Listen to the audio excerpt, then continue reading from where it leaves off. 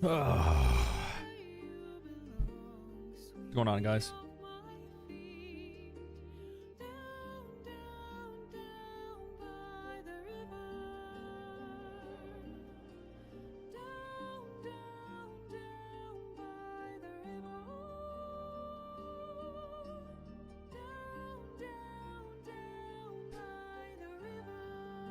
Wayfinder today. All right. Yeah.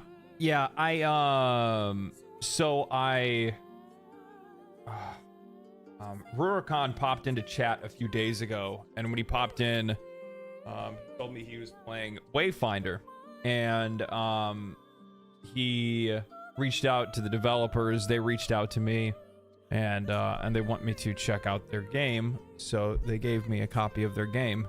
Now, this is not sponsored, okay? Not sponsored, but I was given the game, so I will say that. But being given a game does not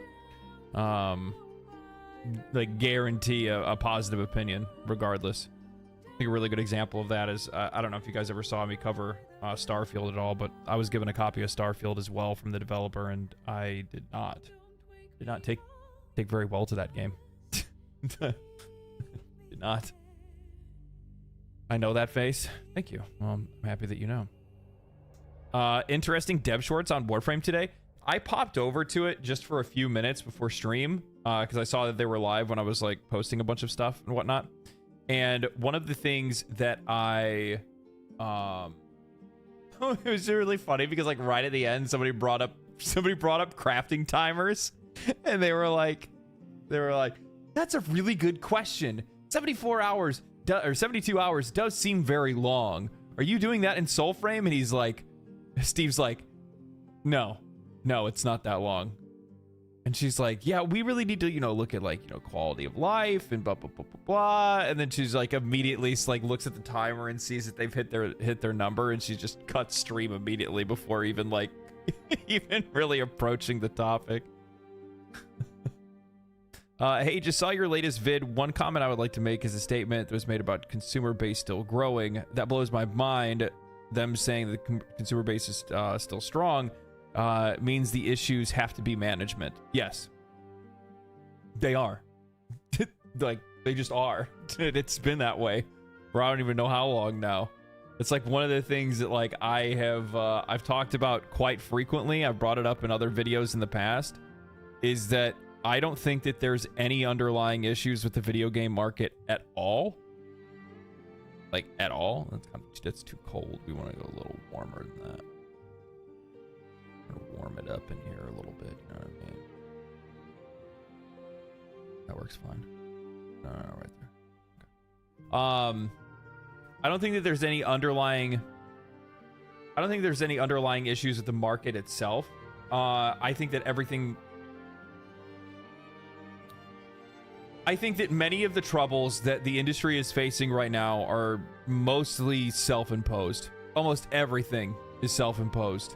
You look at, and I've gotten some pushback on this, which I think is kind of odd, but I think that because of how expensive games are today, how many games are available to us, the fact that most of these games also have microtransactions, and also that so many games underdeliver on content, that consumer expectations are much higher than what they used to be, because we can just take our money somewhere else.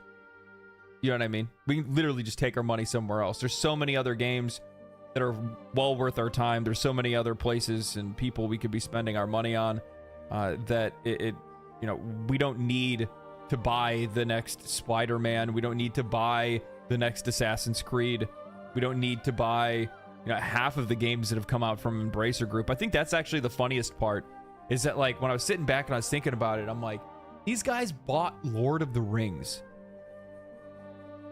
The entirety of Lord of the Rings. And the only thing that you had to sustain yourself after that purchase is whatever you're making off of those IPs, being able to like sell those IPs, like gaming IPs, I think is the only thing that they really got themselves into. But then on top of that, Like your two biggest games you've had in the last couple of years have been Dead Island 2 and Risk of Rain Returns.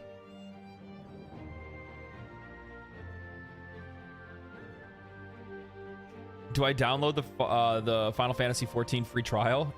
Yeah. Yeah. Free trial.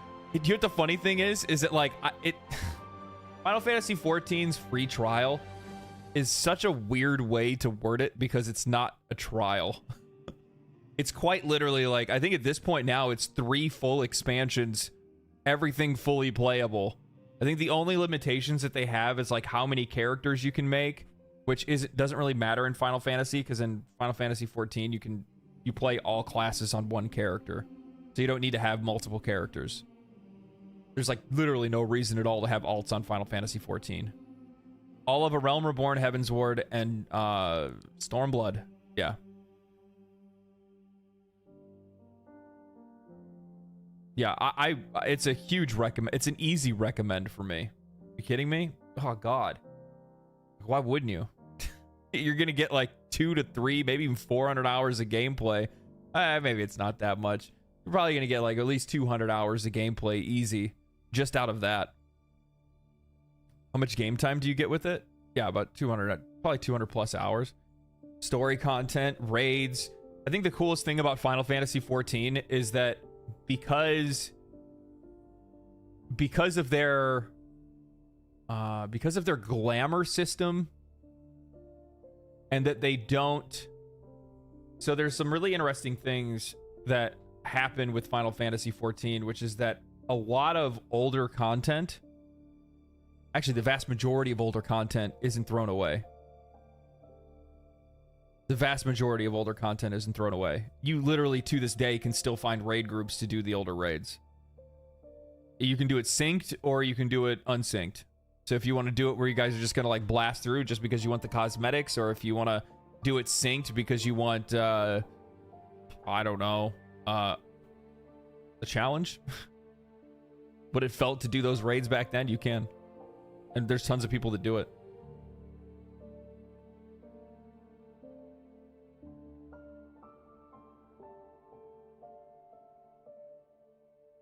No sub fee until you play the current patch. The other really cool thing too with Final Fantasy 14 is that every time they release an expansion, that expansion always includes the prior expansions.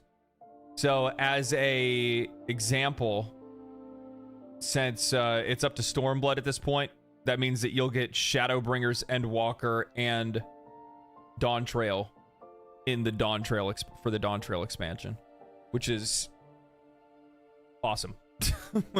Such a good deal. It's such a good deal. I could be 100% wrong here, but there's a good chance that DE's parent company has some control over Warframe's monetization, especially considering how predatory it was in China.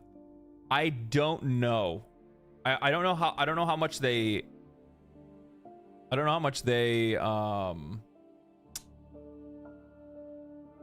But I'm not how much they invested. That's the problem. I don't know how much they invested.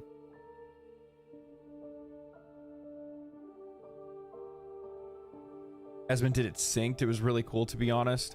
Sad he quit playing. Yeah.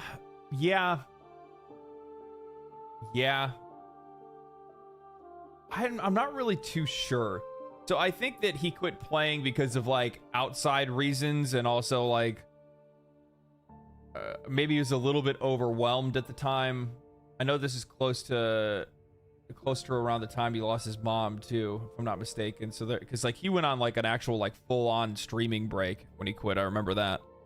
And when he came back and he went to go stream it again, I think that the numbers and the engagement weren't what they used to be, so he just walked away from it. I mean, at the end of the day, like any content creators, you know, like even though we look at it as somebody just like casually playing games, they're a business person trying to run a business. You know what I mean? They just happen to be the business themselves.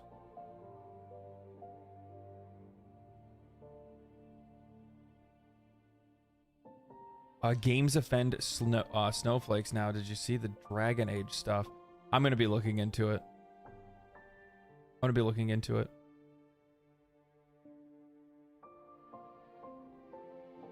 I think they have more control in China, but not sure over here. Oh, you're talking about Warframe and like Warframe's monetization in China? I have no anything. I don't know anything about that. Warframe China is not managed by DE. Yeah, no, typically that's not the case. Usually, so the CCP requires that any like game that's a live service that operates out of China has to have a company that operates the game in China. And it can't be like their own company. So like DE can't go start their own company in China. They have to partner with a third party company. Which sucks because it's, you know, we know the reasons why they're doing it, but it is what it is. The latest gameplay from Dragon Age looked a lot better than the trailer that they put out. Yeah, I'm gonna watch it today actually. I saw it posted. I figured I'd save it for stream.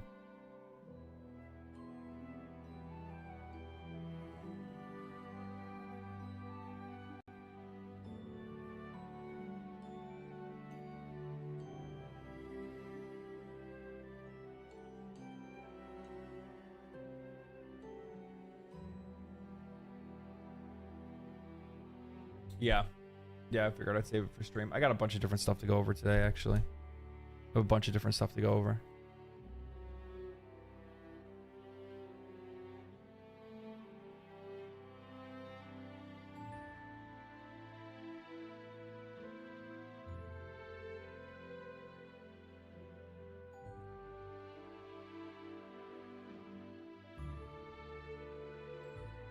Really enjoyed the gameplay trailer. Haven't played Dragon Age before, but it's on my radar. If I had to give a suggestion, I would say go back and play... I'd say go back and play Origins. I really liked Origins. Dragon Age 2 was okay as well. I don't think I didn't play Inquisition.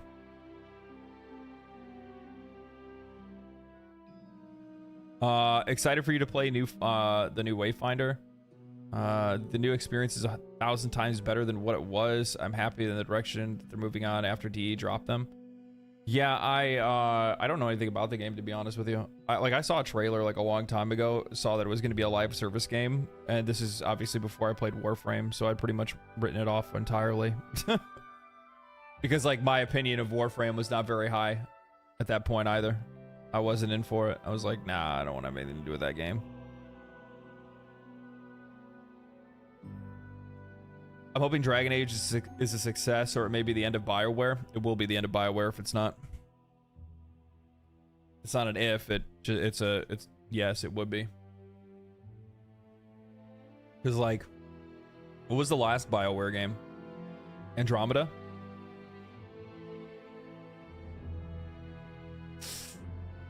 Yikes.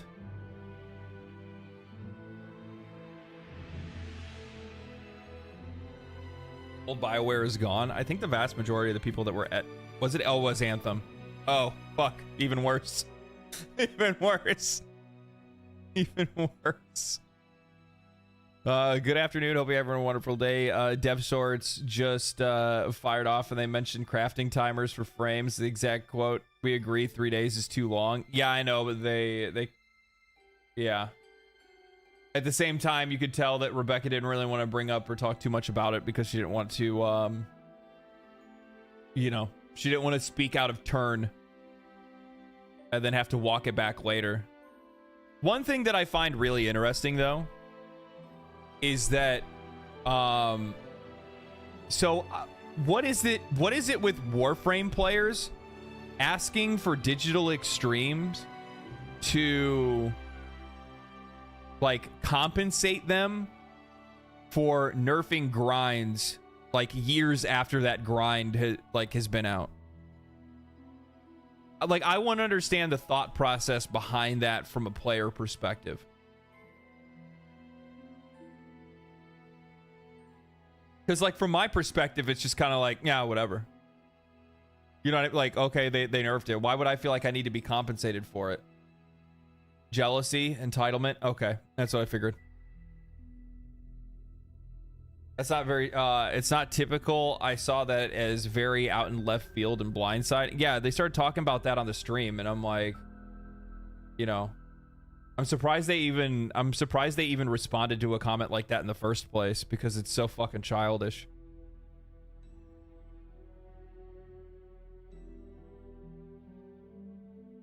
So basically they agree that the time on the time gating stuff, but they don't want to give us false hopes. Yeah, like the thing is that there are practices that are in place that may or may not be your decision, or may or may not be within your scope of a choice to make. So, you know, say, you know, Rebecca as an example, and it's like, you know, maybe it's not her place to make that choice on whether or not the timers are there or not. And they don't know what the lasting impact on the game's monetization would be. I don't think it's necessary. Personally, like looking at how popular cosmetics are in that game, I can't see any reason whatsoever to not just say fuck it and get rid of them. You know what I mean? Like, I can't see any reason. Pig, thank you for the prime. Appreciate that. Here's your monthly Bezos bucks. Thank you, man. Appreciate it. Yeah. DE generally does compensations when they change things historically, usually for more recent stuff though. Yeah. Yeah, I mean, like, I think sometimes it makes sense to, like, if you did something within like the last like year or something, that would make sense. But I mean, when you're stretching all the way back to, you know, when people were farming for necromechs, it's like, yikes, dude. Like, when you got people that probably farmed that shit years ago that are like, I want give me the new heirloom skin for free. Like, you were gonna play the game anyway. You're gonna fucking play it anyway. But the other thing is too, when I look at Warframe, it's like, what else were you gonna do? Go farm something else? Like, that's all you're gonna do in the game anyway. It just so happens that you were just doing a specific farm for one thing. And don't get me wrong, I mean, like nobody likes bad grinds, but again, parent company decisions may be a factor. It could be. Yeah, it could be. Especially if it's something that could potentially affect their bottom line. And this is the thing that I talked about. Remember, there's a bunch of people, oh no, they don't make any money off of the rush timers. And I'm like, I don't know about that. I don't know about that. I've talked to a lot of Warframe players ever since I started playing. There's a lot of people that justify rushing things from time to time. Oh, well, you know, if it's a new Prime that I want to play with, yeah, I just go ahead and rush that. Like, I'm not gonna wait. I mean, I already went on the market and bought the parts for it to begin with, so yeah, I'll spend the I'll spend the extra plat to rush it. You know, plat flows like water, man. I make it all the time. It's not that big of a deal. It's like, that's really funny that there's so many people that are like, nobody rushes the timers. What are you talking about? And then, you know, the more and more I talk to people, the more and more people I find that use plat to rush.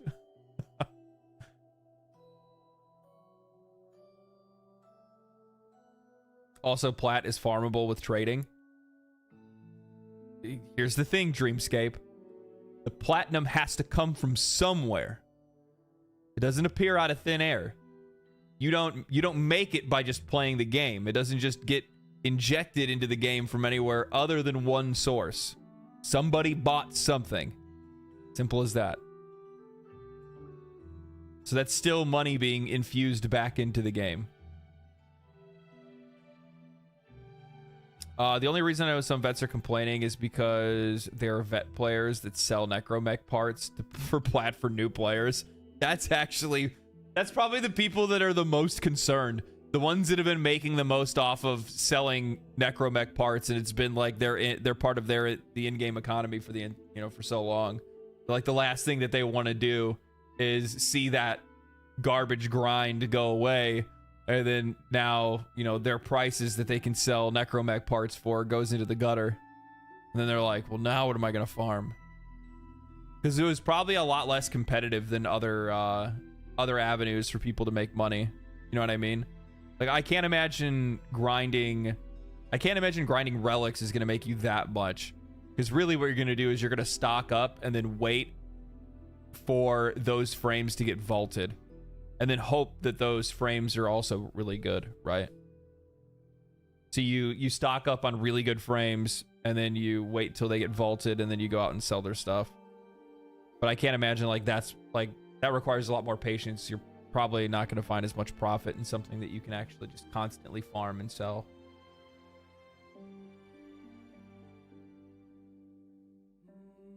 Dude, I give mech parts to new players. Who's out there taking advantage of newbies? A lot of people. A lot of people, probably. I mean, think about it. Like, I saw like a couple of discussions on like the Warframe Reddit of like guild members like trying to scam new guild members, like telling it like, oh yeah, I'll sell it to you for 50 plat, and the dude's like, homie, it's 30 plat on the market. And he's like, why are you butting in?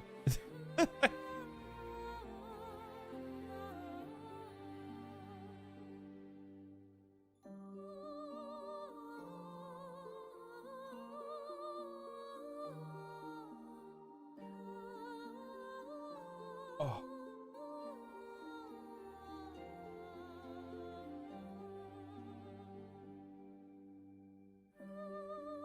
There's 110 people watching. Hit the like button, you peasant. Yeah. Peasants. True.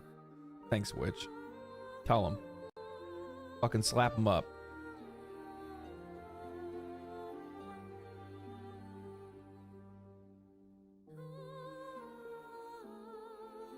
I get platform Void Cascade Omni missions. You have Steel Essence, Arcanes, and cracking relics at the same time. Wow, that sounds really profitable. Actually sounds really good. There's a surprising number of people that send angry messages when they try to oversell parts. The same part for like half the plat. They hate it, and I love it. Yeah. I mean, you're gonna see a lot of that. Chaos, thank you for the prime, man. Appreciate it.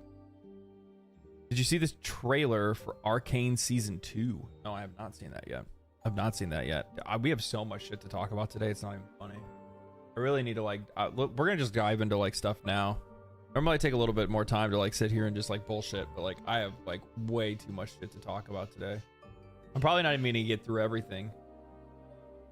What did I want to start with?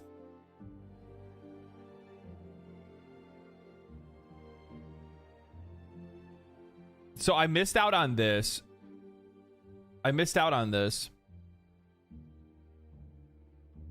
So it says, we love you, we miss you, we hate money. An electronic billboard from New Blood Interactive in downtown LA, talking about the closures of Arcane Austin, Tango Gameworks, Roll 7, Sony's London studio, Volition, and more. Gone but not forgotten. You know what the funny thing is that like, while I appreciate the sentiment, why are we treating them like they died?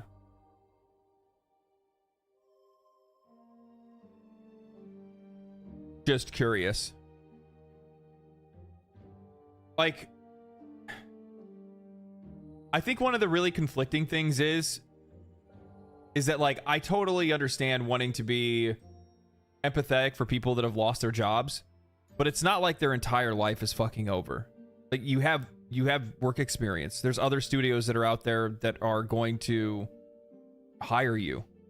Am I supposed to believe that all these people just are never going to work again? That their lives are completely over? I'm not going to say that their lives haven't been disrupted. For sure they've been disrupted. But at the same time, you should be prepared to lose your job wherever you work. Whatever industry you're in. There's no such thing as job security. Not unless you're working for yourself, and even still then, you don't know what can happen to yourself. You don't know what can happen to your business or anything like that. What could happen to you if you get injured or whatever it might be. It's just really weird when people take it like to these super high, like super extremes. It just doesn't make any sense to me. Like, I get it. Like, you want to be empathetic for the people that, you know, you've either worked with or you know, or whatever it might be. but also at the same time, we hate money. Shut the fuck up. Oh man, this pisses me off. No, you don't. You do? Stop working. Go live in the fucking woods. Oh wait, you can't. You still gotta have money to do that too. We hate money. Okay. I'm sure you do. I'm sure you do. Yeah. If you hate money, hire them all. You don't need the money. Who cares if you go into debt? It's just it's straight up virtue signaling, and it's just weird. I think it's great that they want to show love to the people that lost their jobs, but you know what the best way to show love is? Hire them. Help them find work. How about that? But virtue signaling on a billboard and saying we hate money? I'm sorry, dude. Who you kidding? Who are you kidding? You hate money? Without money, you guys wouldn't even be able to do what you're doing in the first place. There'd be nobody to buy your products. How'd they get the money for the... How'd they get that billboard? Money. True. True. True.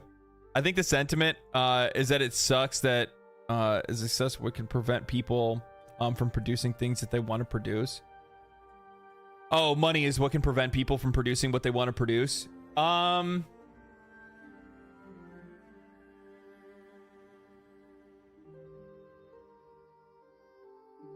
Yeah.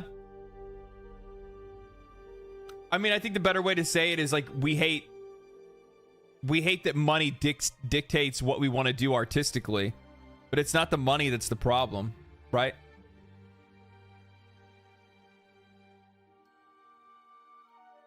I don't know, man. Like, the problem is I still can't feel really all that empathetic about it. And I'm going to be honest with you. The reason why is because if you're knowingly going to put something out there that people don't want and you want to make it just because you want to make it, well, that's called a fucking hobby.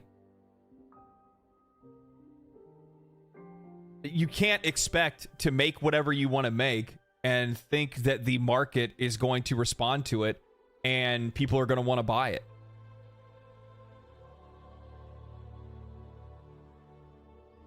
There's a complete difference between making a product that's meant for the market and making a product that you want just because you want to make it. A really good example, I do it. I do it. I'm doing it right now. I want to play this Wayfinder game. I want to see what it's like. I want to take a look at it. And I'm doing that knowing that there's a really good chance that there's a bunch of people that don't want to even watch it. I don't complain about it. I'm not going to complain about it. I'm doing it because I want to do it. So, like, you're going to take risks when you do things like that regardless. You have to hope that you're going to be able to... you're going to hope that you're going to be able to, like, resonate with an audience. You know what I mean? But it's just weird to, like, virtue signal on the money. You know what I mean? We'll wave goodbye as they leave. Yeah. I agree in general that money should have spent on helping those employees get new jobs, not the billboard. Damn, Ellie.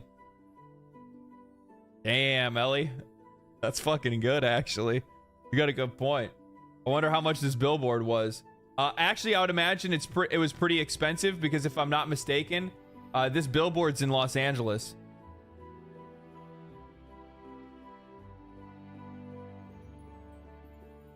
So if this billboard's in LA, yeah, downtown LA. Yeah, so they paid for a billboard in downtown LA. Yeah, that money actually would have been better spent somewhere else. Especially because chances are the people that worked at these studios aren't even going to see this billboard. The only way that they would is somebody posted on social media, which then gets them social media updates. You know what I mean? It's like 90% of the people that... what am I saying? 90%. 99.9% of the people that are going to see this billboard don't give a shit about it.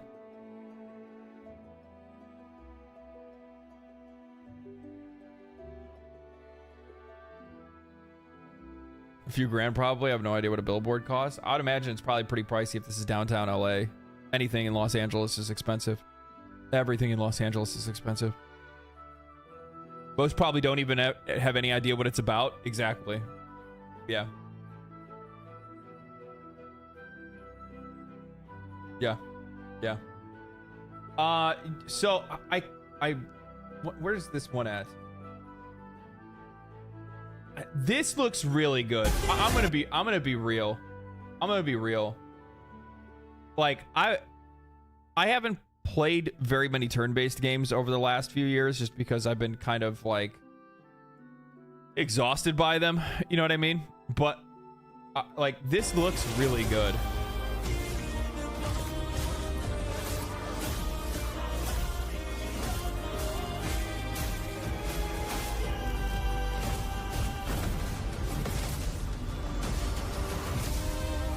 It looks really good. I thought that the world looked really cool for this. Expedition 33. It's one of those ones that kind of slipped out of the side and I wasn't expecting it. And it knocked my socks off. I thought Expedition 33 looks awesome. What game is it? Expedition 33 is the name of the game. But I saw this post where somebody says, as much as I love Final Fantasy 16, I was like trying to numeral there. As much as I love Final Fantasy 16 and Final Fantasy 7's remakes, can't help watching the Claire Obscure Expedition 33 trailer. Watching the trailer's sick, modernized turn-based combat and thinking Final Fantasy might be better served with similar. It's time to go back to turn-based combat video for Expedition 33. I think that the combat for this looks really fucking cool. I like that it's like half action, right?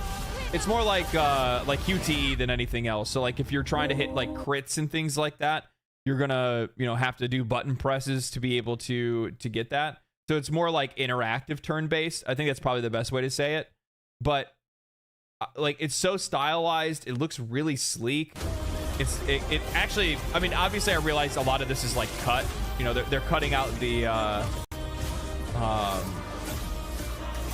they're cutting out like the menu selections for everybody, and they're just kind of like skipping straight to the attacks, which is making it look a little bit faster than what it actually is. But I can't imagine it's like that much slower than what we see on screen, outside of you doing, your brain thinking stuff to be able to pick what you want. But I think this looks really cool, man. I think it's a really interesting take, and I hope this game does well. And when, looking at like the trailer and seeing how the world looked and how the characters looked and the lore and stuff like that, it looks legit. Like, it looks really good. I was like not expecting this, especially because this is one of the ones from this is one of the Xbox studios. So this is going to be an Xbox exclusive or a Game Pass exclusive game, which I'll be honest with you, I was kind of deadpan when it came to the like the podcast. That was more or less just me being kind of like exhausted from the week. But I was thoroughly impressed with the Xbox showing. I was thoroughly impressed by the Xbox showing. I mean, they showed off the best games out of anybody the entire weekend. There were a couple games in the other shows that were like, oh, that's kind of interesting, but the Xbox showcase was just like banger after banger after banger. I was really impressed. They have a lot of really good games coming out in the next year to year and a half, which is good. They need it. Fuck, they need it. Holy shit, they need it. They've been a no-name for the last 10 years.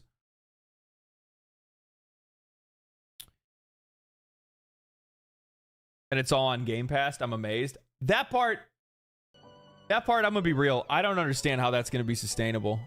I just don't get it. I just don't get it. When you're putting out, even if you're getting like $15 a month from all of these people, right? So it's like, I think that's like roughly how much Game Pass is. $15 a month times 12 months is $180 a year. $180 a year is 2.5 premium priced games. 2.5 premium priced games a year is what you're really getting out of those people. You know what I mean? COD money. That's not enough to be able to support all of this. Are you kidding me? The amount of games that Xbox is putting out and the amount of games that are day one Game Pass, they're all day one Game Pass. You know what I mean? And Game Pass has regional pricing, so it's $4.20 in India. I didn't even know that. I mean, that's awesome that it has regional pricing, but it sucks for them because, yeah, I mean, like, they're taking a loss. There's no way that how can Game Pass be profitable in this next coming year?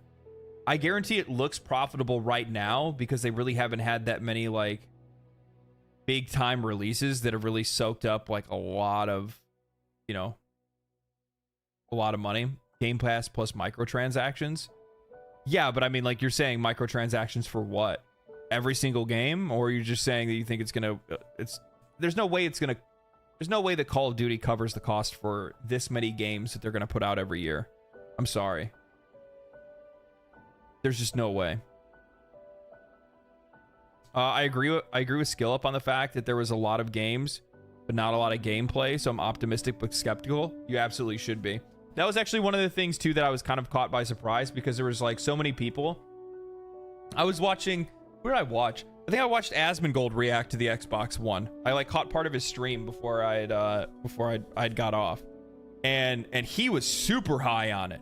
He's like, oh man, he's like, Xbox is back, Xbox is this, Xbox is that. And I'm like, bro, we didn't even see any gameplay. Like, we can be excited for what these games might be, but I don't know about, you know, I don't know about handing Xbox the medal already and handing them the trophy and saying they're the winner. You know what I mean? Like, let's cool those jets and see how these games actually come out and how these games, how audiences respond to these games at the end of the day. I think a really good example, Avowed is one of those games that I'm like, I don't know how that game's gonna do. I really don't. I don't know how it's gonna do. Skills trees, new info on Avowed. Playable in third person. Game is basically done. They're just polishing it right now. Combat is heavily improved, including better hit reactors. Mix and match abilities plus respecking, alternative hidden paths to approach fights.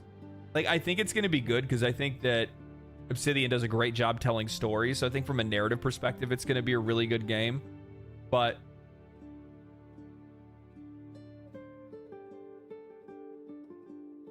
I don't know, man. Like, I think the reason why I'm skeptical is because I played Outer Worlds and I thought Outer Worlds was kind of, you know,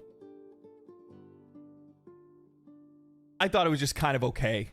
You know, I just thought it was okay.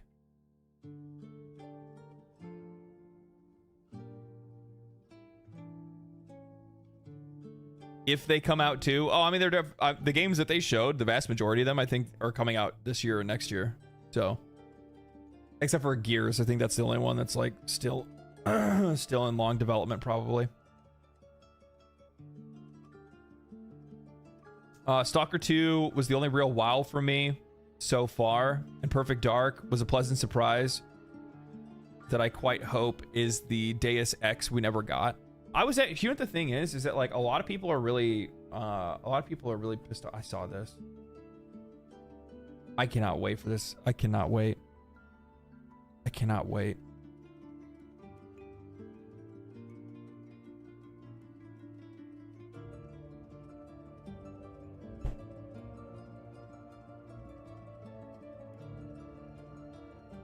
I can't. This is what I'm hoping for.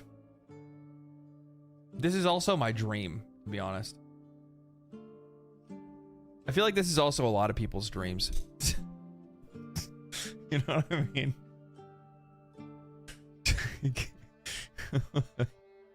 Everybody wants a Ginus. You know what I mean? Come on. It's one of mine. Yeah.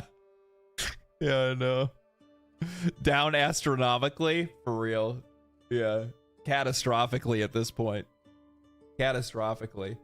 I mean, think about living your entire life as a Tarnished. And you got your Queen Marika. And I mean, man, if we don't get a waifu, I'm gonna be upset. That's all I gotta say. The sort of vibe I have with Vieira. Yeah, Vieira are like, yeah. I can see that. Let's see here. Jeff Keighley got fucking community noted. He says that Gears of War piece was a CG from Blur Studio using in-game assets from Unreal Engine 5. And then people at community noted his ass, and they're like, CG is a really broad term. Everything was rendered in engine. That's really what he should have said. Yeah.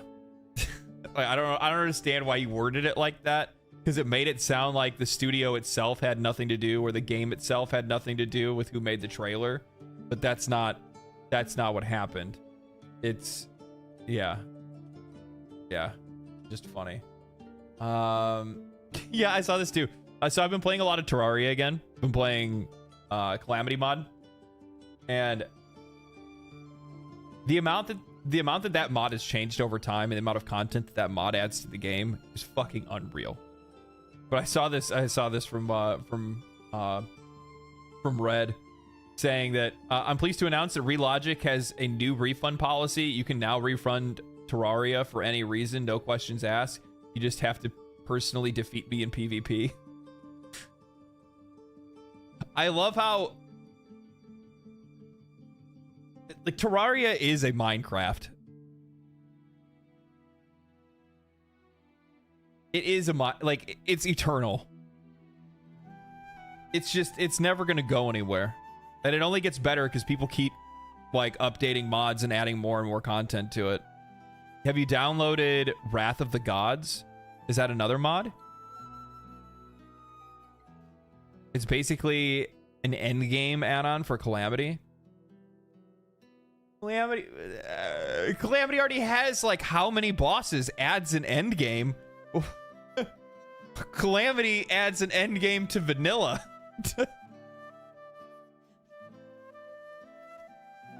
Terraria is Minecraft, but with actual content. It's kind of true, actually. It's actually very true. Adds 3 bosses after Calamitous. Ooh. Ooh.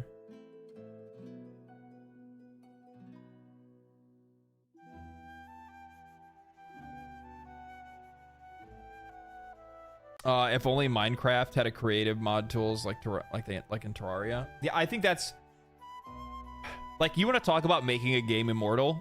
You give the players and the modders the ability to literally do whatever the hell they want with the game, and that's how you get Terraria. Calamity tier list. Rogue sucks. Rogue sucks. Rogue sucks. Rogue sucks. I don't know. I haven't played Rogue in so long that I don't know.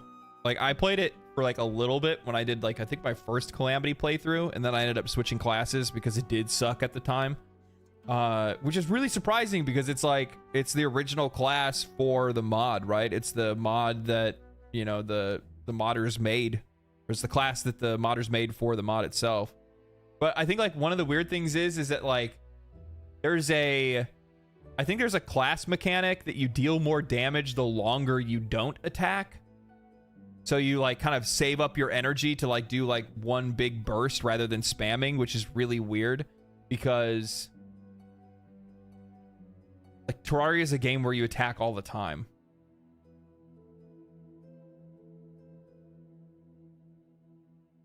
It's so odd. It's so odd. Why would anybody refund Terraria?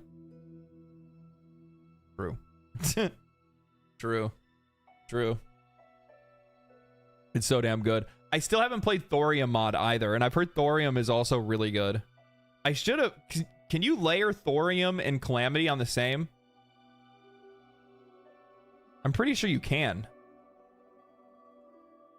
And I think there's even some interactions between the two mods. I can't remember exactly how it works. I'd have to look.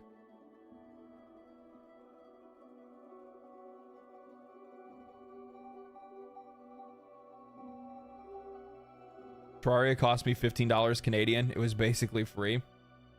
I think I got Terraria on sale for like $5, which is just like, it makes me sick. It makes me sick. Like, with as many hours as I put into that game, they could have probably took $1,000 from me at this point.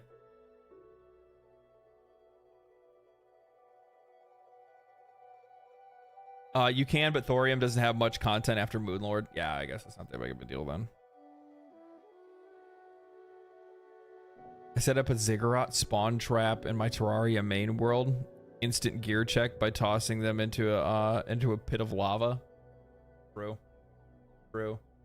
I like, the thing is that like I'm gonna switch my classes. So I usually like to start the game as summoner because it's just so damn useful early because you don't have as much movement, and melee sucks. Like, I don't think melee gets good until like probably like maybe after the mech bosses. I think, yeah, probably not until after the mech bosses. And then, I mean, Ranger's always good, though. Ranger's just good throughout the entire damn game. Summoner's just fucking busted, though. I was talking about it the other night, and it's like, the reason why Summoner's the best class in all of Terraria is specifically because of the fact that Terraria is a game where you have to move and attack.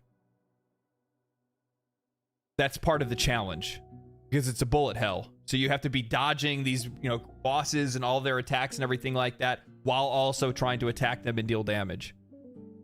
If you remove one of those things, that class is very strong. And since Summoner doesn't really have to attack, Summoner can just focus on movement. Yeah, the fight will take a little bit longer because you're not dealing like whip damage or anything like that, but it's very strong. It's very, very strong.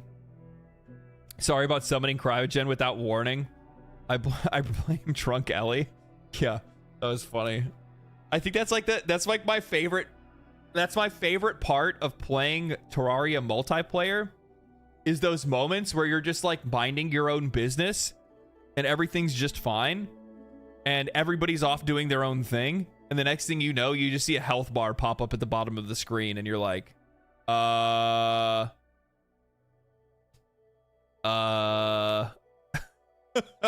excuse me? That, and also seeing like everybody else's like death text is also really funny. There was one of the death texts.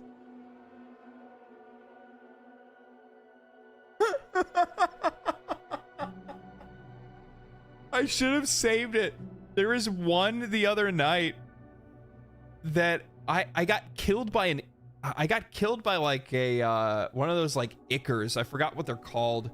I know they drop Icker, but it said that legendary drops died under the weight of a golden shower. It's like,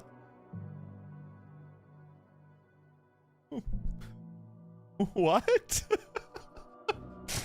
It's like, what? I guess that was the name of its attack or something. I was like, why? Why does this game like this? Why is this game like this? It's like, dude, no. The death texts are too damn good. They're too damn good. I saw this. Holy dude. This is one of those things. So like the other day, like okay, here's the thing.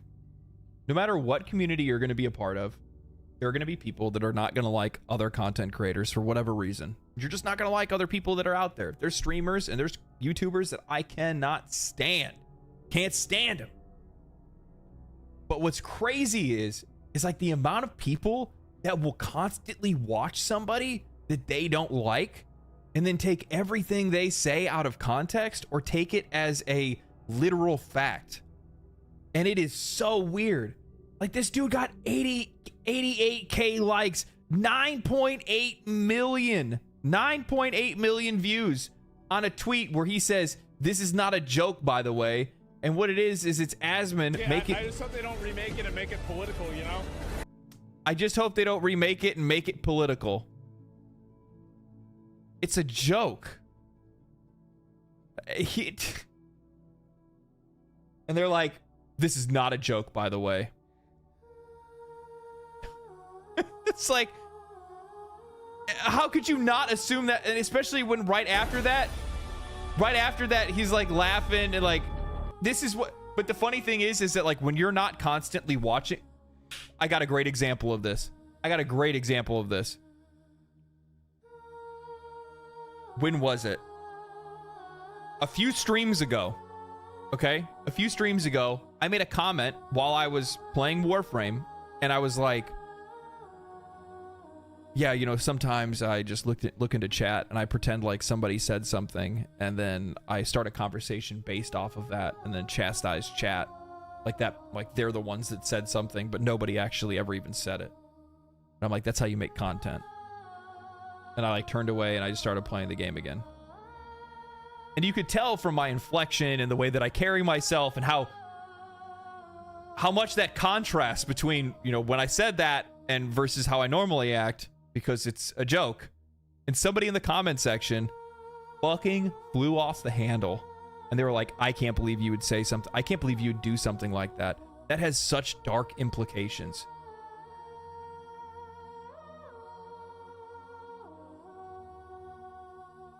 And like, and like all of this is based on the fact that, okay, so why would somebody say something like this? Couple of reasons. One, if you don't like a content creator, don't watch their content. You don't like a streamer, don't watch their streams. Simple. Because if you're going to be watching them, chances are, one, you don't understand their humor, and you don't understand their humor because you don't like them to begin with, so you're already going to create a bit of a division in your ability to be able to understand them properly and understand context behind things that they say. Two, because you don't like them, you're already on the side of being adversely against that person. So when they say something that you don't like, whether they're joking or not, you're going to take it as literal because you're already standing there ready to get offended. So all you're doing is just setting yourself up to get reverse farmed. That's it. You're just setting yourself up to get reverse farmed. It's so goofy. It's just so goofy. It's so weird that people do this, man. It creeps me out. It really does. It creeps me out. I just don't understand. It's like weird internet, terminally online, Reddit, Twitter culture of like following people that you hate and constantly talking about them because why? Like surrounding yourself with that much negativity is just not healthy, man. That is not healthy. To be honest, I don't really like Asmongold. I just don't watch him. Problem solved. Exactly. If you don't like somebody, don't watch them. Otherwise, you're going to be triggering. You're going to trigger yourself all the time. My favorite is when you like apples. Why do you hate oranges? Tickle, thank you for the 2. Yes. Yeah. Yeah. It's also, yeah, if you like one thing, then you must hate the other thing. You know, streaming and just audiences in general will also do that with, like, if you go and you play another game, they'll immediately be like, why did you quit? Like, here's the thing. I guarantee, like, if tomorrow, well, I'm streaming Warframe tomorrow, but if I wasn't streaming, like, if I didn't stream Warframe for a whole week, how many people do you think would show up and be like, why did you quit Warframe?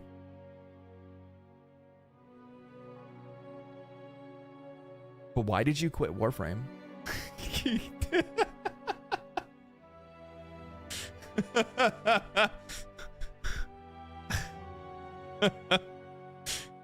Traitor to the game, yeah. Yeah, but why did you quit? You quit Warframe. Exactly.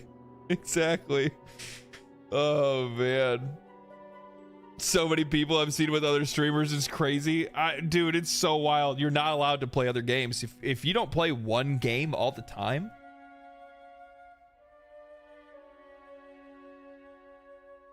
what's wrong with you? What's wrong with you? Hates game now.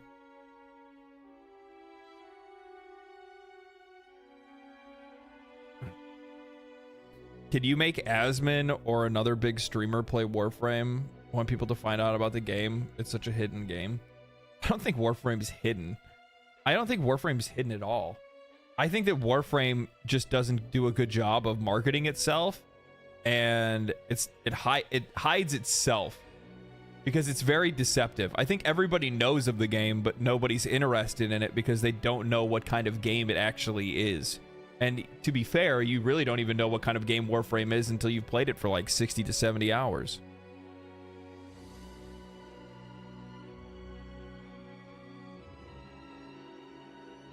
Did you quit Warframe because people got butthurt over your choice? What if I did that? That'd be perfect. Somebody asked, like, why'd you quit Warframe? Because people didn't like that I picked Margulis.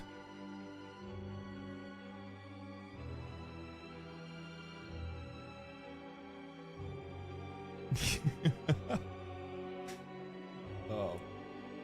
No, we have I was thinking about playing something else tomorrow because I really need to do a Final Fantasy 14 catch-up stream. I still have like a few more like MSQ quests that I need to get through to make sure that I'm like good when the expansion drops. And yeah. But I'm gonna do Angels of the Zariman tomorrow.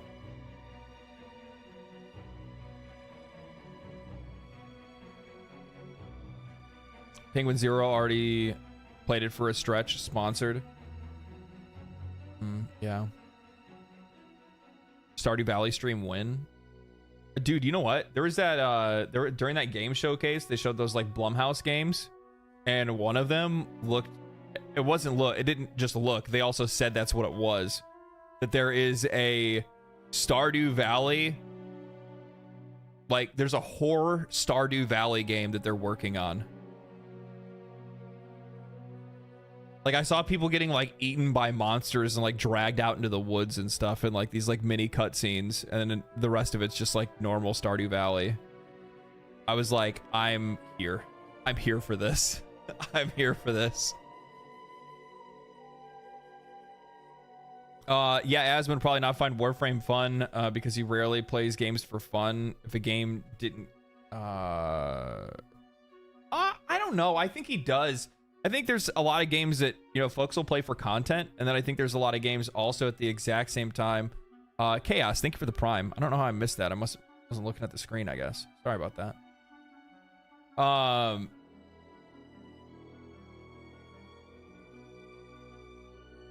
You kind of go back and forth. I mean, like, there's some that you play because you want to have fun. There's some you play because you want to broaden your horizons. There's other games that you play because you're playing it for content, right? So there's different ones that you have. Pumpkin Panic, is that what it's called?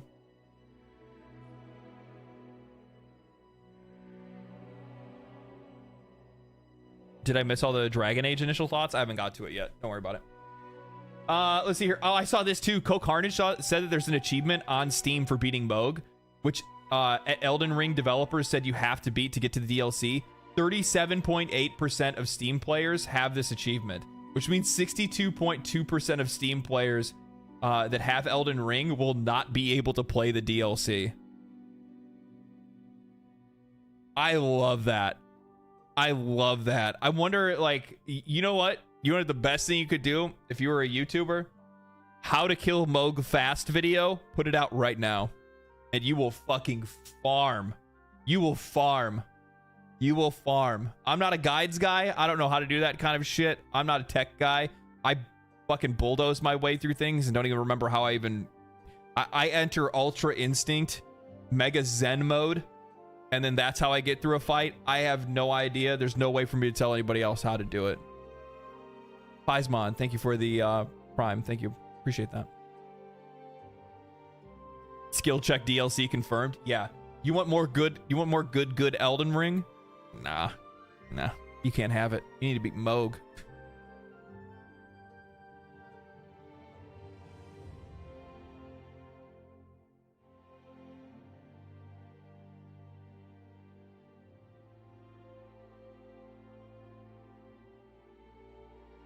I feel like Asmongold would get sponsored to play Guild Wars 2. I could see that maybe. I'm thinking about giving Guild Wars 2 a shot at some point. I have it on my list of like other MMO-like games that I would like to play. I have Guild Wars 2, Black Desert, Fallout 76, and Elder Scrolls Online on my list. So like one of them I'm gonna end up giving a shot and checking out. Which one, I don't know. It'll just depend. It also depends on like what other games come out around that time. I think that like after this summer and August, I think the rest of the year is relatively quiet. So I think this is probably one of the ones that that's probably about the time that I'll do something like that.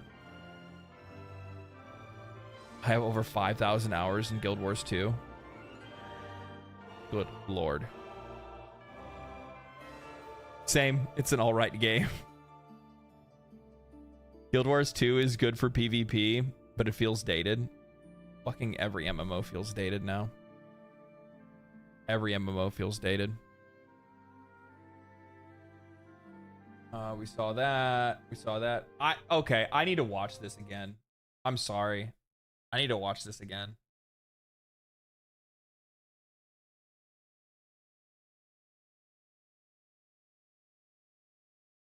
Doom trailer? I hit Doom. Doom trailer. Whoops. Okay, I need to watch this again. This is such a banger. The design in the world of Doom. Like the oh my god. Eternal was so good.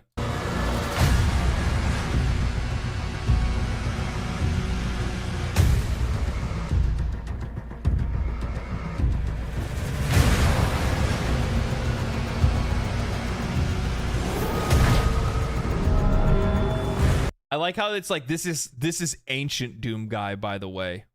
This is when he used to fight for gods. So we put a fur cape on him.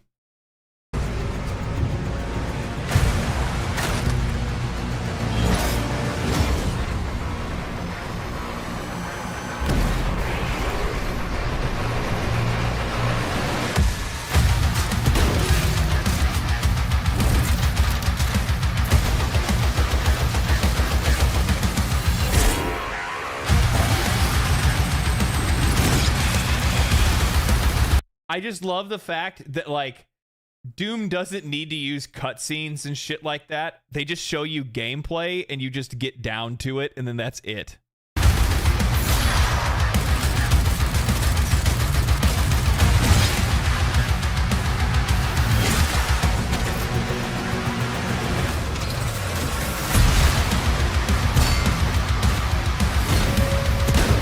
I love the weapon variety.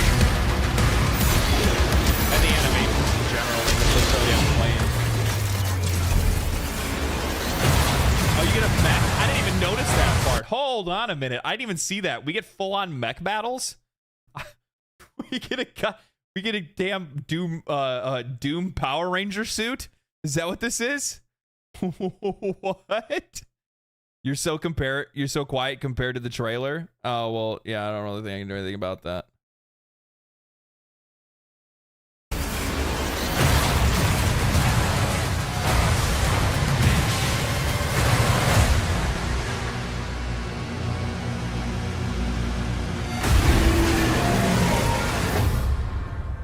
You get to ride on a fucking demon dragon. You see that? Riding on a demon dragon. I'm so here for this. I'm so here for this. I cannot wait. We don't need to hear him over this trailer. True. True. Yeah. I know that they're not using the same composer, but the music sounds good. So I'm happy that they're sticking with like the same kind of like theme and still using the same kind of music and stuff. I'm so excited for this. Also seeing that Phil Spencer says Doom Dark Ages is releasing on PS5 because it's a franchise that everybody deserves to play. I'm really actually, there's a lot of things that I disagree with when it comes to Xbox. There's a lot of times that I'll push against them because I don't like a lot of the things that they're doing. I'm not a huge fan of how hard they're trying to push Game Pass specifically. While I do think it's something that's affordable for a lot of people, I see what it eventually is going to become. But with that said, when it comes to what they're doing so far as trying to blur the lines between exclusivity, like I'm all here for it. I'm all here for it. Because the more available Xbox makes their games, the less pressured PlayStation feels to make their games exclusive. And I think we're already starting to see it. Besides, I don't think that these companies can last much longer going full exclusive anymore.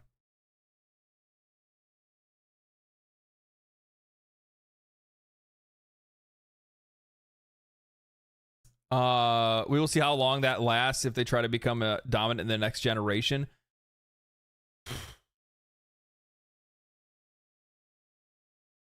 I don't know. I think that Sony Studios and Xbox Studios are going to have too hard of a time trying to compete. Xbox isn't going to have a problem. Xbox already puts all their games on PC day one as well. They already do it. So Xbox is already at the advantage that it releases on 2 platforms day one. They have the ability to draw in they have the ability to draw in PC sales, pure sales from people that want to buy their games on Steam. And at the exact same time, they pick up people on Game Pass on PC as well as on Xbox. PlayStation, they're not left with those kind of options. I would almost guarantee we are likely to see, if PlayStation starts releasing their stuff day and date on PC as well, the only way we will see that with their single player stuff is if they make their own launcher.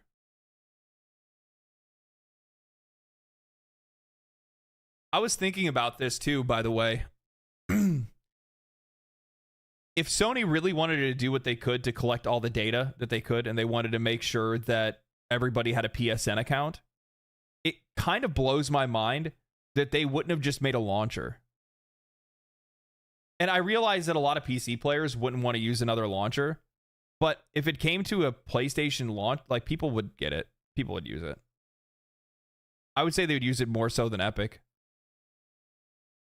PSN launcher not available in 177 countries. They're not even allowed to sell their games in those countries, apparently.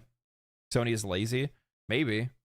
PSVR is now PC compatible. That's with a long that's a W with a long list of recent L's.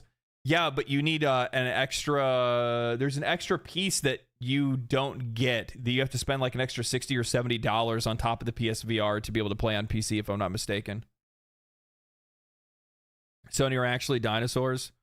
They're still waiting on the facts about what Steam is doing. No shit.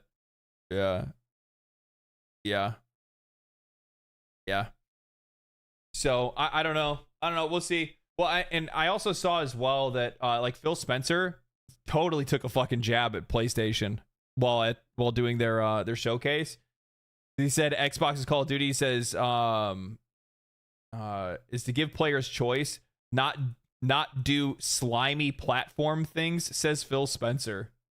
Oh man.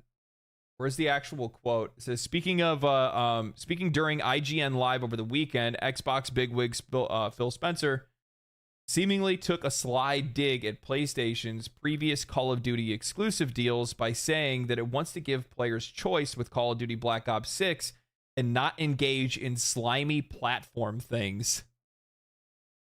Spencer's comment came as he was discussing Microsoft's acquisition of Activision Blizzard and the goal of attracting new players. With the conversation soon turning to Game Pass, or a Game Pass inclusion of Call of Duty Black Ops 6, it's a choice. We didn't have to say anybody, you have to play to subscribe. If you want to buy Black Ops 6, that's great. It's great for us. It's great for the developer. If you want to subscribe, that's also great. I want to give you the choice on how you play your games and how you and who you play with, and not do slimy platform things that try to force you into doing what I want you to do.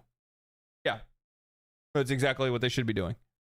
Exactly what they should be doing. So to be fair, at the exact same time, I mean, Xbox is guilty of the same thing. It's not like Xbox hasn't done slimy platform things either. It's not like they haven't paid for, you know, exclusive DLC or exclusive day one access on games in the past. They've all done it. he's trying to win back favor after the recent closures. Absolutely is.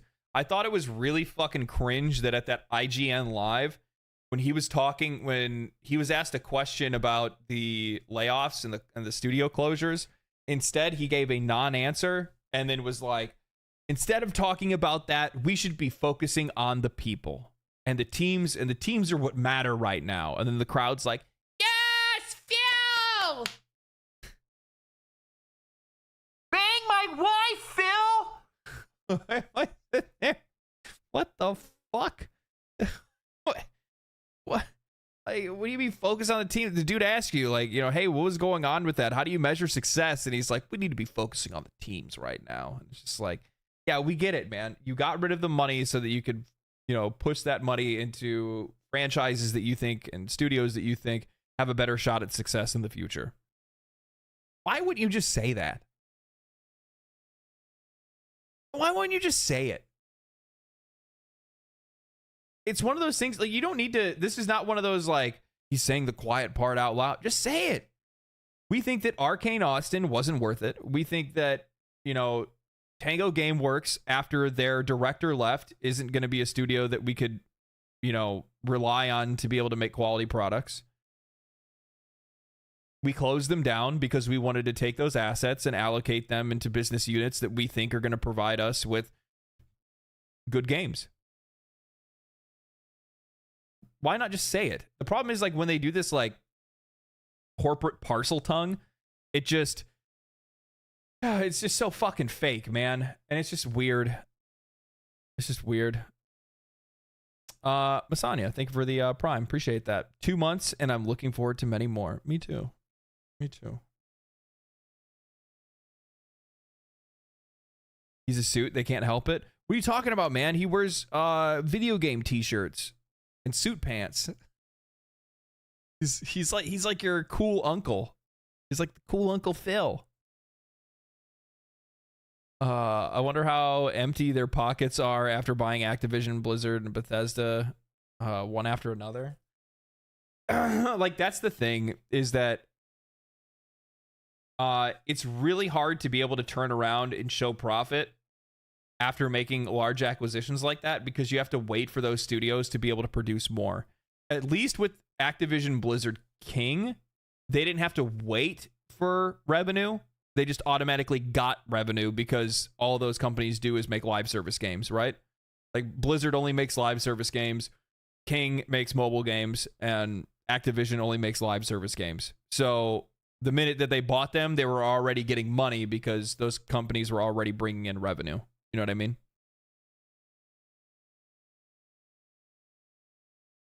Microsoft is a powerhouse, looking into nuclear power.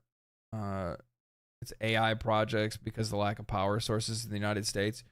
The funny thing is that I think somebody just, like, with the recent acquisition of Activision Blizzard King, Xbox is now the larger portion of Microsoft's revenue. Is that crazy? I mean, it makes a lot of sense. Makes a lot of sense. Like, video games are the biggest entertainment industry, and they're the fastest growing industry in the world. They make a lot of money. And surprisingly, even though a lot of these companies seem to fuck up how to be able to profit off of them because they spend too much making them, they're actually relatively cheap to make in comparison to the vast majority of other, you know, entertainment properties and things like that that are out there. Yeah, mobile games make a shitload of money. Holy. And they don't take a whole lot of resources to make either. You don't need a team of 100 people making a mobile game. You need like a team of like 5. And 4 of those people are there for the monetization.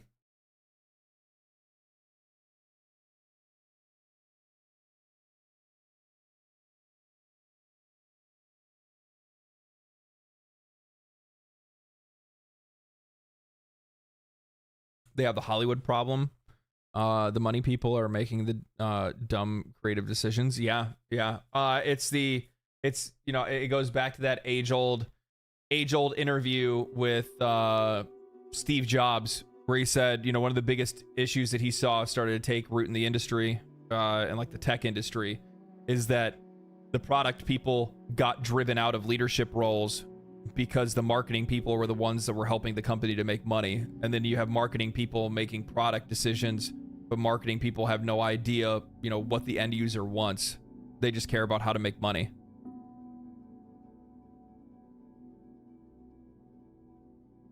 Are you playing Wayfinder later, or have you played it and we'll talk about it? I'm playing Wayfinder later. I haven't started it yet. I haven't even opened the game a single time yet. I thought it'd be kind of cool because you guys haven't seen, I've never even done that before. Well, I know I've done it with one game before, but you guys haven't really seen me do like first time playing impressions and see how I like come to my opinions. So I thought that'd be kind of cool, and I figured I would start doing that from now on. I kind of wish I did it with Warframe, but it is what it is. I'm so excited for Gears. I'm so excited for Gears. This is one of my favorite franchises of all time. I feel like they kind of lost a pretty significant amount of interest with Gears of War 5.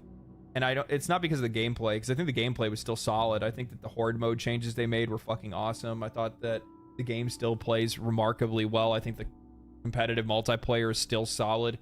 It's just that the story got so incoherent that I think a lot of people kind of fell off of it.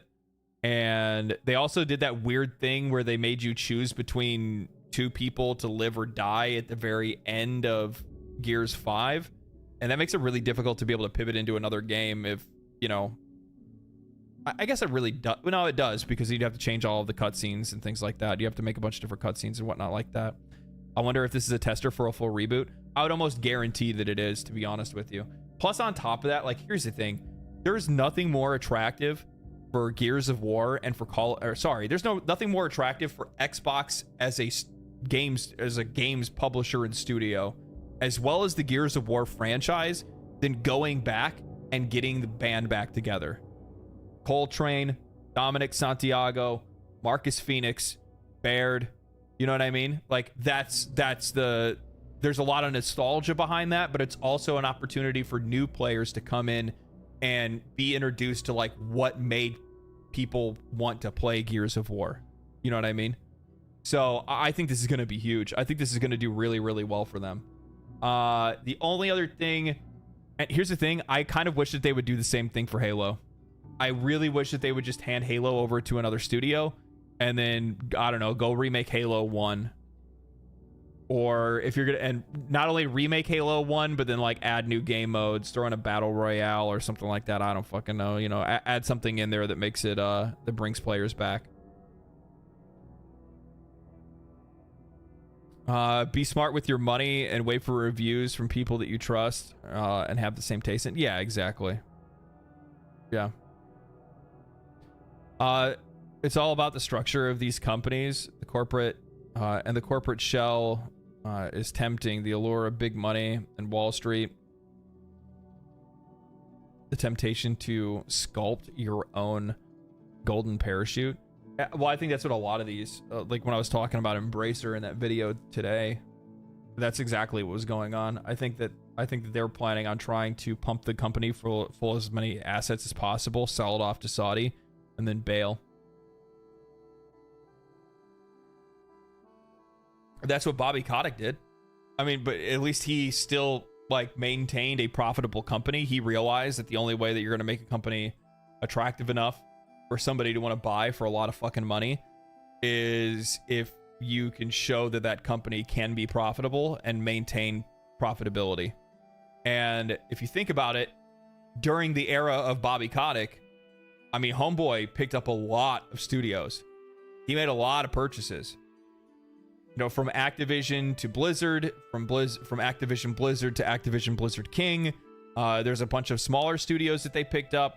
There was that one Battle Royale Mage game, like Magic game, studio that he bought up as well, that he used to balance PvP in World of Warcraft or something. I can't remember what he picked them up for, but yeah, I mean, like that's what you do. Like you pick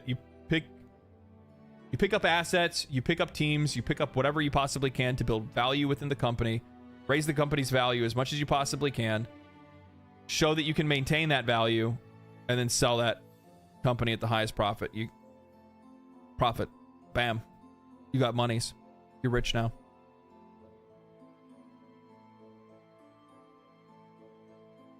Gaming journalists aren't helping with profits, in my opinion.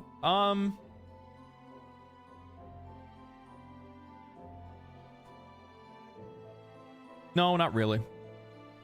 They're not doing a very good job promoting games anymore, but I think that more companies are realizing that they're better off putting their marketing in the hands of content creators instead, because they can go out and they can pick the exact people that they want to represent their game and then pay them to play that game and promote that game.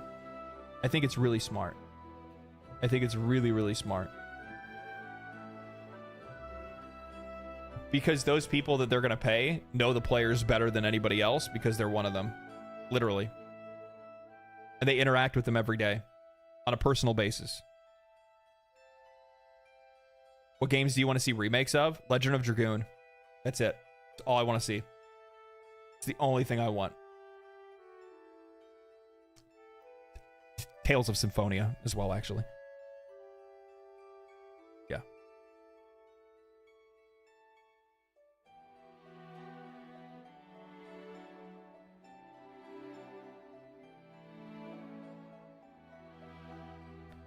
Final Fantasy.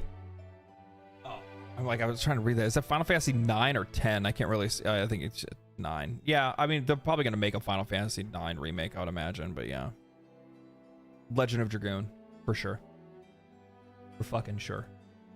Game was so fucking good. So good.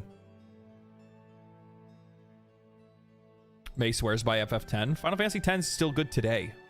I don't even think 10 needs a remake. 12 doesn't need a remake. No. Dino Crisis? That would also be really fucking sick. I don't understand why Capcom just doesn't, like, acts like Dino Crisis doesn't exist. So I saw this. I saw the original tweet, which is Sarah Bond talks about their commitment to game preservation, proceeds to reveal an all-digital Xbox Series X. And then I saw this got popular. So somebody had commented and said, FYI, my Xbox digital purchases from 15 years ago work on my current Xbox. My PlayStation digital purchases from 15 years ago do not work on my PlayStation console. My Nintendo digital purchases from 15 years ago don't work on my Nintendo console.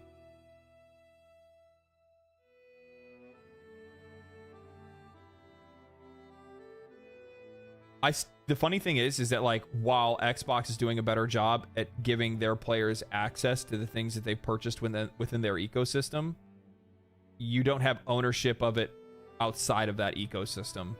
And that's the biggest threat to games preservation more than anything else. I think that people kind of lose the plot. I think console players specifically lose the plot because they don't understand exactly how that works. Because they can't foresee a future in which that platform doesn't exist. They can't envision a future in which Xbox as a platform couldn't exist for some reason. Like Game Pass was shut down and Xbox no longer makes consoles. They can't see that. They think it's an impossibility, but it's not. It never is.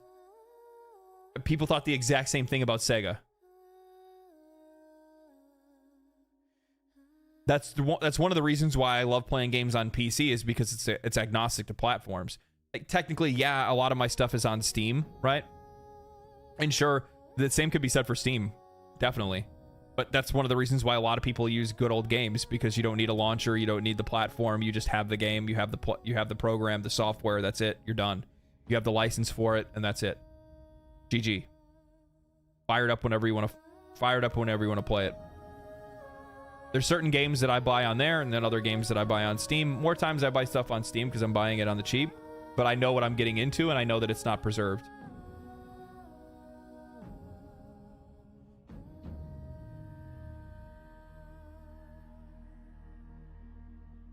Sultanist, I'm going to be playing Wayfinder on stream here in a little while. I'm going to play it for the first time today so you guys can get your own impressions from it.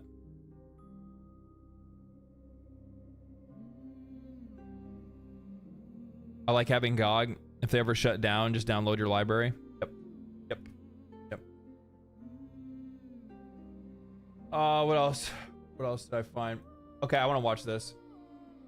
So, okay, I'm going to preface this real quick, actually, because I saw this, and this is actually a conversation that popped up in our Discord. It was one that I didn't really appreciate, to be honest with you. Moderators took care of it and shut it down, but I want to make sure that people know what my position is on this, and I want to make it very, very clear. Because I don't want to get it twisted.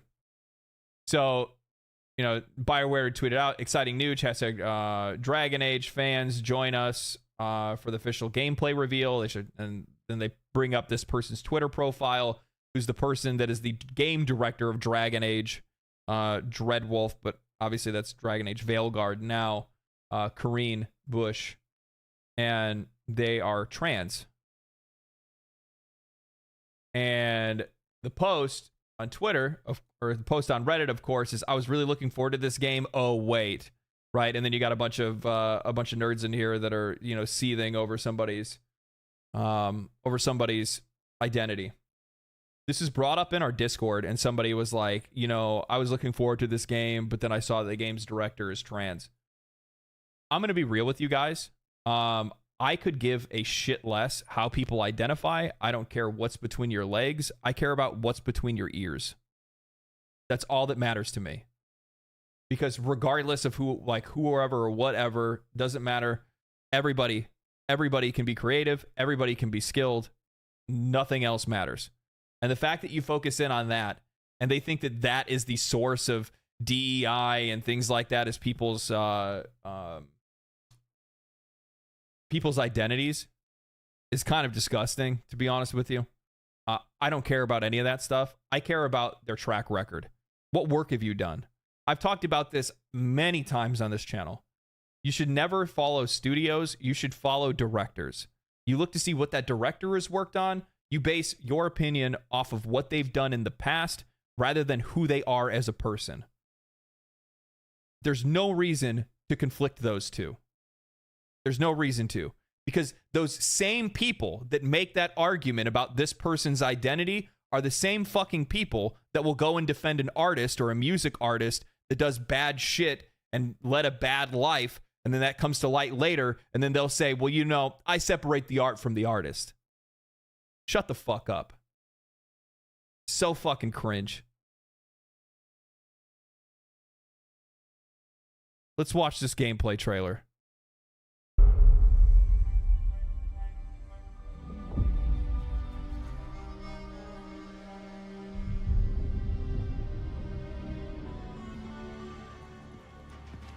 I hope Nev's as good at finding people as you claim. She's the best damn detective I've ever met. If she says she's got a lead on Solus, I believe her. Okay. Should we be in more of a hurry to get out of here? We don't want to look conspicuous. Just get out of here nice and casual. Find Nev Gallus and stop Solus. Looks good.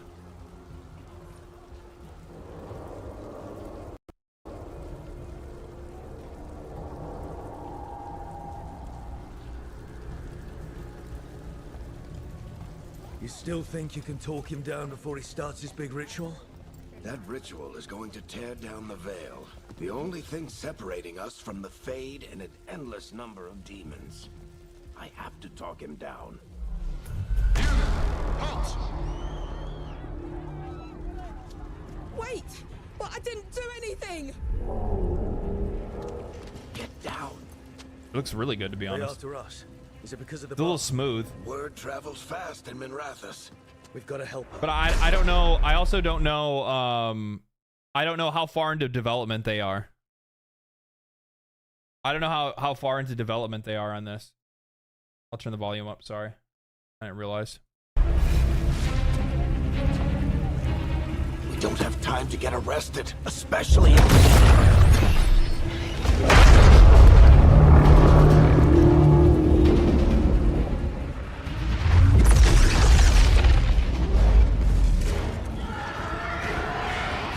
Oh, crap.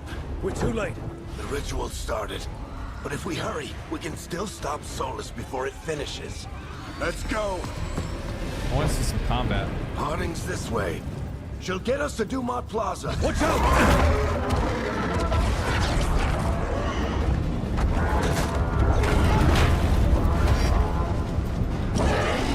Is Solus summoning demons on purpose? My guess is the veil is weakening, and they're slipping through the cracks. And when the veil comes down to... I will say though, the thing is that like looking back at like Dragon Age 2, Dragon Age Origins, I guess Inquisition's art style kind of changed, you know, somewhat significantly. But with that said, like this is a little bit more like it's much more saturated, like colors, much more saturated colors and more like cartoonish character designs. It's very smooth looking. I don't know how I really feel about that when it comes to a Dragon Age game, but yeah, I don't know. Completely?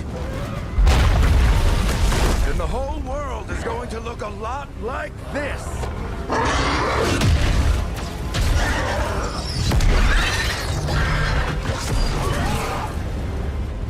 Come on, this way. It should get us to Harding. I think the world looks cool though. The world definitely looks cool.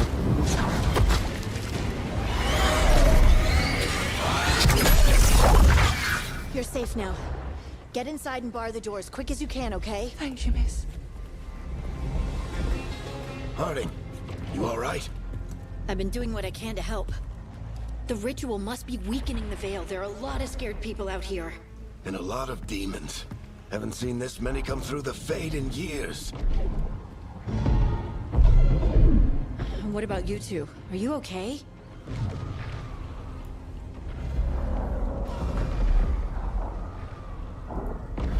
Okay. We're good, but we need to move. Agreed. Solus isn't waiting, neither can we. Have you got my gear? Same kind of dialogue Right over system, it there. looks like. Where's Nev Gallus? Wasn't she at the meeting point? Voice acting's really good too, by the way. The Venatori got to her first. They grabbed her before we arrived and paid off the bar owner to keep it quiet.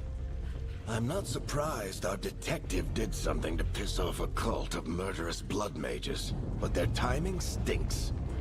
The bar owner said the Venatori took Nev to Dumont Plaza. Can you get us there, Harding? Rook, you're with the Shadow Dragons. I figured you'd know Minrathous better than I do. Sure, but Minrathous is huge, and this is nowhere near my neighborhood. I can try. Don't worry. Scouting's my specialty.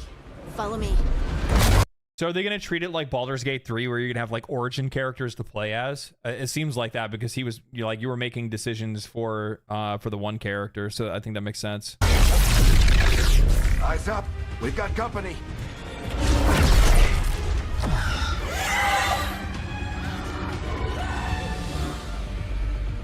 Demons, here they come.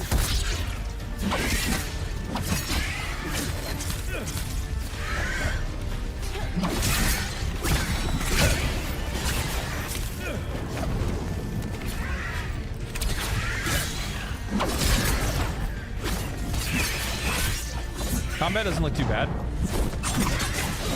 UI is very bare bones, which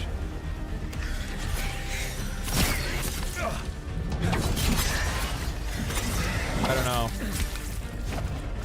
The last Dragon Age I played was Dragon Age Origins, right? So like that's a completely different Dragon Age, and the way it played was completely different too.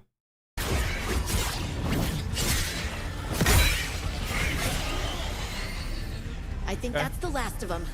Good. Let's get to Dumont Plaza and find Nev. Patch yourselves up if you need it. I'm just not seeing like the ability to use like special abilities and things like that. You know what I mean? Like I don't know if they're hiding that element on like that UI element or something like that or what.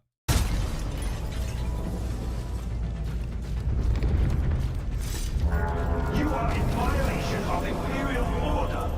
I don't get it. If Solus tears down the veil, doesn't that destroy everything? Solus always talked about how beautiful the ancient world was. That world existed before the Veil, and he wants to bring it back.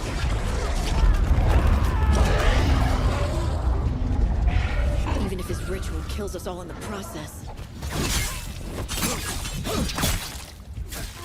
Venatori cultists! I hate these assholes.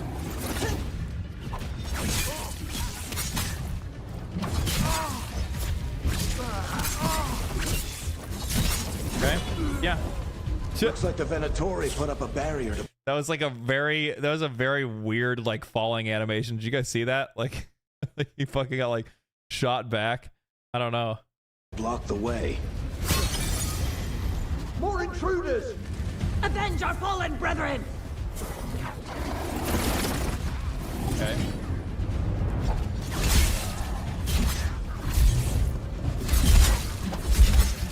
You have sight lines that'll actually show you. I like that UI element of just the dotted line showing that you're being targeted, and then it'll change colors when the attack is actually happening. That's actually not bad.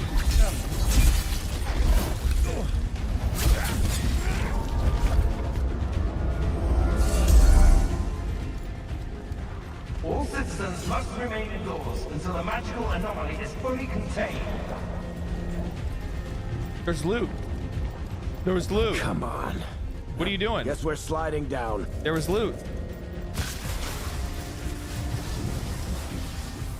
They're allies of Neb Gallus! Kill them all! Unbelievable. Oh, okay, here we go.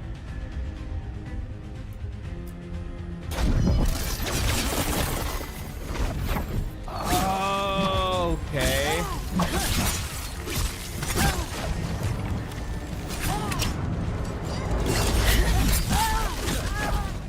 Tetris. The Venatori own these streets.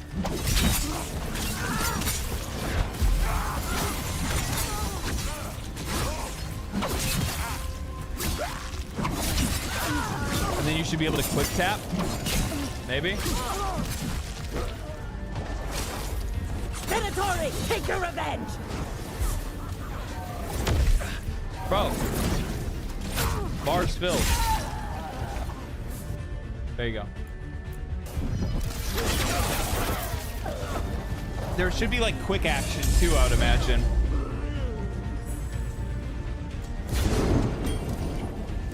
They're kind of using like the time stop, almost like Final Fantasy like 7 Rebirth remake.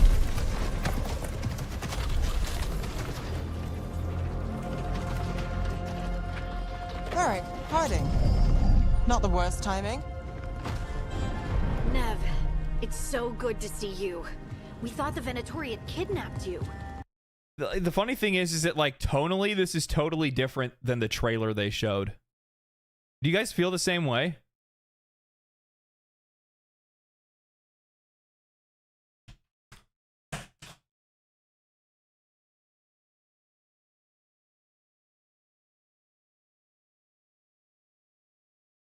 Like, that trailer was not a good reflection of what the game actually is.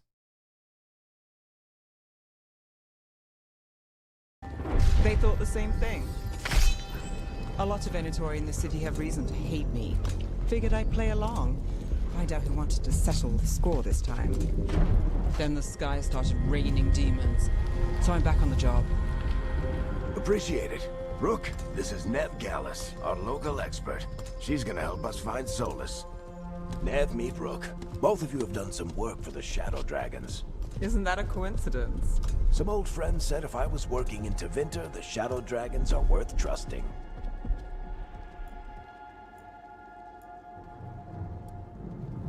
We haven't got a lot of time. Trying to play the hard ass, huh? Lead on Solus? You get right to the point. Does she have a roof tile on her head? Floor tile, actually, I think. I haven't seen Solus in person, but I did find hints of old magic. How is it Similar even to what you attached get to her in head? Elven Ruins. That's the better I traced question. it to a building beneath Our Lady of Victory. That's where your man is hiding. Then let's go. Before this ritual he's doing gets any worse. Worse, this ritual's already drawing more power than I'd expect from a dozen mages. You told me he was working alone. I also told you he was an ancient elven god. An elven god. Well, whatever he is, he's causing trouble in my city. Let's go. I want to see some of the other characters' gameplay. Hopefully we can see some of the other characters play. I want to see like Mage play and stuff like that.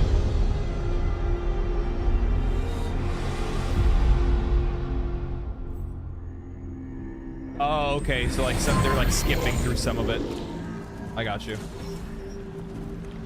Well, we're not in Minrathous anymore. I know these trees. This is Arlethan Forest. And there's your ritual. The power involved. I've never seen anything like it.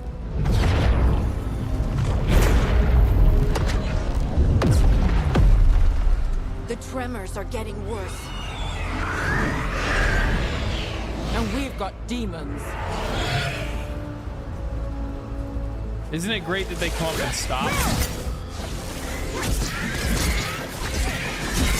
I feel like it's always weird to me when it's like we're looking off in the distance and we're seeing this crazy dark ritual happening, and then the fucking demons they come up and they're polite enough to just come up in front of you and just stop for a second and say, "Have you finished your cutscene?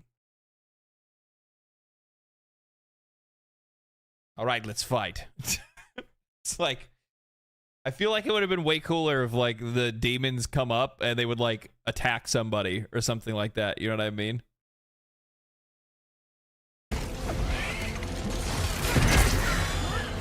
So character swap? Or is there not character swapping? I can't remember. Does this game have character swapping or not? Like, I know you can give commands, but I can't remember if you can. I don't think you can character swap. It should. I think that they didn't have that in the other games. It's meant to. The other games could. Oh, okay, then never mind. I thought that they didn't for some odd reason. I might be thinking of something else. The other games could. Oh, okay. I'm thinking of a different game then.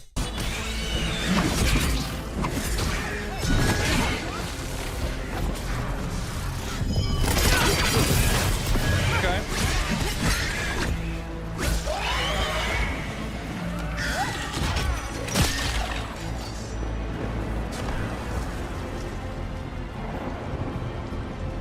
I thought the demons were bad back in Minrathous. The Fade's a mess this close to the ritual. No telling what could come through. Does it feel like those tremors are getting worse? Keep moving and try not to think about it.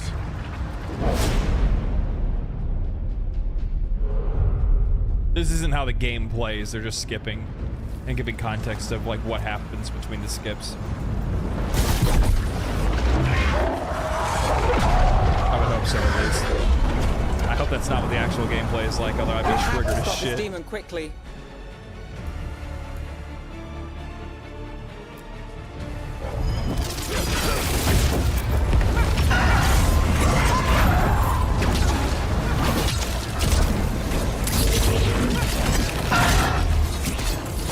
Watch the lightning!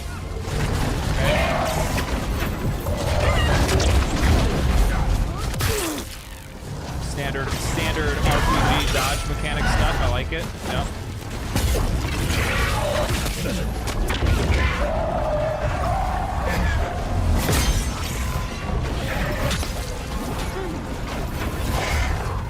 I will for sure be turning off hints, by the way. That like quick get up button popping up on like 75% of the screen is a little bit much.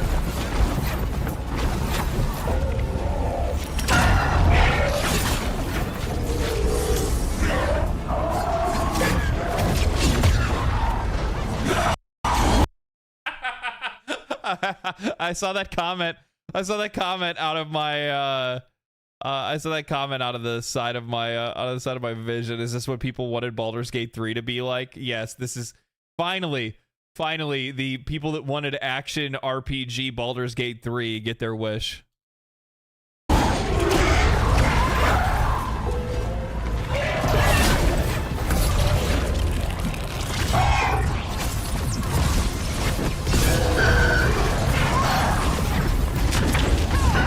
Demon this large get through the veil? It's a pride demon. Damn thing probably sensed Solus's ego.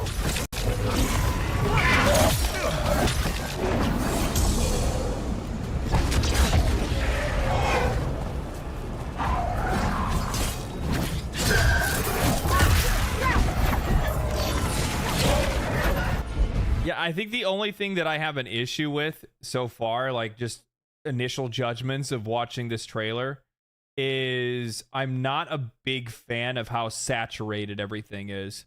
Like it's very like cartoonish coloring. You know what I mean? I'm not like it, like that visually makes a pretty significant difference, especially if you go back and play any of the older Dragon Age games. They didn't look like this. The action combat doesn't look that good to me, and it's sad that it replaced the strategic RPG.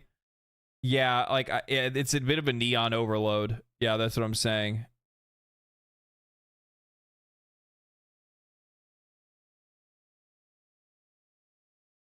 The lighting is good. I hate the art style and the color.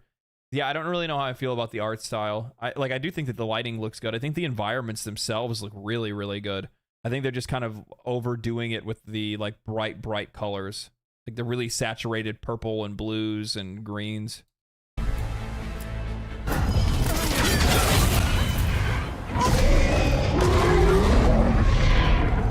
Everyone all right? Good enough. Let's get to Solus. Especially with like how muted the colors are on the characters too, you know what I mean? Like it contrasts a bit much.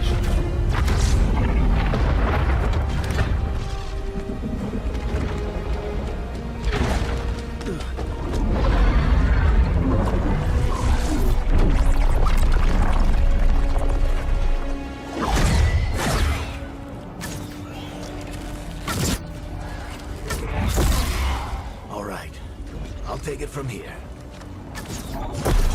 Are you sure? Positive. You three just keep the demons off me while I talk to him. Varric, Solus isn't gonna stop just because an old friend asks nicely.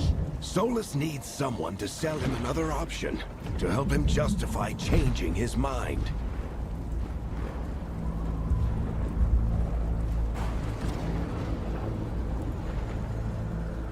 Come on, Varric. We didn't come all this way just to talk to him. He was my friend, Rook. I gotta try to reach him. But if he won't listen to me, then he'll hear from Bianca. More demons.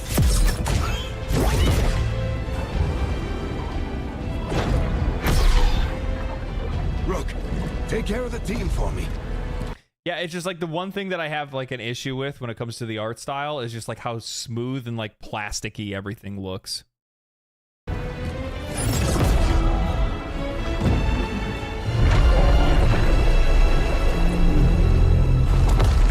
Hey, Chuckles. Hope I'm not interrupting.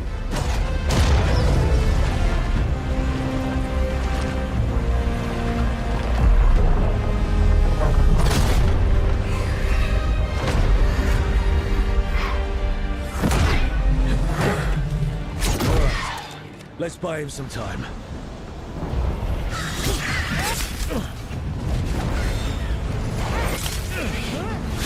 I hope Varric is getting through to Solus. We better talk fast.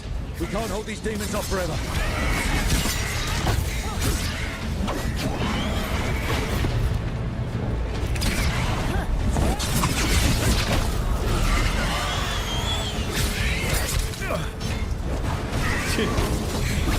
Shouldn't let bad players do gameplay trailers? Yeah, I know this. They're getting smoked.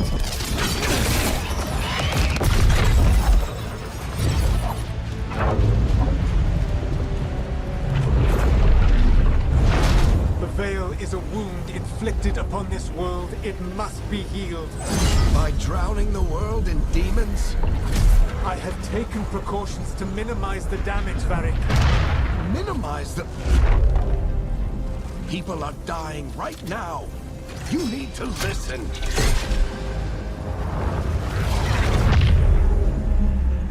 Please.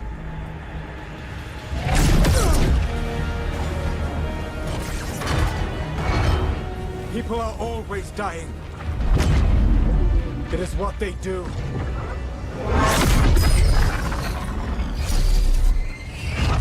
Shit. We need a better plan. Do you want me to take the shot? Won't work. He's too powerful. What if we disrupt the ritual? How? See those statues? If we break the scaffolding holding that one up, the whole thing will come down on Solus. It's risky. Interrupting a ritual of this scale will have consequences. And what about the demons? Varric needs us to hold them off. Right, you two stay here. I think the voice acting is super good, man. No. They did a really good job with the voice acting. Suicide. The storm could tear you apart. Anyone got a better idea? Fine, but you'll need backup. I'm with you. I'm a mage. I'll go. Either way, someone needs to stay back and deal with the demons.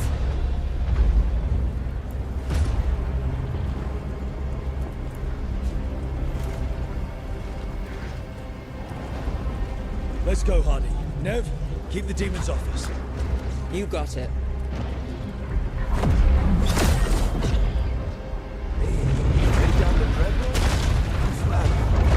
I just hope that, like, one of my biggest concerns is that, you know, obviously with a lot of the changes that they've had to the BioWare teams and how long it's been since the last Dragon Age, that I'm hoping, like, the consequences are still there. You know what I mean? Like, there's a lot of things that, that was, like, one of the best parts of playing Dragon Age was the consequences, and I like how different every playthrough can be.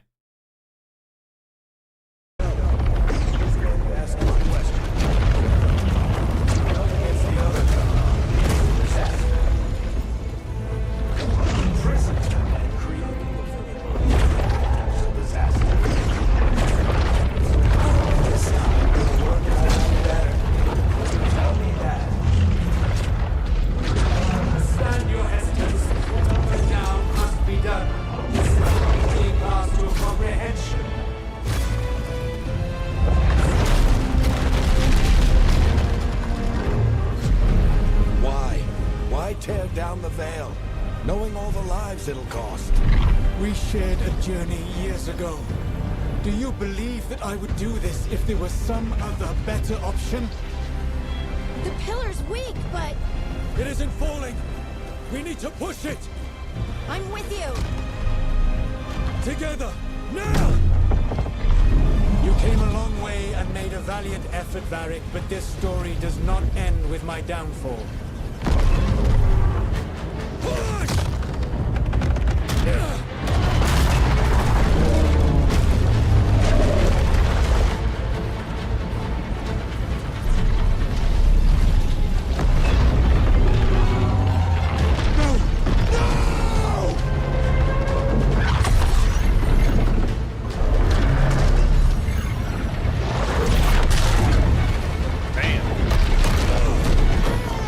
Looks like you need to play mage in this game. That's all I gotta say.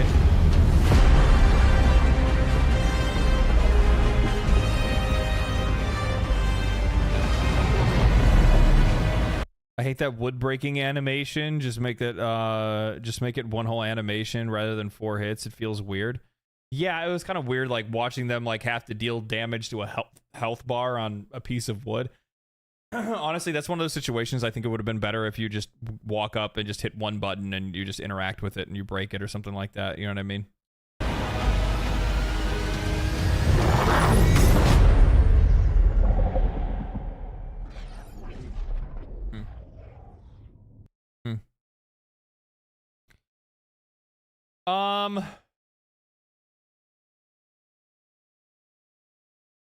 I don't know. So I will say this. I will say that the gameplay trailer definitely has me a little bit more on the optimistic side than I was when I watched the reveal trailer. I think the reveal trailer has a completely different, like, there's such a tonal shift between their reveal, which reminds me of, like, you know, Dungeons and Dragons Honor Amongst Thieves movie trailer, you know, hype trailer kind of thing, versus what the actual game looks like and what the characters sound like, talk like, and feel like. The combat looks a little on the rough side. I don't know exactly how it's all going to work out once you have more, and I didn't see them swap characters or anything like that, so you didn't really get to see what other characters would look like. We don't even know if you can swap characters yet. If you don't have the ability to do that, that's going to be a pain in the ass, and that's going to definitely not be good.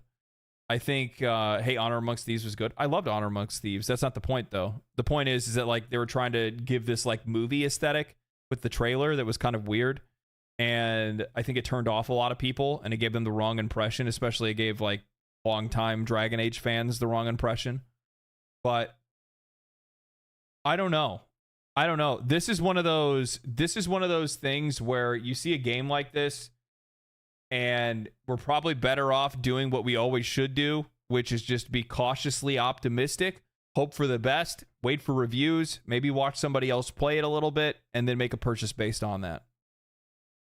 I don't think there's any reason whatsoever to draw all your conclusions based off of a trailer and a gameplay trailer. I don't think there's no reason for it. I think there are games that are definitely safe bets where you can look at it and go, no, there's no way in hell this game's going to do well, but I don't look at this and I don't think that.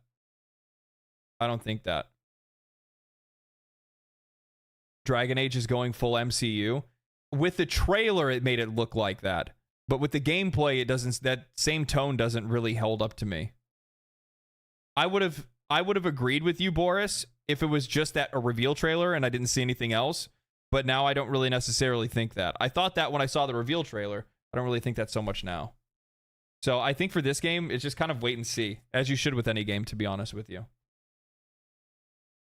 There's very few safe bets in gaming. One of them is FromSoft. The other one is Larian. That's it. That's it.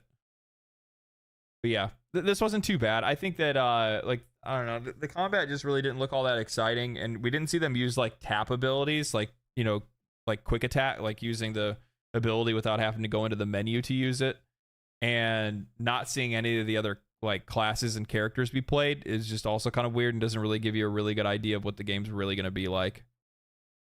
BioWare needs a W, because I want Mass Effect 4, man. The problem is that you have to keep in mind that the people that made Mass Effect Andromeda are the same people that would end up making Mass Effect 4. Is that really what you want?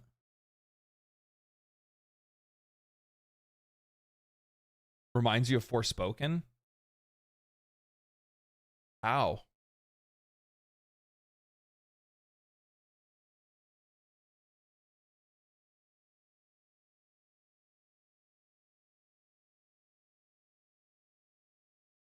I don't understand where you'd see Forspoken in this. I mean, they didn't really have... There was no, like, cheesy, cheeky dialogue or anything like that. The characters were just being normal fantasy characters. I don't think the writing and the voice... I think the voice acting was really good, but I don't think the writing itself was, like, that, like, standout or anything like that.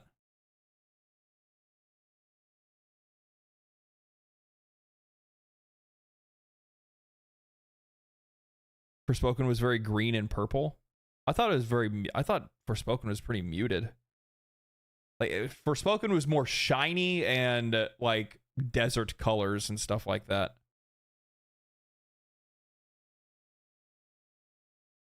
A lot of the people that made BioWare Special are gone. Yeah, I think that's something that's also important to keep in mind. This is one of those things where goes back to what I was talking about before. Make sure that you're following directors and you look at their work history, and those are the people that you follow. Don't just follow the studio, because the studios change. The people that work at a studio changes, and when you have that many people that change hands, like, I wouldn't be... I don't know how to say this, but it's just like Dragon Age as you know it is gone, and probably has been gone for a long time. This is one of those ones where you want to just try to it's from my perspective, this looks like a reboot. You know what I mean? It doesn't even look like any of the other Dragon Age games. I mean, like, you look at this versus, like,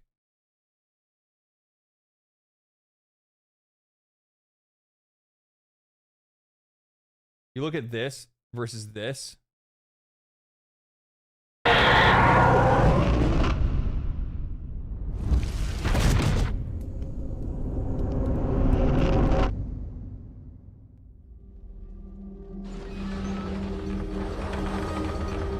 For centuries, we have kept our vigil.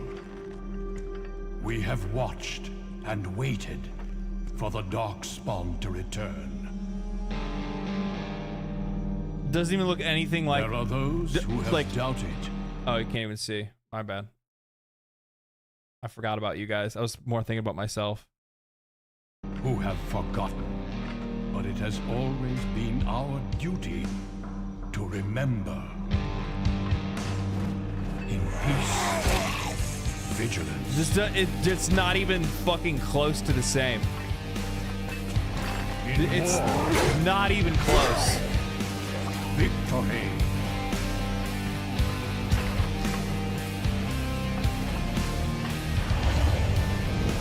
In death, sacrifice.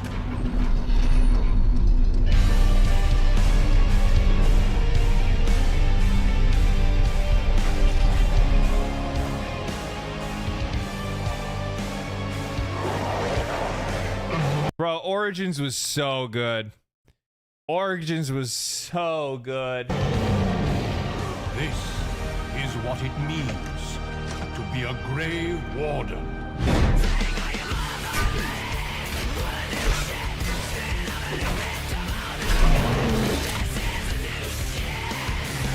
So good, man. So good. Hopefully that's not copyrighted and I don't get killed for it. Marilyn Manson mentioned. Yeah, I know. Yeah. Yeah, it's super good. Yeah, it's not like the tones aren't even the same. What else? Oh, there's like one more thing I was going to look at and then we're going to play Wayfinder. LD, please look at Wayfinder Grendel trailer.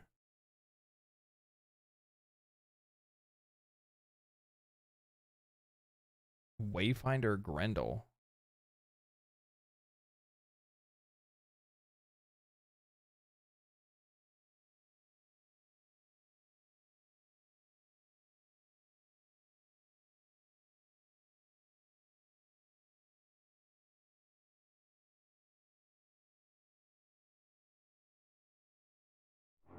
Why is it in Japanese? Why is it in Japanese? Tokyo Game Show?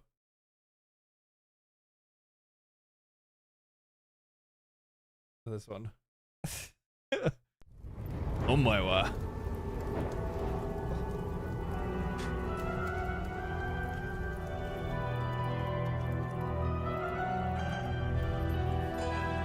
Every syndicate in the city wants your head on a stick. But the Shreks got to you first. And now you plan to torture me with what? This idiot's piano playing? We plan to collect. Or you'll be reunited with your family, piece by piece. Tell you what, untie me now, and I'll have my guy kill just, 3 of you. Nobody's getting in or out of here until we get our money. Ooh, Axe Boy. Fire Axe, man. You wanna bet? Front gate, check in. I said front gate, check in. Uh-oh. Shut your mouth. Craig, come in. Front gate's not responding. See what's going on. Yup. It's like a crossover, but I don't even know anything about Wayfinder at all. Those losers must have split. I know nothing about this game. What the hell?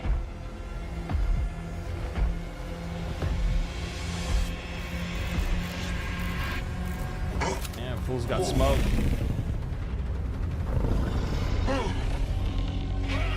It's a big boy. So, are we ready to make a deal?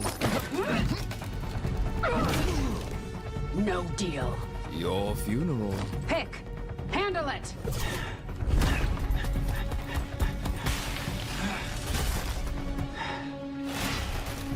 What's this gonna do?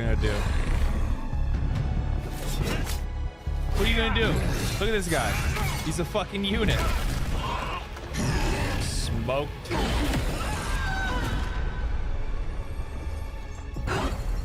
What now, boss? Now, meet Grendel. Did you just say Grendel?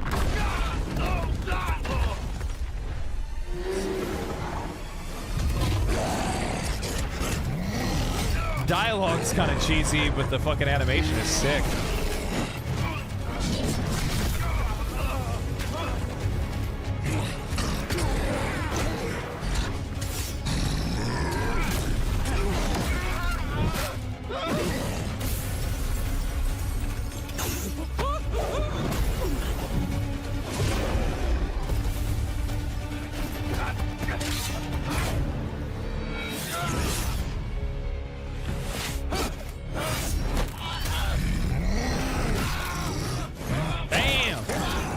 Can I do that in game? Stop. Can I do that? Can I bite people's heads in game? Maybe we should listen to what the nice lady has to say. Hey! You think I'm kidding? Drop the axe.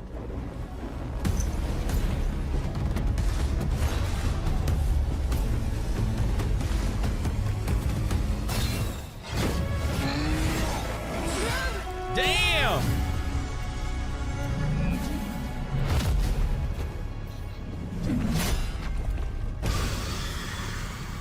All right. You raging idiot! What the hell is wrong with you? You were supposed Is this to his protect prime me. version? Instead, you trash my place, nearly get me killed. I paid you. I own you.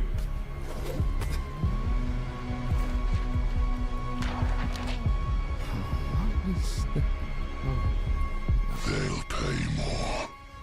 Wait! Let go of me, you beast! Oh no, no, I'm sorry. Oh, please!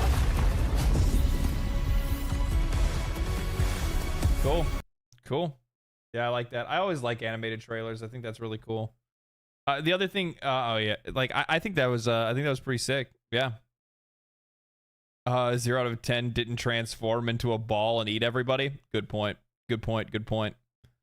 Yeah.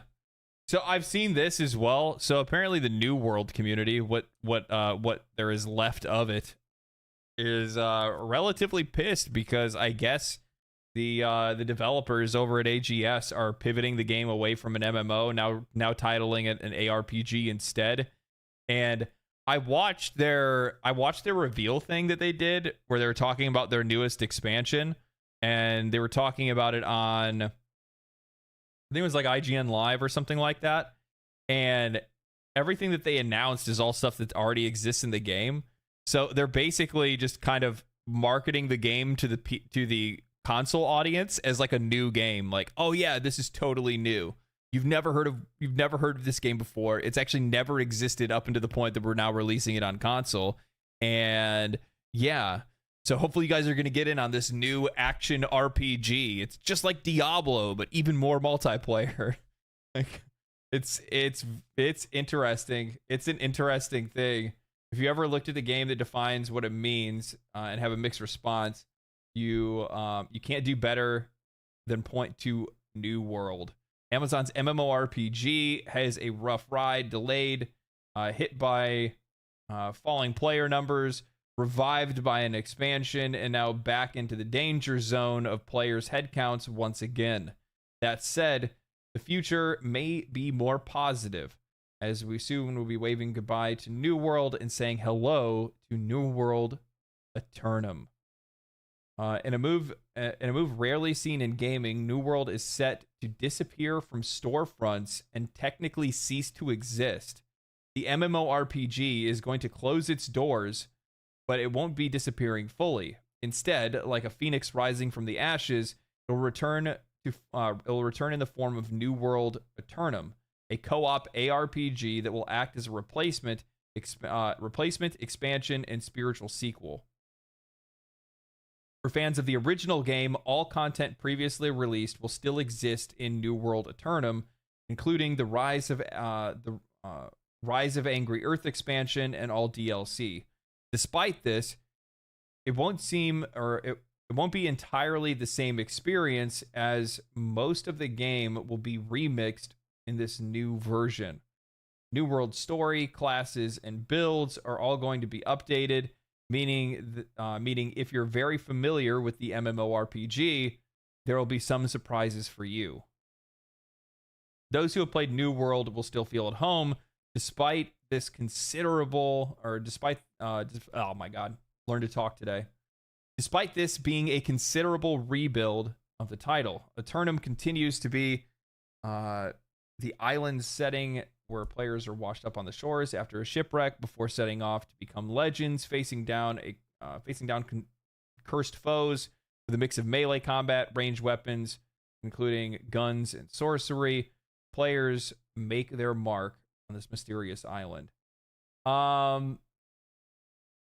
So basically, they're doing the same thing as Wayfinder.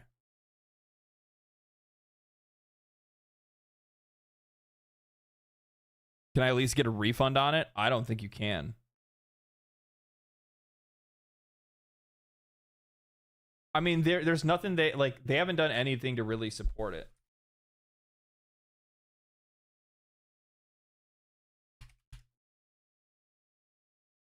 Yeah, it's already off. Or no, it's right here. New World. So it's got 7,000 players online right now. Talk about a fucking dive, though. Look at this. Puff. On release, 913,000 players. September, and then by January, it was at 117,000. Yikes. Yikes.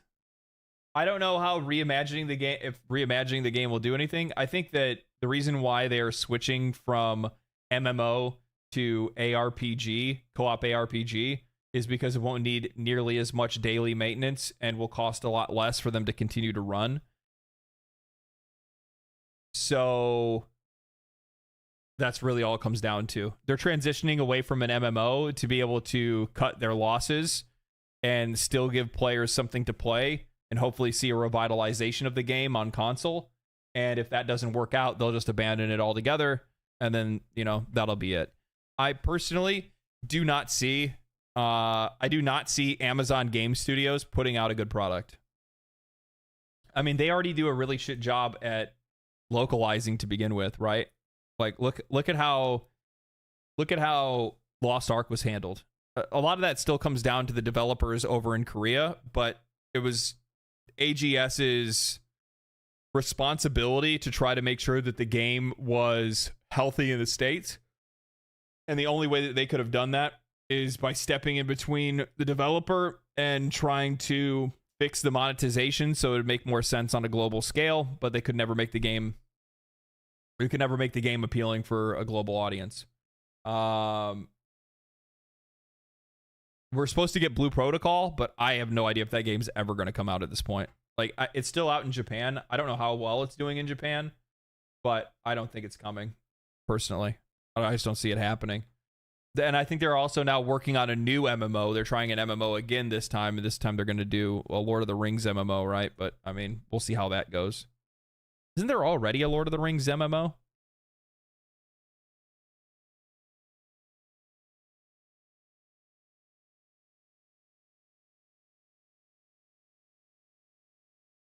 Blue Protocol's not doing well in Japan. That's so sad. I wanted that game to be good, man. I wanted it to be so good. An anime MMO, I was so down for it. Are you kidding me? Beyond down. Beyond down for it.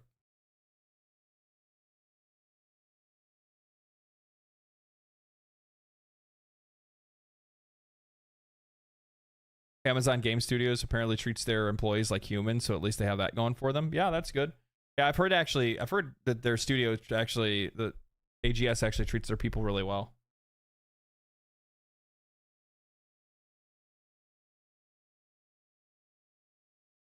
Blue Protocol looked promising. Yeah. Yeah.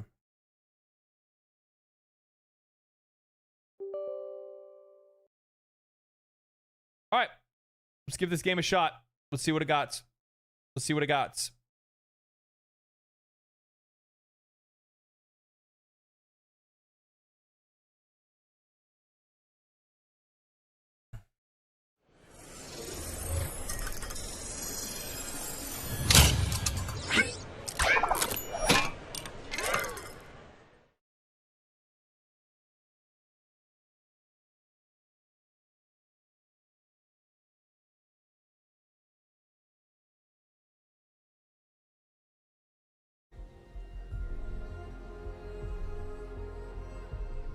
Liza P looks really good so far. I haven't played Liza P.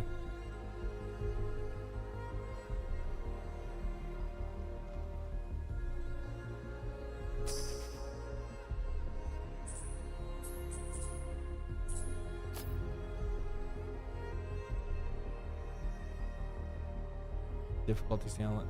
Okay, so normal balanced experience for those who want to play a bit of a challenge. Combat, enjoy the story. Those looking for an extra challenge, players will need to pay more attention to their equipment and stats. Enemy mechanics will be more important to pay attention to, and the player reaction to these mechanics are thoroughly tested. Sure, we'll play challenging. Why not?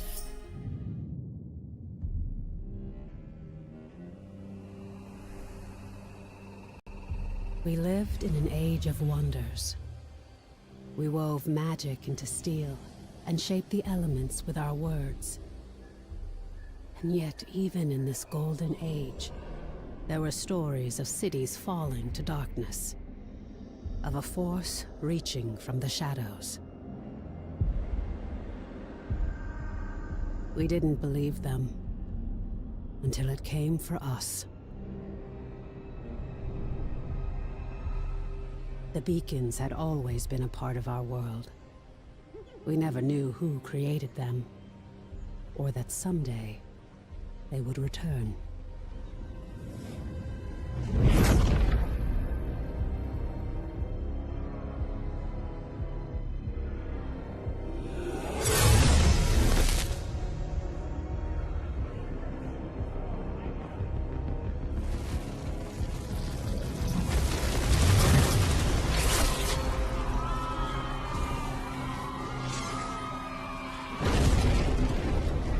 Shit. The world defenseless. We must get to the beacon. This is foul magic. Silo, clear a path. On it. Horns, anger issues. Remind you of anyone? Shut up and fight.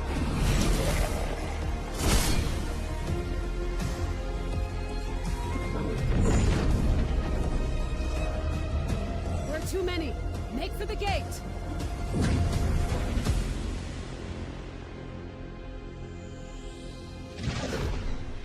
We're through. What now? Now, Wingrave, we light the beacon. Am I the only one that I kind of wish that they would just have done like just straight up like I can do this. Still animation, like, but I'll need some just time. I would almost have rather you've done just pictures rather than like the weird like still image, but they like we have to buy her some time. False one. This is vengeance for my people. Miss! I am sorry. No! Just a little longer. Damn. We're so close. You've done it. The light. Your gods are dead. Your world is ours. hell yeah. So they failed? Okay, so then I get to pick a hero. The Wingrave, Silo. My blades are sharp. Or the Rogue. Okay. Most sturdiest of Wayfinders, able to support and heal his team while smiting foes in melee combat. Starting weapon, Vanguard. Fortunately, okay. Power Bash, powerful shield bash. Righteous Strike. Radiant Strike. Incoming damage is reduced by 25% when performing this ability. And hitting an enemy with an explosion. Okay. Oh, and hitting an enemy will cause an explosion of healing energy to heal Wingrave and nearby allies. Cooldown is refreshed upon melee finisher. Radiant Pulse. Forms a divine shield that blocks projectiles and grants a defensive boost to allies standing behind the shield. Okay. Judgment marks an enemy for judgment, taunting them. When you hit a marked target with Righteous Strike or any weapon attack, you deal bonus damage. Anyone hitting on a marked enemy will restore their own health. It's really strong. Divine Aegeus.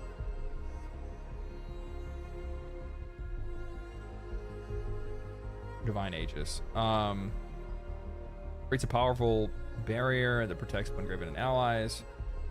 Healing them over time when standing in the barrier. Healing Pulse, melee finishers, and Eagle Eye and Eagle Eye hits. Is Eagle Eye like a critical hit, I guess? Heals enemy, or heals Wingrave and one nearby ally. Okay. I thought we had a job to do. Fire bomb, so he like throws like bombs and stuff like that. He has a gun. I'm not really interested in gunplay. Dash in a line, dealing damage. Okay, this is a rogue. Dash in a line, dealing damage. After a short delay, a gloom clone will dash from your initial position to you, dealing damage to enemies that it passes through. This is empowered by umbral magic, causing her next 3 dodges to pierce an enemy with shadow. Nearby allies are also empowered for 1 dodge. Next 3 dodges pierce enemies. Okay. Vengeful Shade. Briefly become immune to attacks while damaging enemies around you. Follow up with light or heavy attacks that causes Nist to slam back down. Further damaging enemies. Follow up with a dodge and will cause Nist to back away. Gloom Shroud. Raid Sextant. Shadow Step has no cost. Its movement ability. Lingering Shadow. After dodging, gain AP for 5 seconds. Stacks 3 times. Slice and Dicer. Heal volley, throws daggers in an area. I'm leaning towards the War Master, but I don't know, Wingrave or the Rogue. I'm having a hard time. I kind of want to go with the Paladin.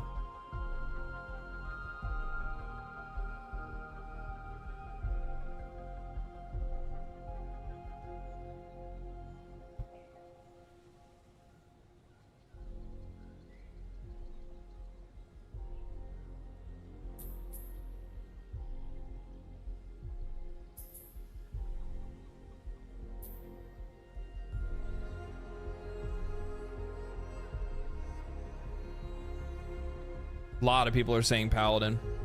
He has a glorious beard. Both are quite fun. You unlock them all in under an hour. We must light the We'll try way. this one first then. We'll do the Paladin.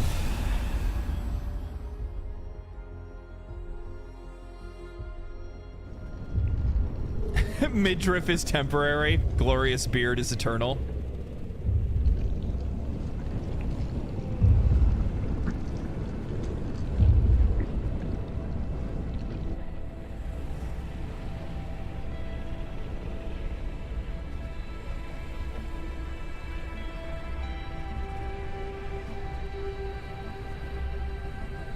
Can you hear me? Quickly, follow my voice.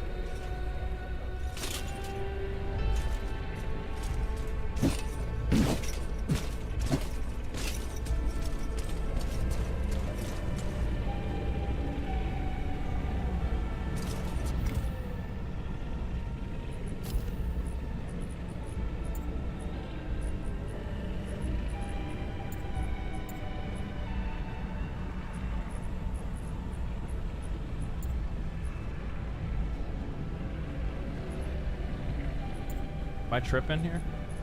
Mouse smoothing. Oh, here we go. Let me bring this down. Bring it down like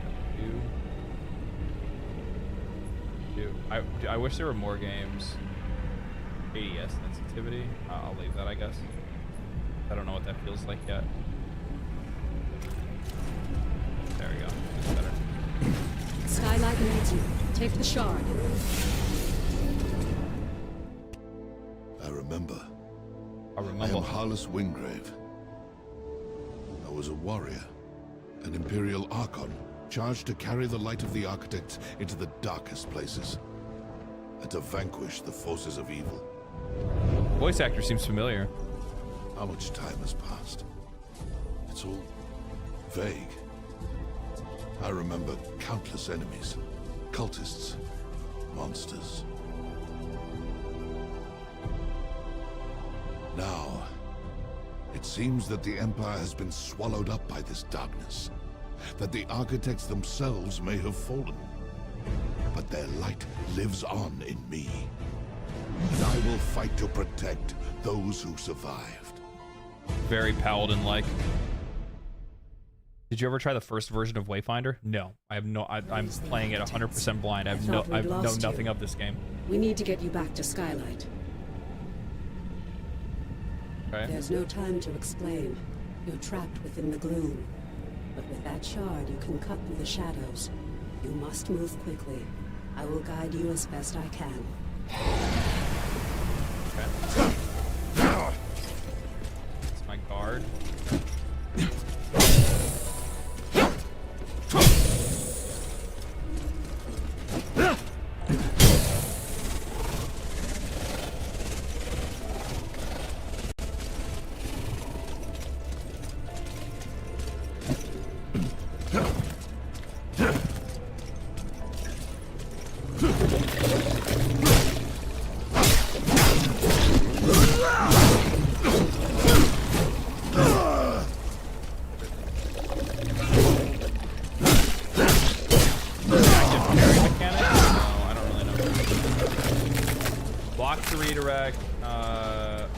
Redirect incoming damage. Limit meter. Perform an attack immediately after to counter. Okay.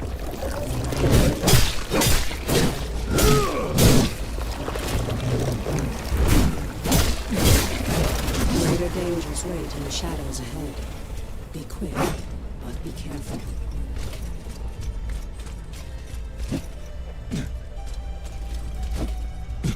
You're bound to this layer of gloom. You must find the anchor and destroy it. Double jump to reach other heights, okay. Movement feels pretty good. For the living!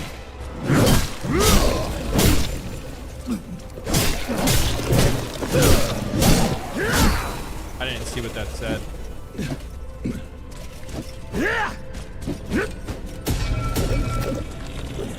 Use your weapon ability. I think that's my aura. Focus. Channel your power through the shard. Oh, okay. I build that up. That's what it is. Every ability, 3 basic abilities, and their own cooldowns and mechanics. Okay.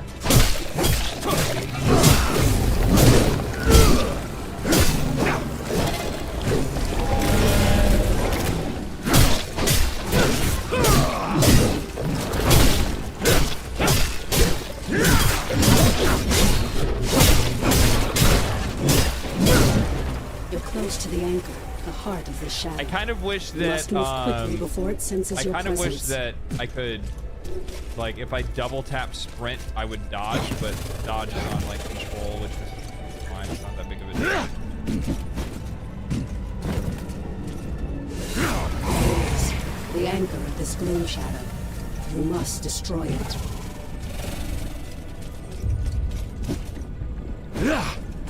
Boss fight.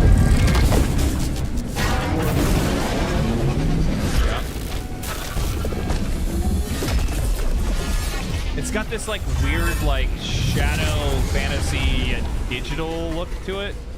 Interesting. It summoned protection. Prepare yourself. Guide my blade!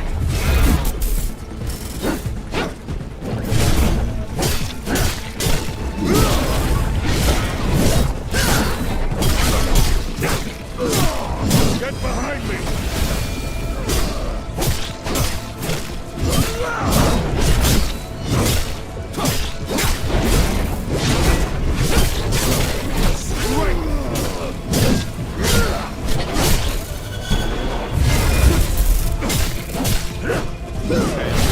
I use the ability. That thing can go away now. That's like probably one of my biggest pet peeves when it comes to games, where they want to leave like too long.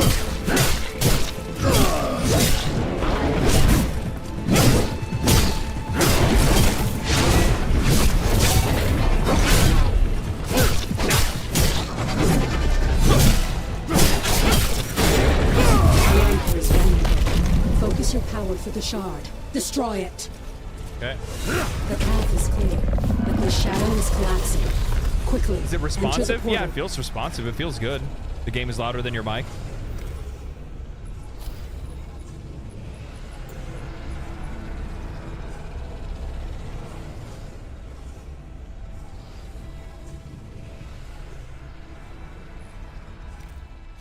All right, is that better?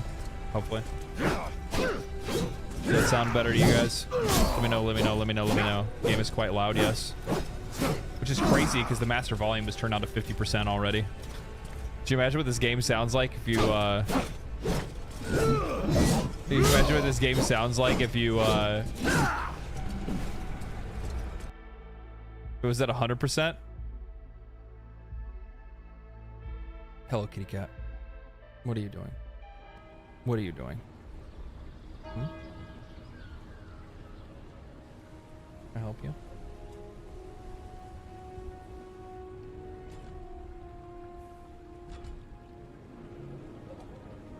A roguelike game? No. Wayfinder. It was a supposed to be an MMO, and then they switched it to be an ARPG. So we're checking it out to see how it is. At last. Come. We have much to discuss. Food, construction materials, God's blood. My friend, it is so good to see you again. I thought we'd lost you forever. Now it's too quiet.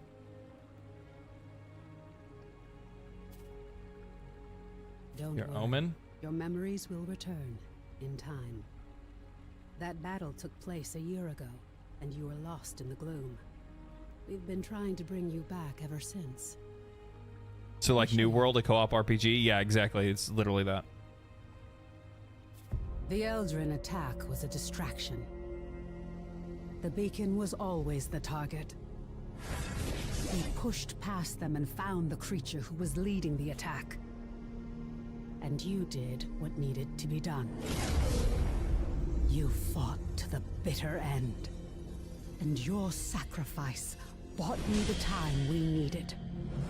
There's so much we don't yet know about the beacon. But its power protects this city. It destroyed our enemies and stopped the gloom tear from expanding. We couldn't close the gloom gate. Okay. But as long as the beacon remains lit, our enemies can't pass through it.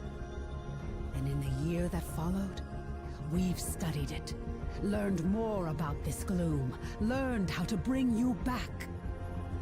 We survived thanks to you. But the damage is done. Skylight is safe and the land around it.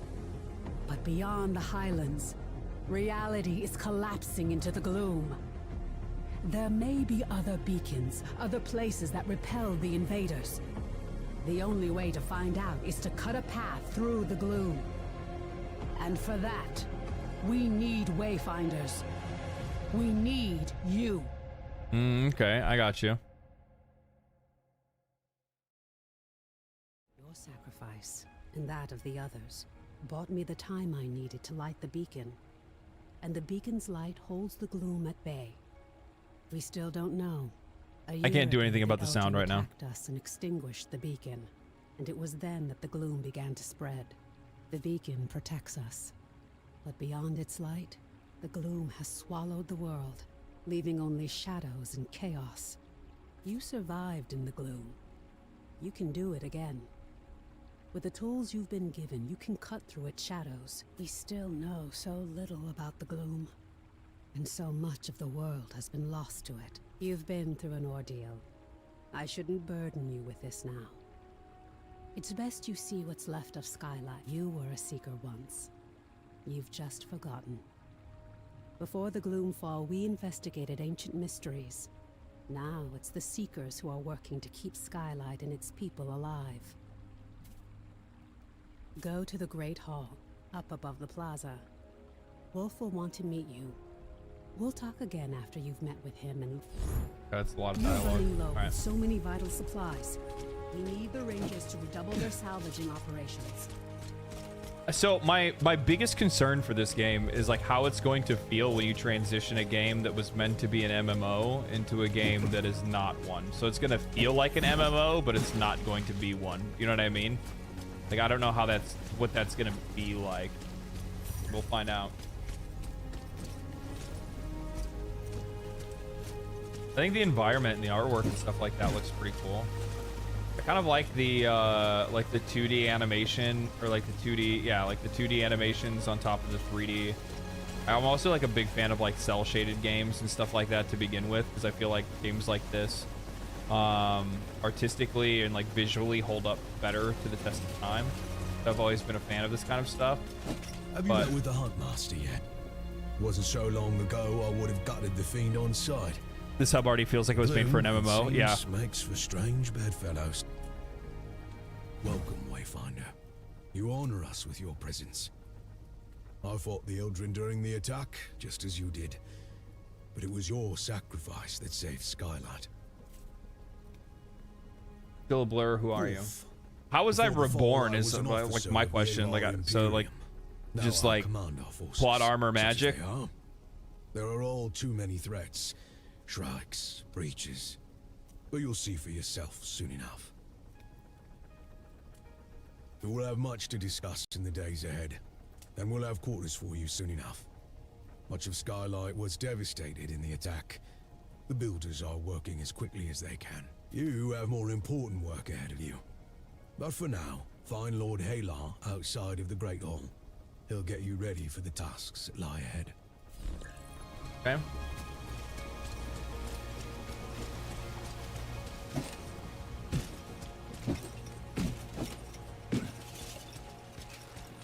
You are always welcome here.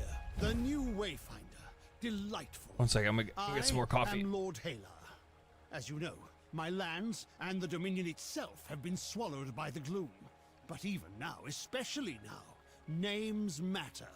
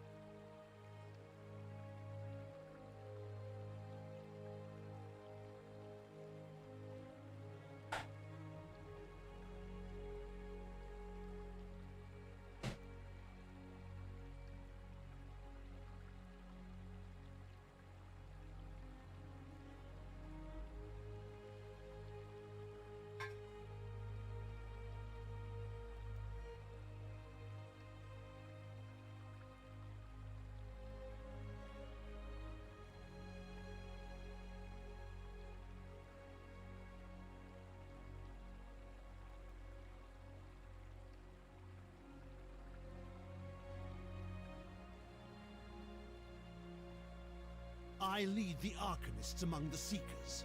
By necessity, we have focused our efforts on restoring Skylight. But it is my studies of the gloom that can help you, not my knowledge of arcanic illumination.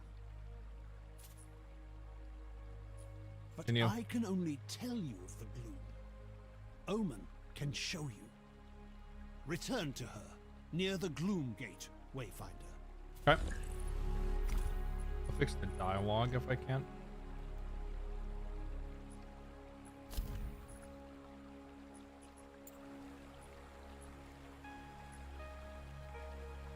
There is no like audio, there's no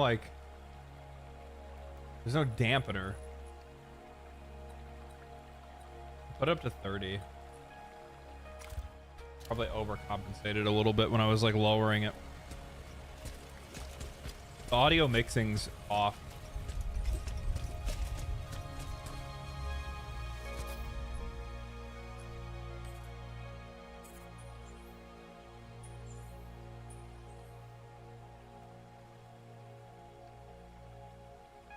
Oh, okay.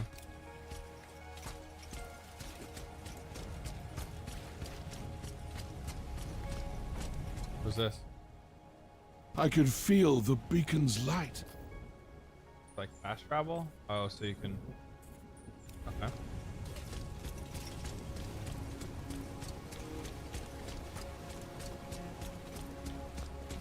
So now I need to go back in to go on a quest? Is that what's going on? Arsenal is much more than a simple smith. The gloom is consuming our world. Okay. Our beacon holds it at bay. Okay. But much was lost before it was lit. Yeah, you told me about that. We're running out of time. The gloom is breaking down our defenses, and we don't know how to stop it. Yep, We do you know told me the about large that. gate behind me is the key. In theory, you can reach any lost zone through this gate. In practice, there are limitations. Okay. For now, I have a single connection I can share with you. The Codex Halls of Aurelian. Have you been playing for long? No, I just started. I'm Go to literally the at the gate. very beginning of the game. Follow the connection I have given you and return to the gloom. The shard you've been using is an incomplete tool. Find a Codex Ember in the gloom. Then we can transform your focusing shard into a full gloom dagger, allowing you to harness your full potential. What? Your shard you've been using is an incomplete tool. Find the Codex Ember in the gloom, and then we'll transform your shard into a full gloom dagger, allowing you to reach your full potential. Okay. Jesus? With the $2? Just finished your Warframe Awakening Saga bids? A what? Awakening Saga. Is that the name of that? Thank you for the $2, by the way. Much more than a hardened warrior. You would do well to learn from her.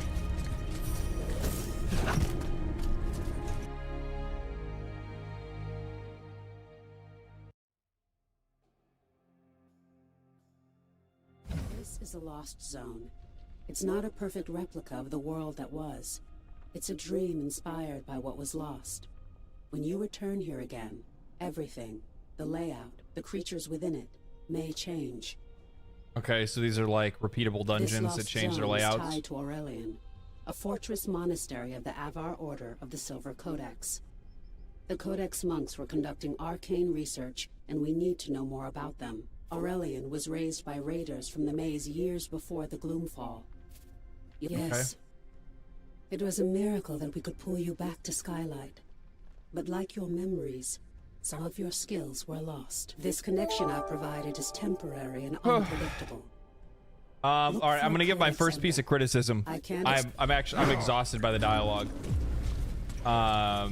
Like, have no these conversations are things that could be just, it could pop up as like a little box could pop up like right here with their picture in it, and they could be talking about this while I'm like still playing the game.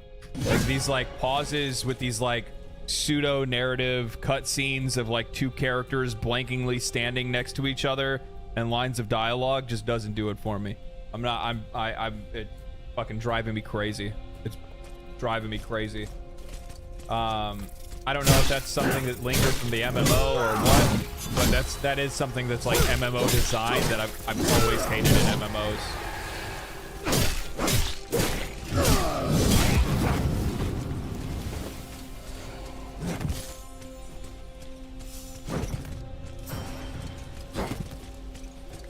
Especially because the thing is that like I don't think it's necessary. I don't know if it's like I don't know if it's the female voice actor or what it is, but like it's very monotone, and this is, you need to go to the gloom, and the gloom is gonna have your gloom dagger, and you're gonna gloom the gloom shard, and you're in the monastery, and there's gonna be, and it's just like, holy shit, dude, like Fuck. I was wondering why felt like I needed to have coffee, and I think it was because of the fuck. I think it was because of the like forced dialogue. I don't mind listening to the lore or anything like that. I have no problem with that. But you need to deliver the lore in a way, especially when it comes to games like this. You need to deliver the lore in either one of two ways. Either highly engaging or passive. And I feel like too many games fuck this up. It's either it's not passive and it's not engaging, or it's the complete other way around. Like, it's one of the reasons why I really like, so one of the things I really like about Warframe, and I'm now realizing it and I've never brought it up. I'll make a note of this because I'll bring it up at another point. Let's see here. Oh my god, I have so many like random Warframe thoughts. It's not even funny.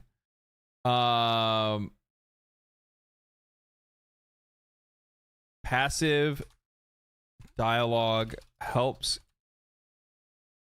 keep the action moving while you're still learning about the game, rather than stuck on a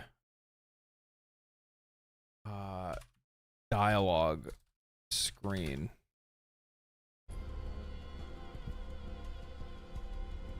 From seeing how the Ruined King was, I think the conversations are just an airship thing. I don't know what that means. Oh shit, he's glooming right now. Oh, by the way, LD, you can fashion the helmet away. If I remember you're a helmet hater. Yeah, why is there like a layout menu, a couple items, okay. Accessory slots. Yep, I've played RPGs before.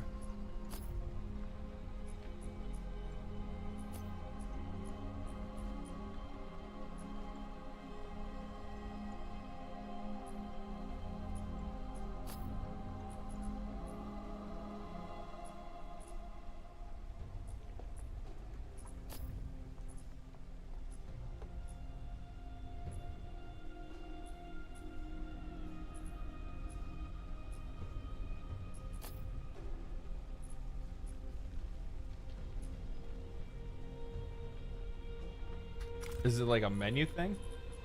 Ah, whatever. I'm not really worried about it. Click the character in the top left.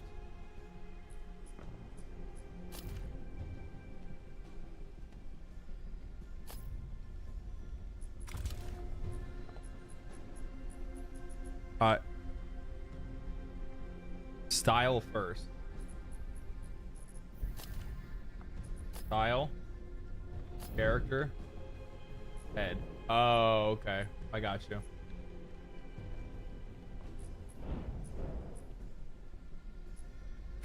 Cool. All right.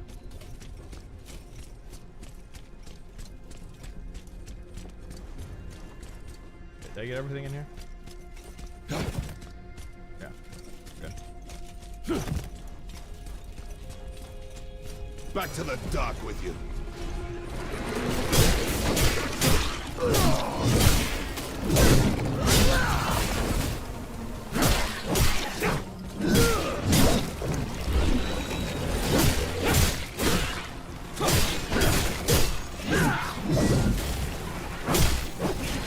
Wayfinders can be guard broken, making you vulnerable to damage, resilient. Return to the darkness. Like a debuff. What is this? Nothing? Okay.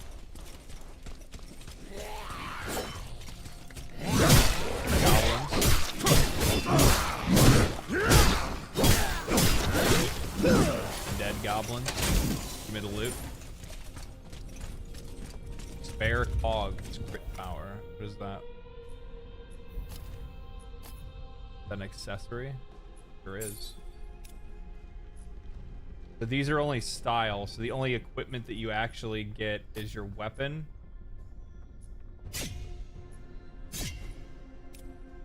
and the accessory slots.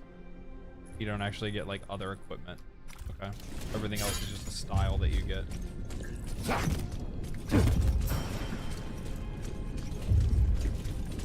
For the Empire.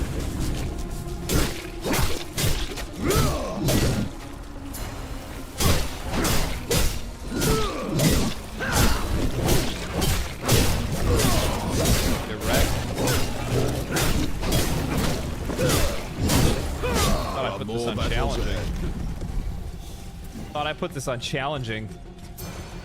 Need a god gamer at work right now. That's what's going on, guys. Art and combat look good though. Yeah, actually, combat feels good. The combat itself feels like really responsive. I think the game looks good too. I've always been a fan of like these cell shaded games. Run along home.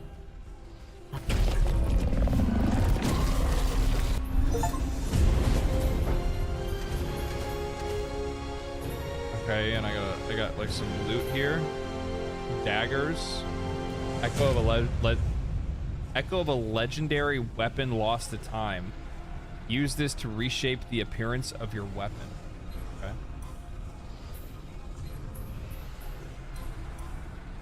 Huh? Okay. I don't know why I would need to hold to. It's not like you choose rewards.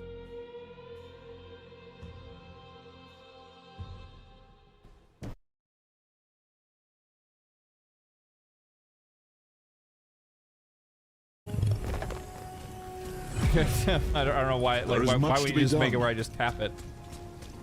You're like slowing me down for no reason. Tell me, how are you feeling? Are your limbs working as you expect them to? Does your for the most part. feel reliably solid? As a Wayfinder, you aren't just a creature of flesh and blood. You shaped your body from the gloom. And it's your will that holds it together. It's, okay. It's remarkable. Because of this, you have powers you don't yet understand. Think to your recent battles. Have you seen flares of energy flowing from your fallen enemies? These are echoes, fragments of the spiritual essence of your enemy, traces of who they were. As a Wayfinder, you can fuse the echoes of your enemies into your own form. As you progress, you'll learn how to weave echoes into your weapons and even your relics. This is a crucial tool that can dramatically increase your power. Okay. I urge you to experiment with it. About the Gloom Dagger. The Silver Codex studied ways to manipulate arcane energies. We can use the ember you recovered from Aurelian to create your Gloom Dagger, and to establish your own connection to the ruins. You see, the shard you claimed in the gloom is a rough and imperfect tool. You need to make it a true extension of yourself, a blade that can cut through reality. Use the Echo Matrix to combine the ember and the shard. Visualize the shape of your dagger. I trust your dagger is performing adequately? Way too dank. Echo Dagger.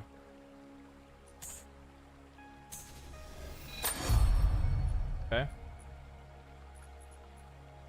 I now have my Echo Dagger. Yes. Let me inspect it and make sure your work is complete. Perfectly done. To reach a lost zone, you need 3 things. A breach that serves as an entrance. Okay. A Gloom Dagger that can cut a path through the shadows. Yep, we got that. And a connection to the place consumed by the gloom. A Okay. connection can take the form of an object, such as the ember now bound to your dagger. Or something more abstract, such as you now have a Gloom Dagger, and through the ember you have a connection to the Codex halls.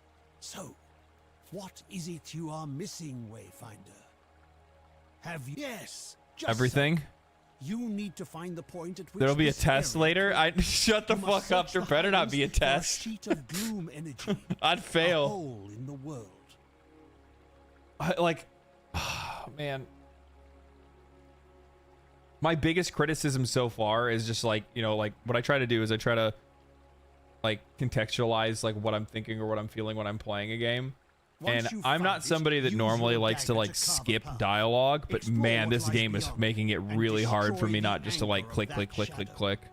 Thereafter, you will be able to reach Aurelian through the Gloom Gate here. There you are. Your gloom dagger is connected to the beacon of Skylight. Aside from being an invaluable tool for exploring the gloom, it also allows us to communicate through the link. But now, I need you to return to the Codex halls. We need to know more about the work of the Silver Codex. Our work suggests they were experimenting with a sinister force that may have been the gloom, decades before the Gloomfall. This work could help us push back the gloom. As Lord Halar has told you, you must first find the breach tied to the Codex halls out in the You know what makes it makes me feel like I'm playing Genshin Impact. The safety of Skylight. Or like not Genshin Impact, like a mobile game or something like that. This once. All right, I'm over it, man. I can't. I'm like losing my patience. I'm trying. Gloom counter, anyone? Yeah, for real. Holy, we're getting gloomed up real quick. We have made great progress. Should no. Oh God. I'm done. I'm done with it. I'm sorry. I'm sorry. I can't. I need to play the game, please. Have you tried Wuthering Waves? No, I haven't tried it yet. I was thinking about giving it a shot, though. Visual novel storytelling. Yeah, I'm not a fan of that. Like the juxtaposition of visual novel storytelling in an action game is just like you're trying to you're attracting two. You're not attracting. Sorry. You're attracting a crowd that wants to play an action game, but you're making them sit through something that they otherwise never would want to engage with. You know what I mean? So like, and the thing is that like, there are games where I don't mind that that's going on, but that requires really good, like, really good storytelling and great voice acting and a whole slew of other things. You know what I mean? But this is like when you're subverting people's expectations in the wrong way. Now, take the Great Lift to the Highlands and like they could have been doing this the whole time. This is my biggest criticism. They could have been doing this the whole time, where she's like passively talking to me. Like that's what you should be doing. What? I hate when games do that. They put the no on the side where the yes normally is.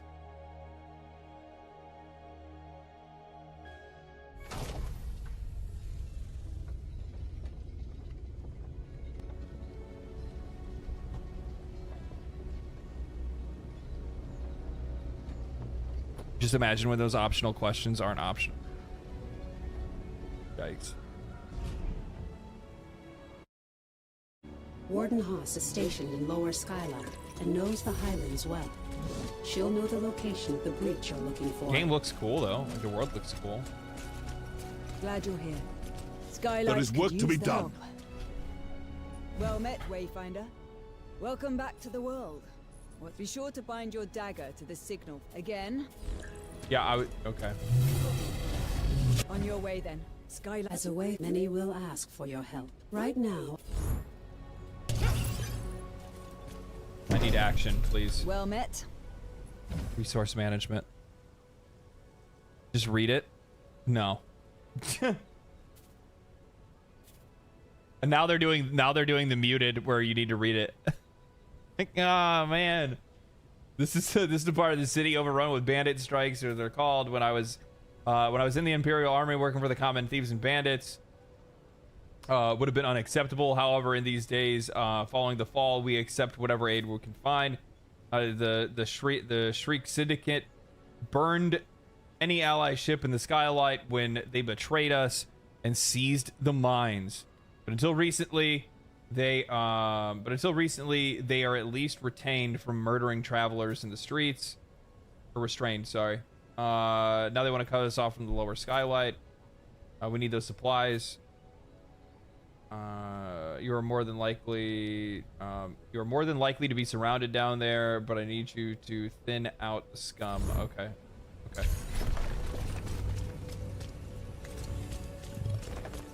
Let's go. Let's go. Let's go.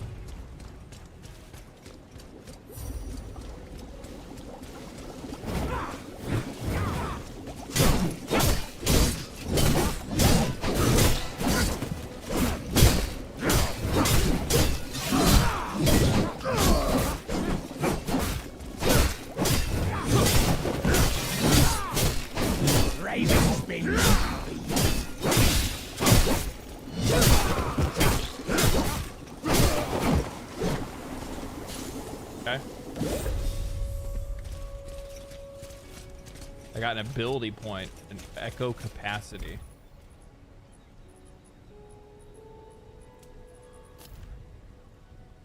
Ability point unlocked.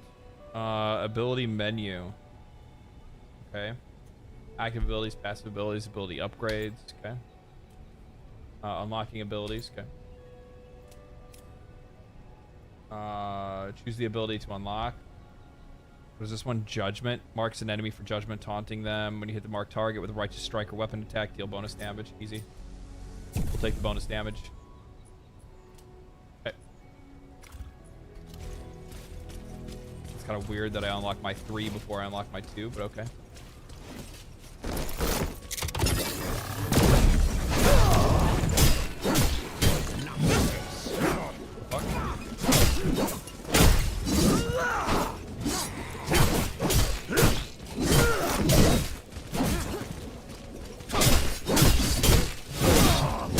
I'm wounded.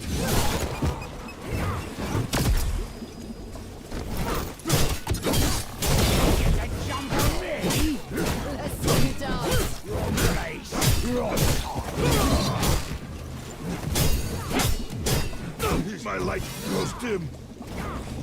Oh, you get a jump on me?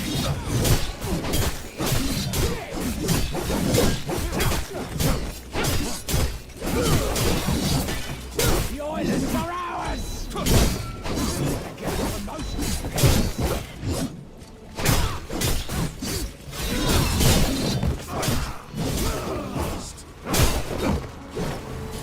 A lot of them boys. A lot of them boys. Okay, I got some accessories here, yeah. Okay, we get here. Researchers, physical defense, critical power, weapon power. These have like set bonuses? It looks like they do, right? Yeah, codex set. Okay. Good to know. Good to know. And then I still have the same. Oh, I've got new weapons.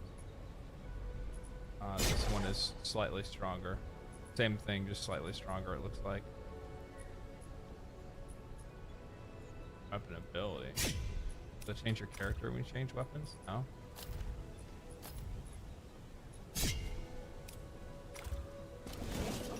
Okay.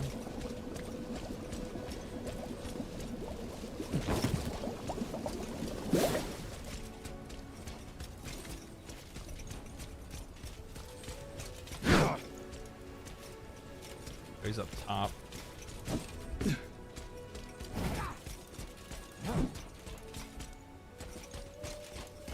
You better run, bitch. Didn't want the smoke. Didn't want none of this. Like, nah, I'm out of here. Played it for 200 hours. Thought the game was great. The only issues are server issues, leveling issues, way too grindy. To be honest, didn't deserve to die that fast. The game didn't deserve to die that fast. I think my biggest concern for them is like how they were going to monetize this, because I think they're just selling it for like 30 bucks or 40 bucks or something like that and then calling it a day, right?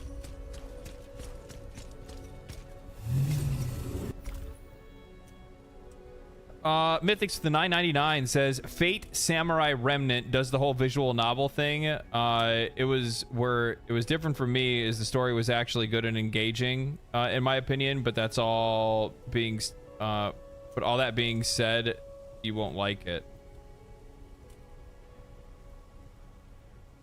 Why did you say I wouldn't like it? It's not that I necessarily like you can do it, but the problem is like your story has to like the story and tone of the dialogue have to be engaging enough to keep the player's attention when you're drawing them in to play an action game, and then you're, you know, weird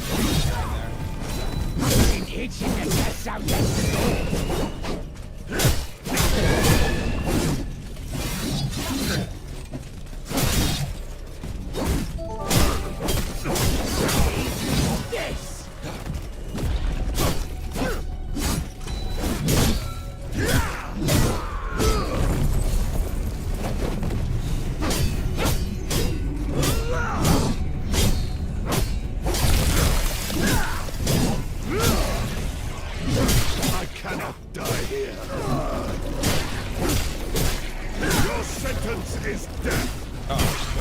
I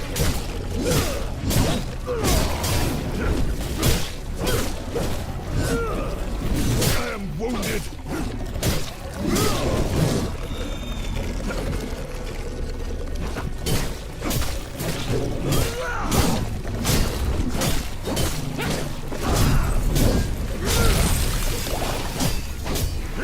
I didn't realize there was a motion button.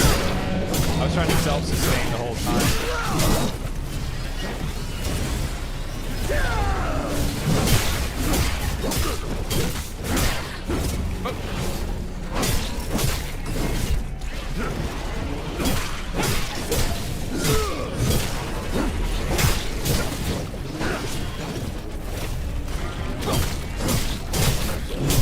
I am wounded. Lit up. There it is. Too old for this. Respawn. Your game is a little... Dude, I don't know what to say. This is kind of fucking triggering me. The audio balancing in this game is ass. I put it down to 25 and then the dialogue's too low. I put it up and then now I'm too high. Now the combat's too high. Yeah, it's fucking pissing me off.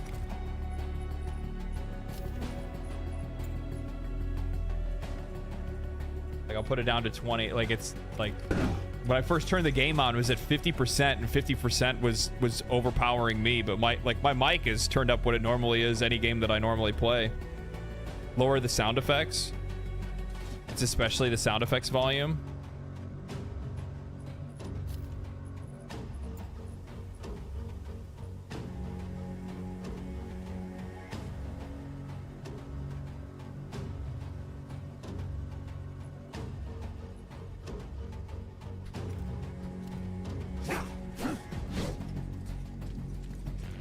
There. Hopefully that's a little bit better. Poor legs. There's nothing that pisses me off more than audio issues. Nothing more. Give me 1 second.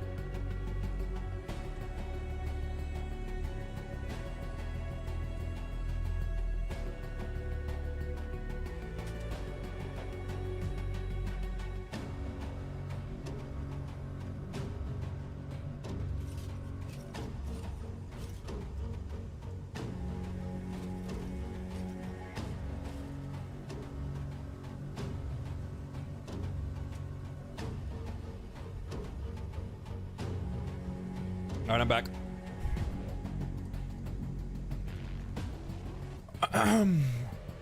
From what I've heard now, the plan is just to get a playable game out. Playable game out for the people. And have some extra stuff for the 1.0 release. If there's an audience for it, then they say they'll do expansions for it.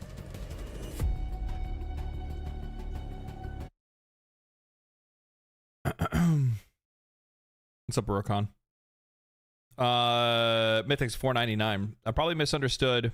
Then I've been waiting for it to go on sale so I could get it for you with a dono or stream on a gift card or on since I don't play on PC.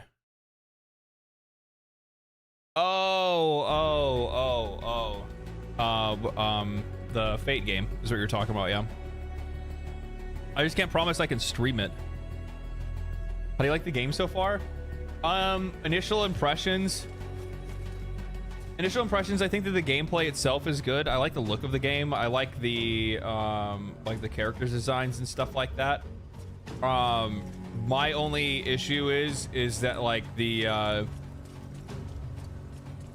was very dialogue heavy at first, and being very dialogue heavy at the very beginning, and like how dry the dialogue is and how dry it's presented, make it something that I'm not somebody that usually likes to skip cutscenes or not listen to dialogue. but I found myself skipping cutscenes and not wanting to listen to dialogue because they have this like very like visual novel presentation, which it can work for some games, but I don't think it works for a game like this or the kind of narrative that they're telling, if that makes any sense.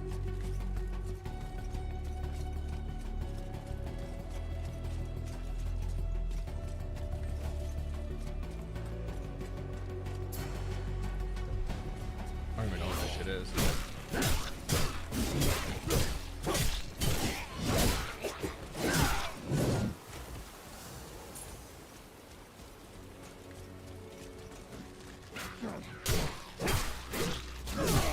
Hit scan me, see that shit? That was bullshit.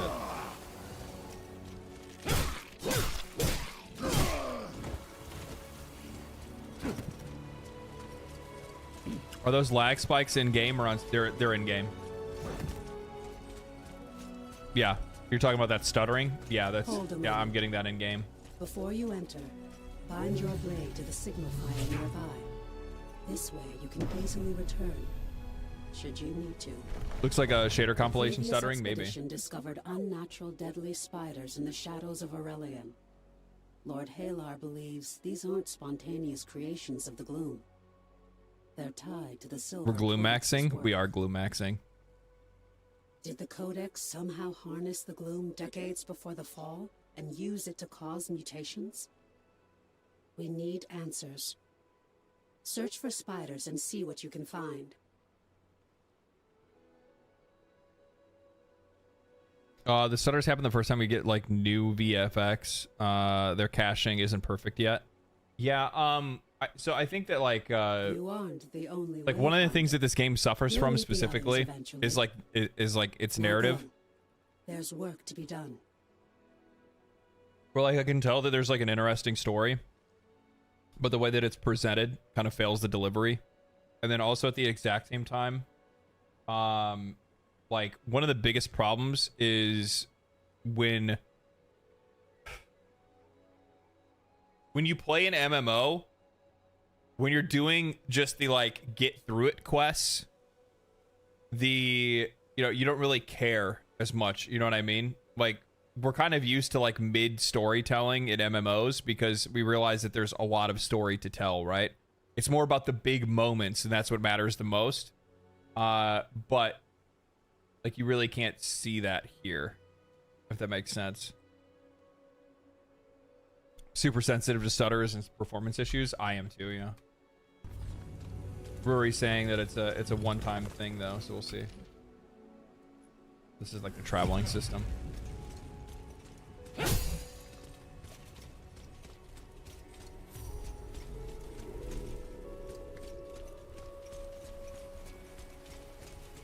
What's this?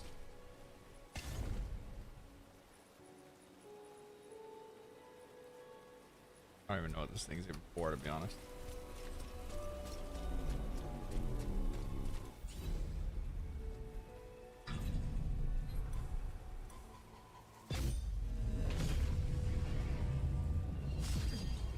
That's a lot of thoughts for 10 minutes. Now you know how I come up with review videos.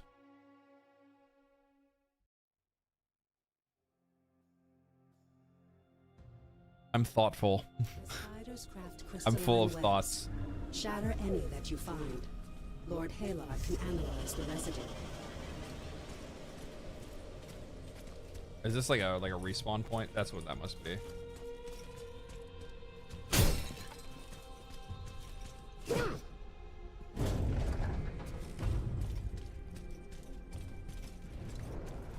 The fuck?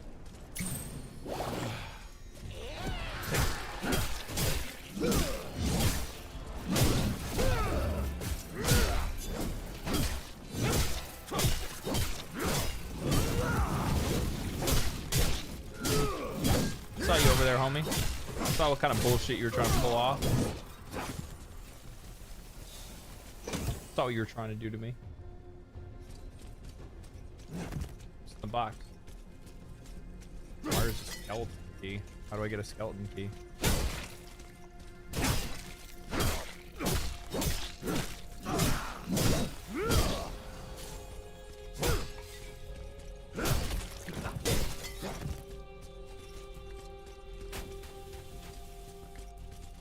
traps about.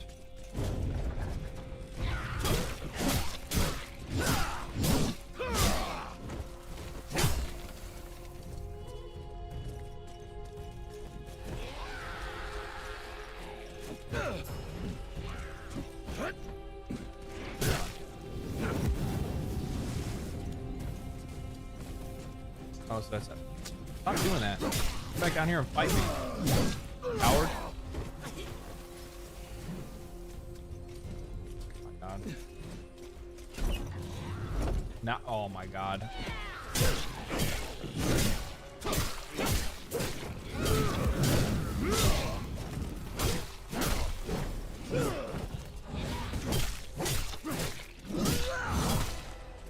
Stop running away. Just accept your fate. Fucking mage. Ow. Okay, random spike. I didn't even see that. I guess it's pretty obvious I didn't see it. I walked right into it, huh? The box. What's in the box? Deepwood fledgling. Is it like a pet? You have like housing and stuff in this too? What? Like a base of operations?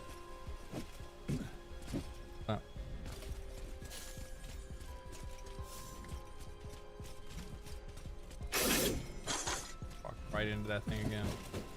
Dodged it that time at the very least, though. Had to drop out a bit. How are you liking it so far? I think that like the gameplay overshadows everything else, and I think the gameplay is good. Like it's a fun game to play. Like it feels good to play. It's responsive. The world looks good. It's a fucking looter ARPG. You know what I mean? Like you kind of know what you're getting into when you go to play one of these kind of games. You're here for the loot and you're here to smack stuff. You're not necessarily here for anything that's going to be, you know, super complex by any means. Nor does the game need to be that complex to begin with. How do I get... Am I stupid? I am. I am.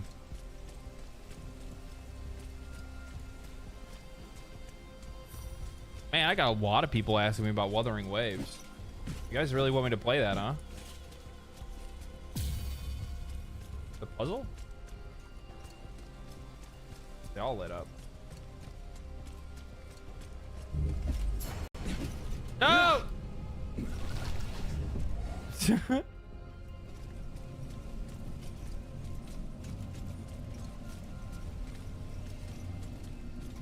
Looks like it's a puzzle.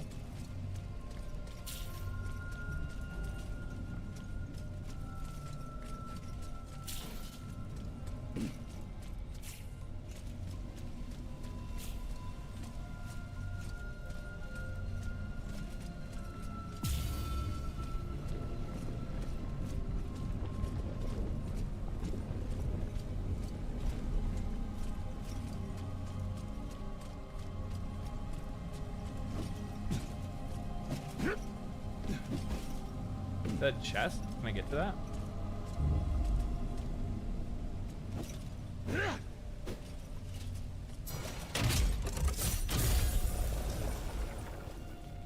Sniper rifle. Shotgun or something like that. And some bread. We do love bread.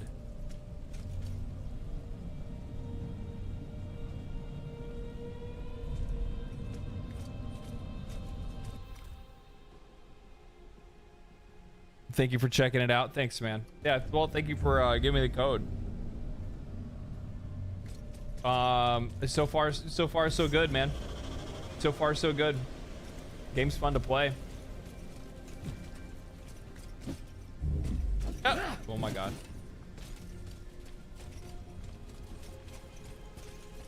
All right, let's see what we got going on over here. Yeah, I dig like the world design and world and map design for sure. The boss battle or what? Oh, I guess not. You wish you were a boss. That's what it is. Taunt you, smack you, and beat you up.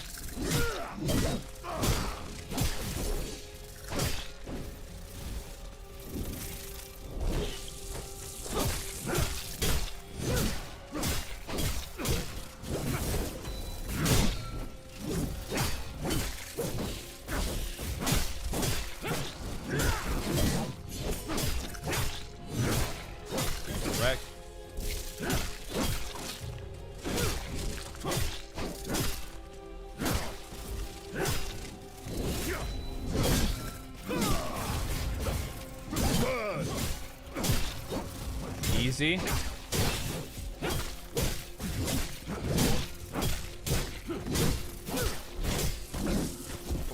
Man, that's kind of... Okay, please don't do that anymore.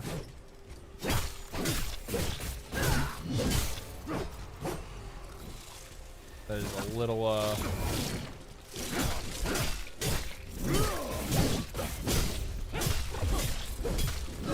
discombobulating. That's the word I'm looking for. It's a little discombobulating.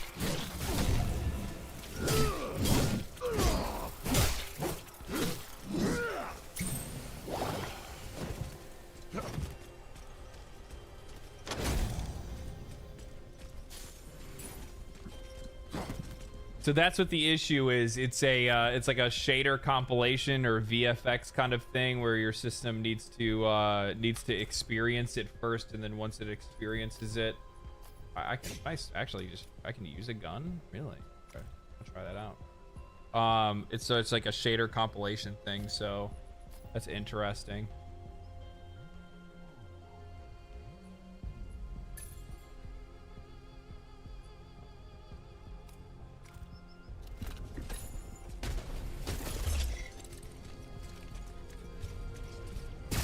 Can't have two weapons equipped at the same time, though. It'd be kind of nice to be able to switch back and forth.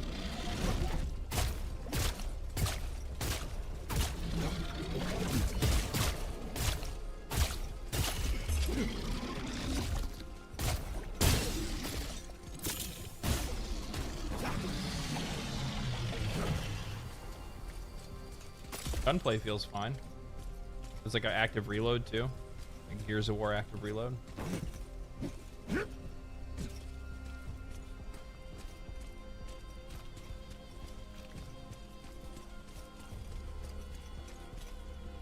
Oh. In the box.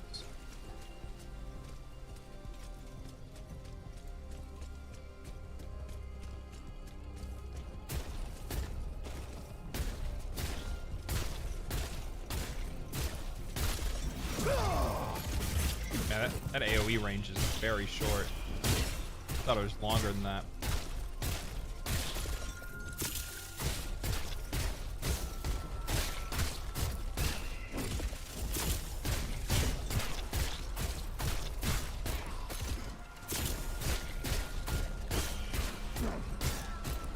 Okay.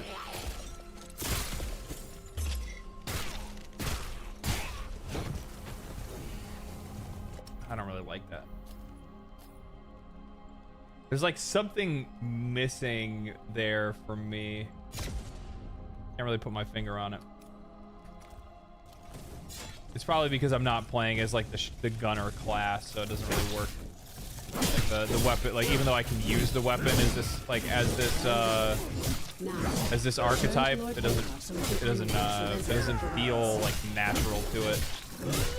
Since all of my abilities are like within like within like melee range, using a long range weapon doesn't really work with it all that well. I mean, it's nice that you have the flexibility to be able to like do that, you know what I mean? Like use a weapon that's not necessarily to your archetype, but it does not work that well in practice when you're using like a close range class and a long range weapon. Your sentence is death.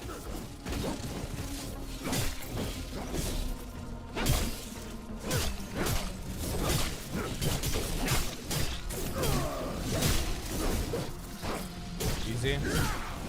Another big old spider, huh?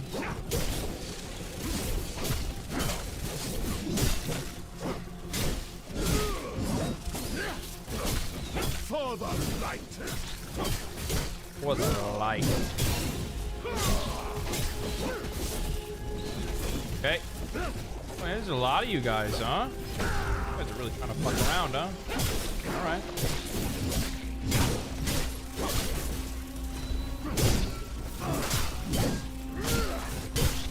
For the living.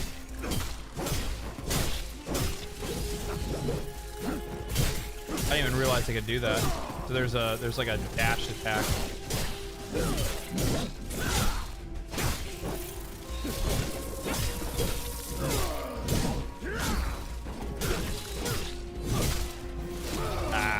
Throw it away. They have their cooldown already ready. Return to darkness. Return to darkness.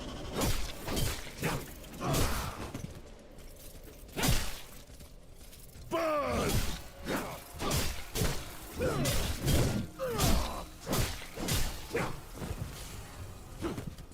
Okay.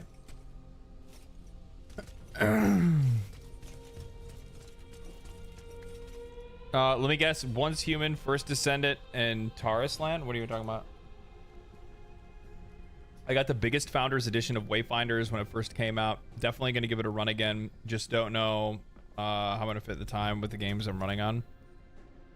Got a lot of games you're working on. Yeah, there's a lot of games that have come out, man.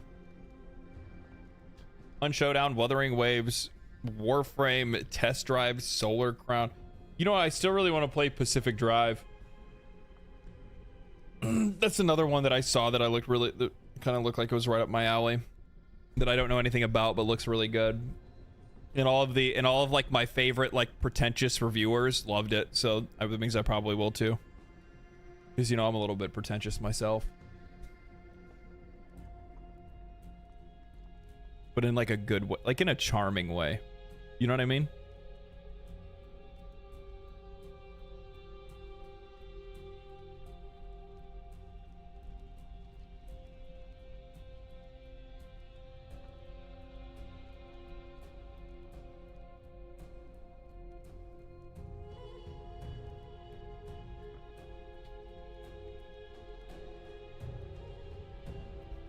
You can use it like a shotgun with a weapon skill. Yeah, but it didn't really do nearly as much damage. It doesn't feel as natural. Plus, on top of that, I can't do the whatchamacallit, like the counter.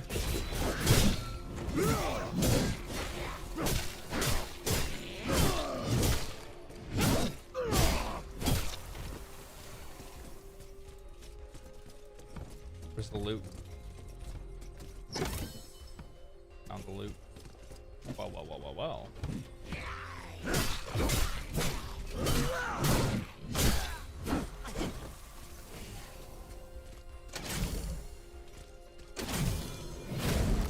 What?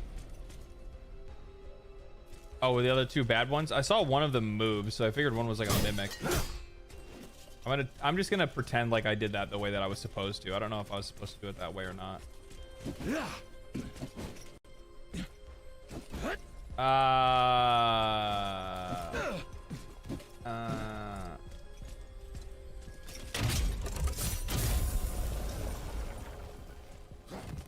Vanguard. Ooh, those look like they're probably for me.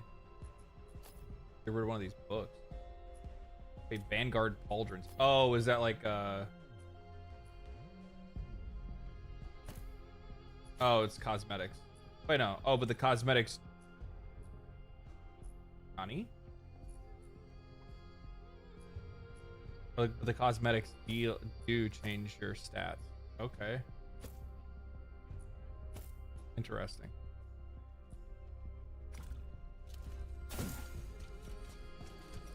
Interesting. Interesting.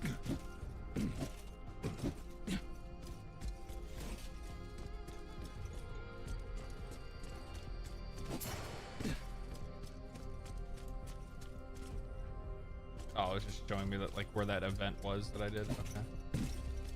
Interesting. Both cosmetics and stats.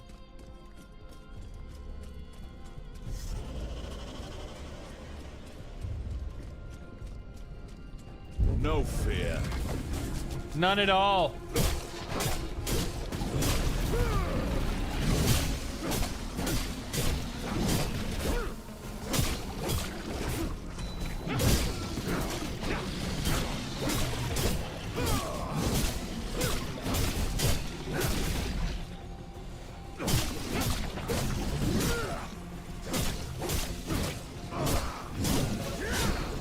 Easiest game of my life.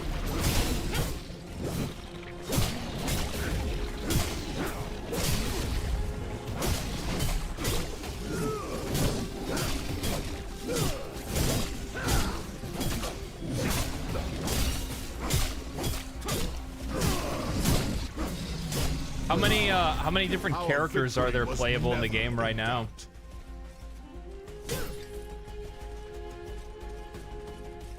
I'm kind of curious.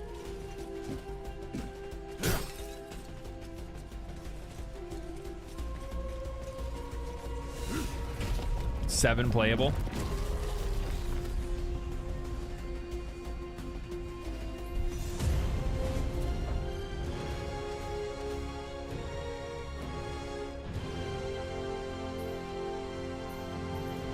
Give me guns, man. New one just dropped. Oh, okay.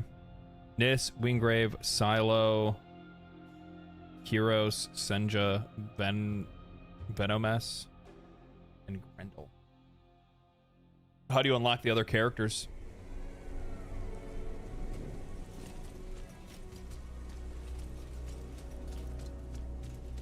There is work to be done.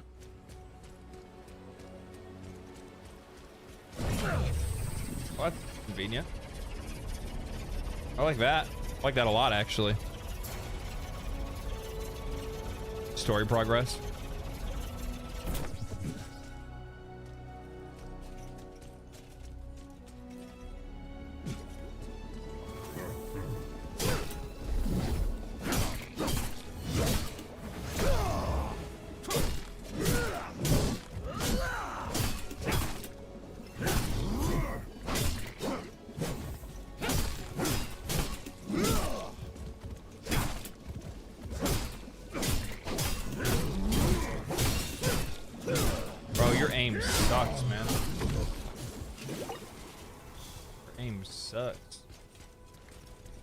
Aiming at. Can I just like fast travel? I can.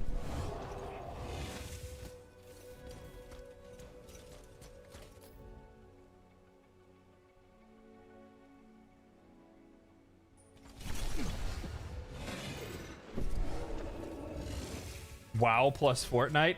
Yeah, I guess you could kind of say that. You wouldn't be too far off.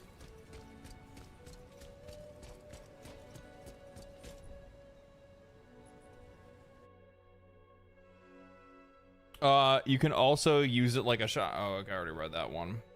Either a chest or a quest reward. Oh, okay. So sometimes you can just like pop a chest open and it might have a new character for you. That's kind of cool. That's kind of cool. Founders coins as a token of appreciation for making a purchase during early access. You have received a bundle of founders coins. You can use these to purchase unique items from Avaris and Skylight. Thank you for your support.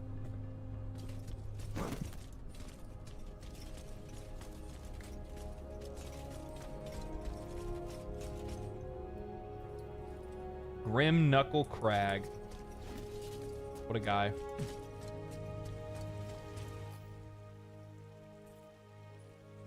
My light grows stronger.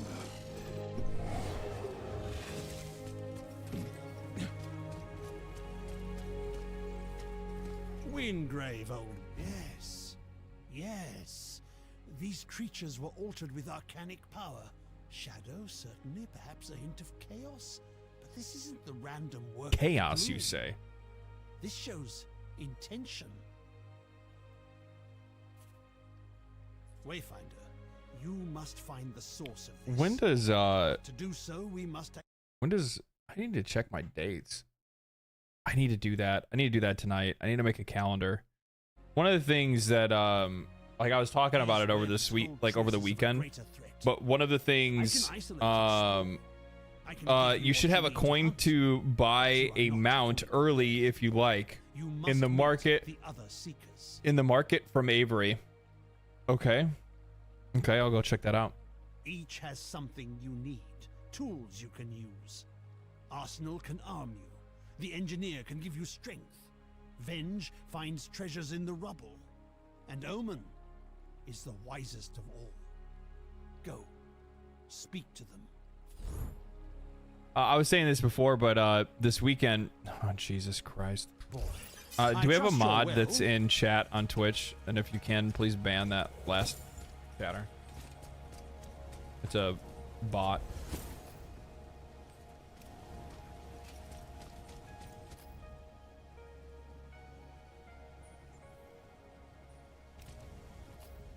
Does this tell me where? Does the map tell me where?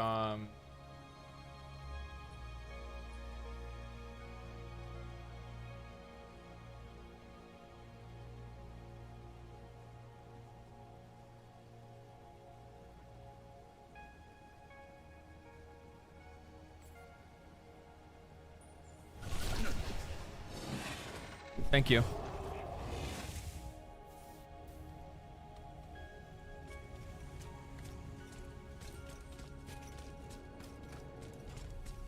God, I keep getting sidetracked.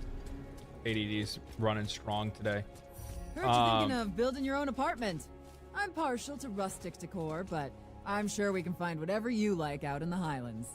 Oh, okay. So that's for if you want to like build your own I house. should buy the workers' lunch.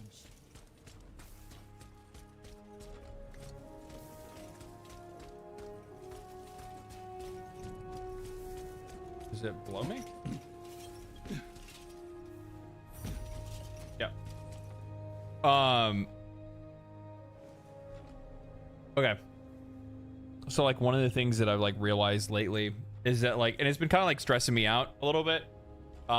Self-imposed stress more than anything else, but it's like, you know, with going and doing like YouTube and Twitch and stuff like that full time, I've been living a very unregulated life.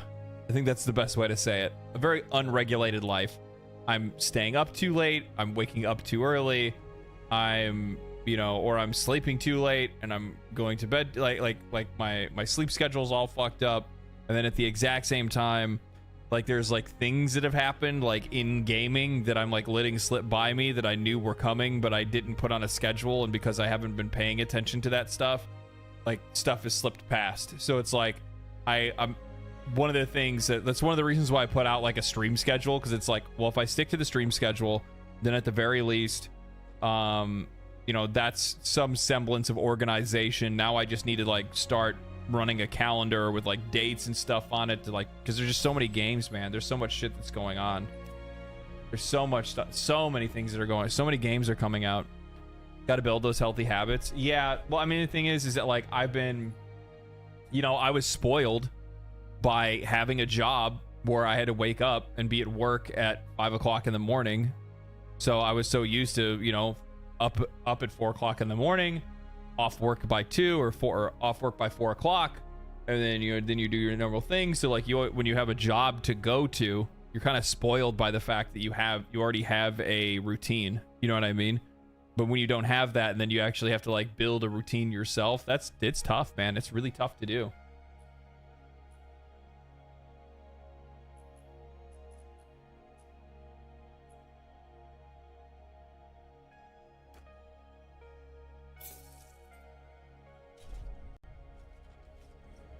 Now I have a mount.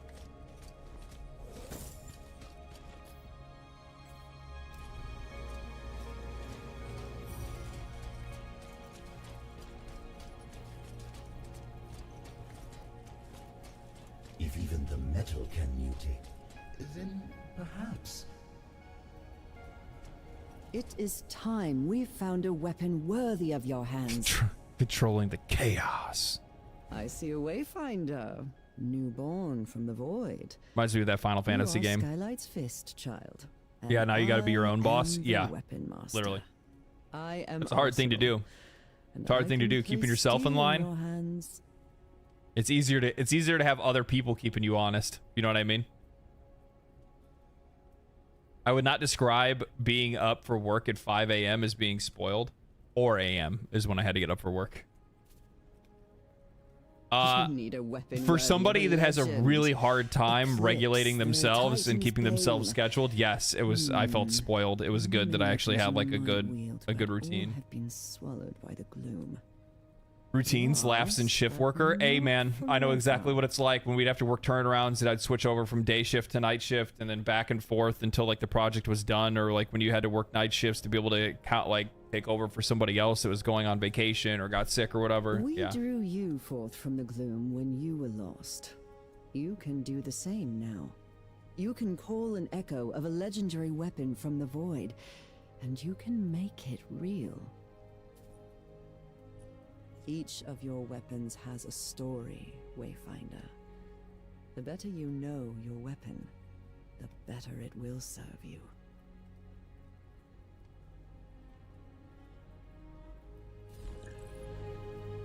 Okay. Have you come in search of a...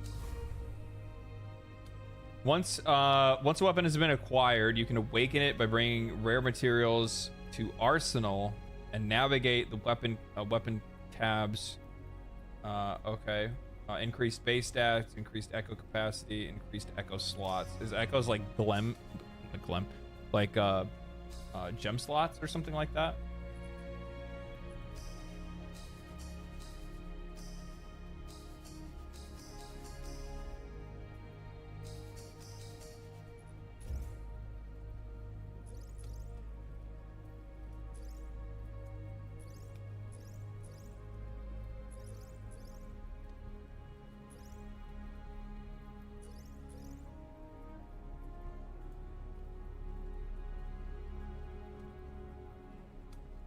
This is just like unlocking weapon abilities.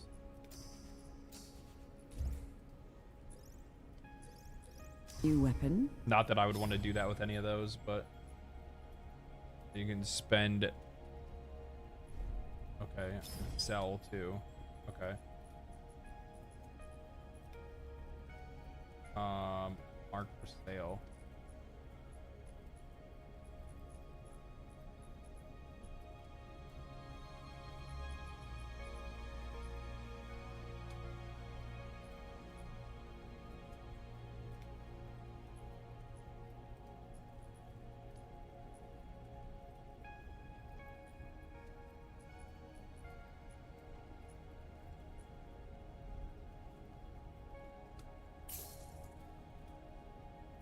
What? Oh, sell all. Firm. How big of an upgrade is this? Oh, there's no comparison button, so I can't even see.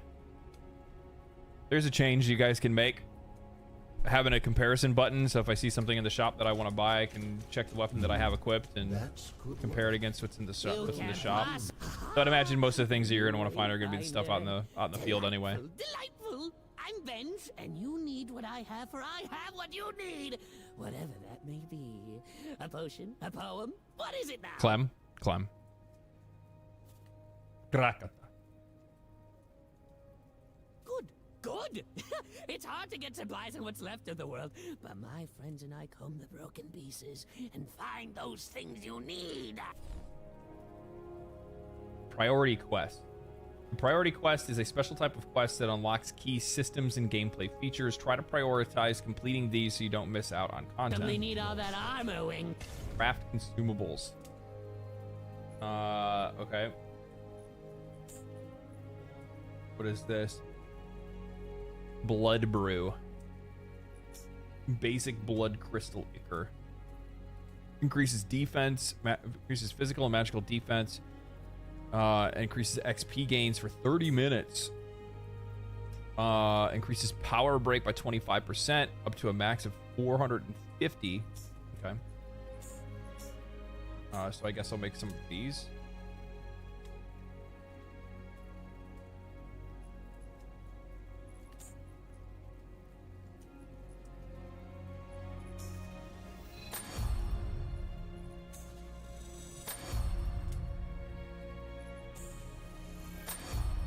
Grave? Oh, here. Just get... There's something. Oh, I'm supposed to craft this.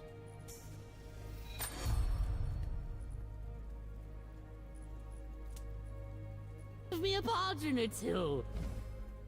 Okay. And he gave me another recipe. Cool.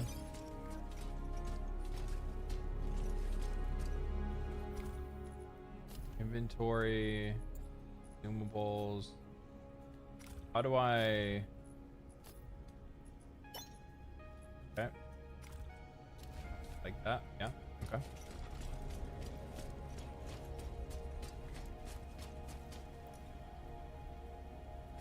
Talk to the engineer.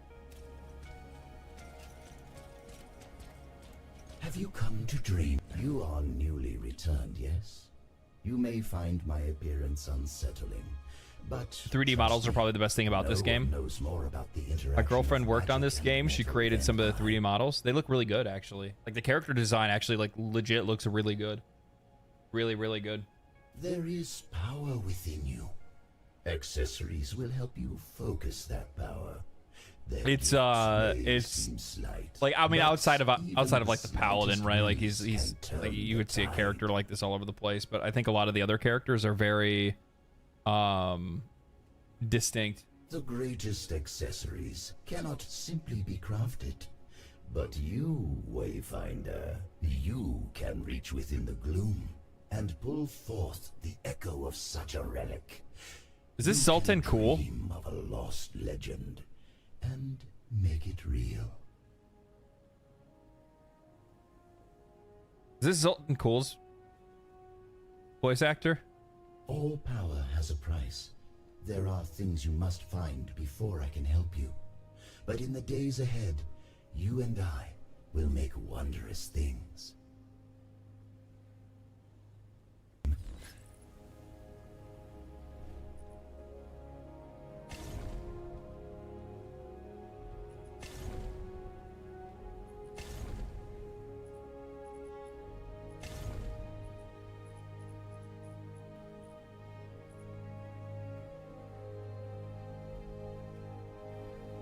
I can't do any of those things.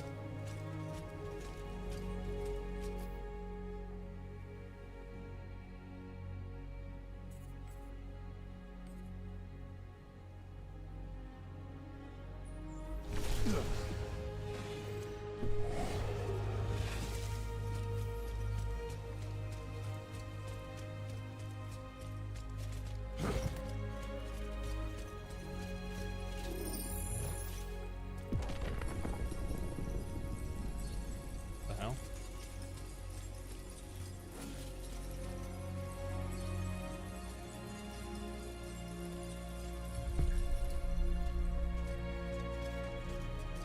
It's always good to see you in person. That was a memory of mine, and we were able to experience it because the location resonates with me strongly. Your dagger cannot shape order from chaos, but physically manifest memories of the past and the present. You wish to begin stitching yourself back together and remembering who you are. Keep an eye out for places like that to harbor your memories. If they do not bring you peace, I at least believe they'll bring you clarity. Thank you for the loot. Wingrave. Summon Wayfinders. Discover summoning stones throughout the world and bring them to Omen in order to unlock new Wayfinders. Hints can be found on the character collection page or at Omen to help guide you to each stone's location. Awakening. Once a Wayfinder has been summoned, you can awaken it with rare materials from you give to Omen. Each time you awaken a Wayfinder, okay, yep, it increases the amount of things that they can do. So I already have the stuff to be able to summon these guys.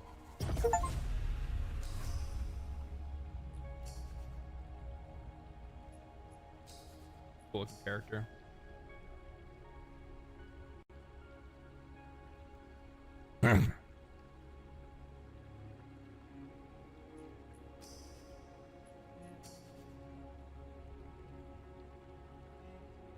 I have to unlock that one.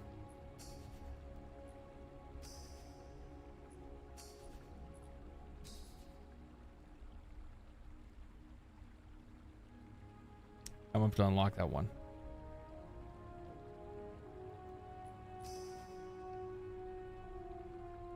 Look at the thighs. Jesus Christ. As you know, you weren't the only hero lost to the gloom. We both lost Muscle friends in mommy, the day yeah. of the fall. But they may not I be need a lost table leg for her. It's not easy to pull a Wayfinder from the gloom. We need to find the echoes of the hero and use the beacon to create a path they can follow. But together, Sup, Mark? we can bring them back. There are things I need you to find. Elements of power, traces of our fallen champions. We need to remember who they were so we can find them in the darkness. We need more Wayfinders if we are to survive. Continue your work with Lord Halar, my friend, but be ever watchful for the traces that we need. Okay.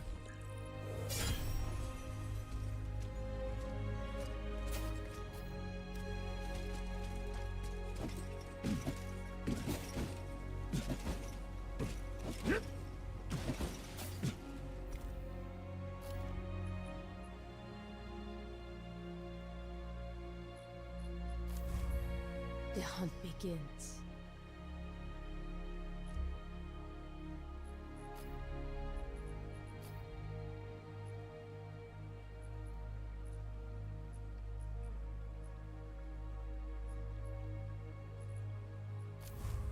We fight for Oh, that's cool. So does your level like carry over? Begin. Got another character. My knowledge is yours. My work has been successful. I've drawn the essence from the webs and found the traces of their maker, the brood mother who spawned these foul things. But before you reach her, you must craft a gloom trace. You can also and summon use it on Silo. the gloom Okay. gate. I will provide the materials you need this once, but in the future, you will need to find them yourself.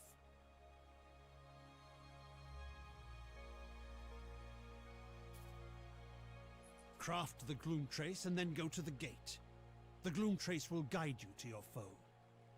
We need to know what the Codex was doing. We're continuing to gloom May max. hold the answer. Good luck.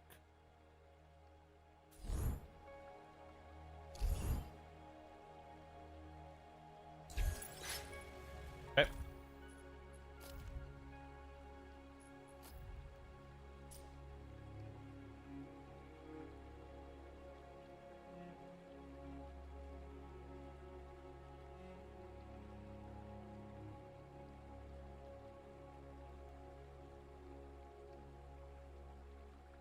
Briefly become immune to attacks while damaging enemies around Nis. Okay, I will take.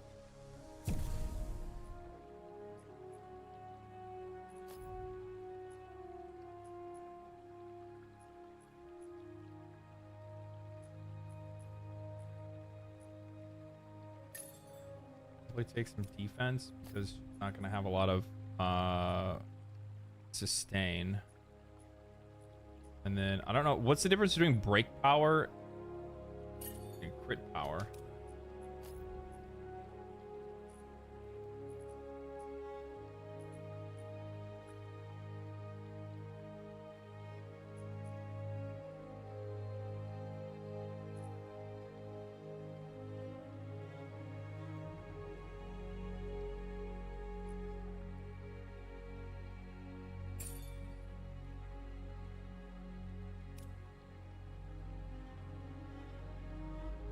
Briss is a combo type. I don't know what that means.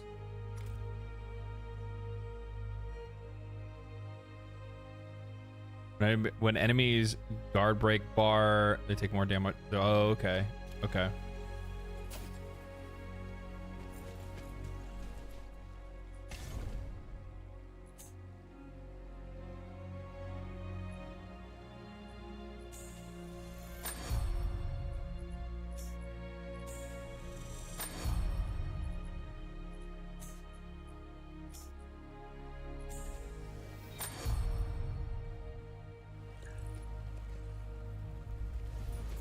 Okay.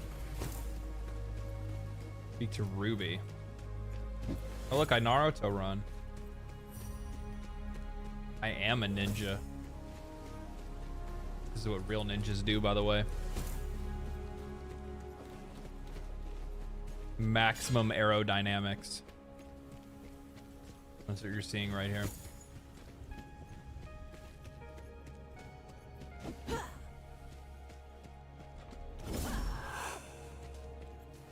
Arsenal to make me an arcanic hammer, but she seemed to think it would do more damage than good. Maybe the engineer would help. So I run faster to catch the gloom. I'm totally gonna catch the Wayfinder? gloom. Okay, rebuilding. Okay, yeah. Buy housing, craft housing item. Okay.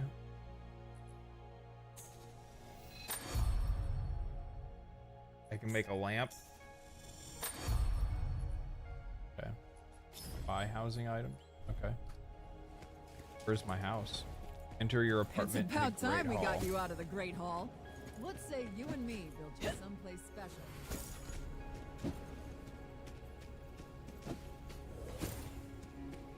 We're catching the gloom. We're catching it today.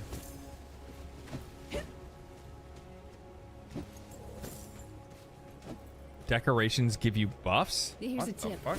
If you ever need help telling Imperials from everyone else, just look for this. We have but scraps and iron to fuel us for the fight. Regard. What? Yes.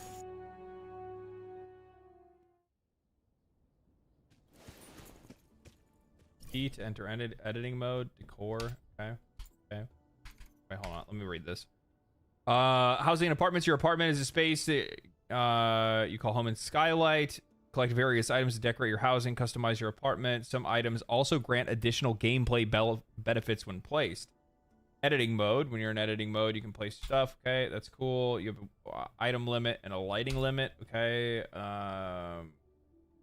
House management. Okay. Artifacts. Reset layout. Okay. Escape. Open inventory. Basic cloth rug. Decoration can be placed. Okay.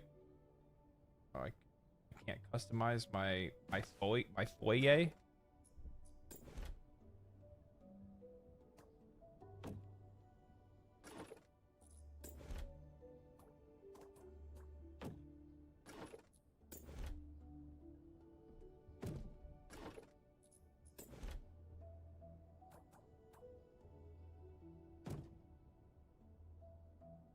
Just in case I want to roll over at night, I guess.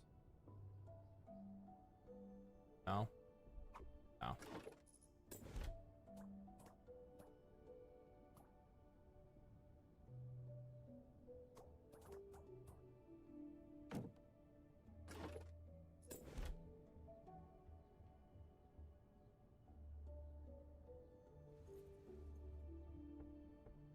Where I put my socks on.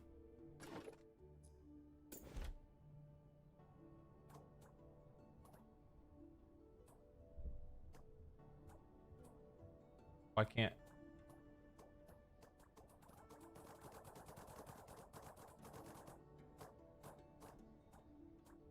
Why can't I do like a half turn? Okay, that's enough.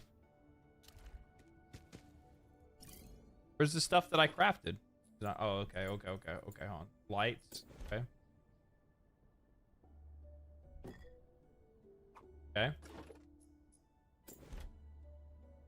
This looks like a wall lantern, is it not? It's not a wall lantern. It is a floor lantern.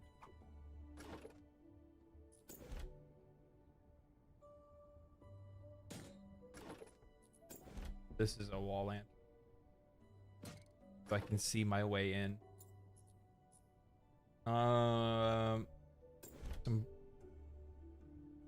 Let's put some bread on the table. Put a house plant down. Put a dirty plate on the table too, I guess.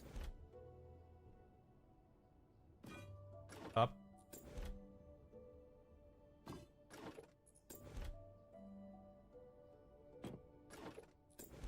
Trying to make a real cozy living space here, guys. That's all I'm trying to do. I really like bread. That's why I have so much bread on my table.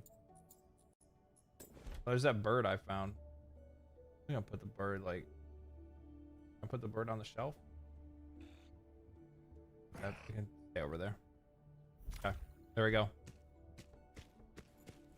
I can't lay in the bed. Jesus, I'm returning this game.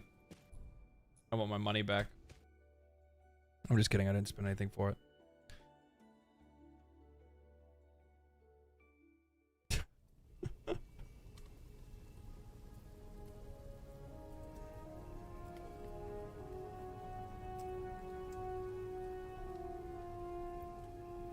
A bread a day keeps the gloom away. But it's what if it was gloom bread though? What if the bread was made from gloom? Think about that. Think about if the bread was actually a plot by the gloom. It fucking jumped. Didn't even see that coming, did you? Guy got dusted. He's probably sitting there like scrambling, thinking to himself like, "What? How am I supposed to live right now?"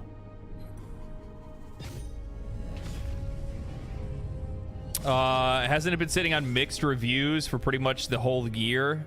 It's been in early access. Yeah. So I looked at some of the recent Steam reviews, and some of the recent Steam reviews have actually been like relatively positive. Another battle. The vast majority of people that are upset are the people that are they're rightfully upset. They got themselves, they supported a game, they got a founders pack and all that stuff. They supported a game that they thought was going to be something that it never turned into, and they are voicing those concerns on you know, the best way that they can, which is using Steam. And yeah, that's where you're seeing that. A lot of that's coming from there.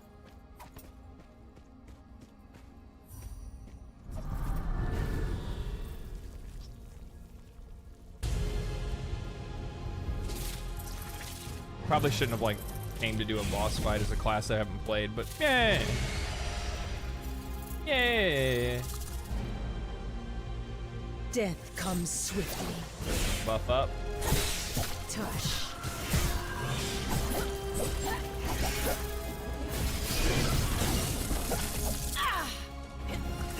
Holy shit, I'm getting smoked.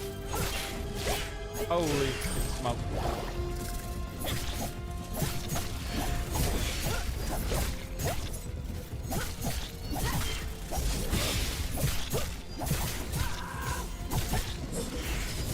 I have survived worse.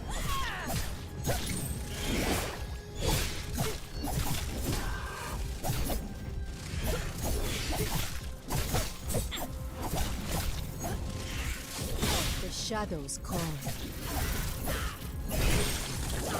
I couldn't heal fast enough. I'm used to the guy that heals himself when he attacks.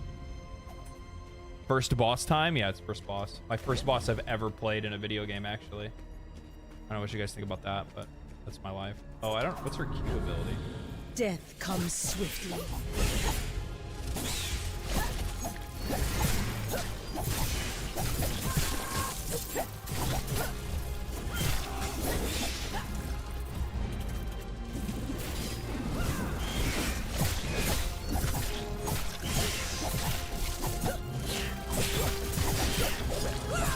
Shadows.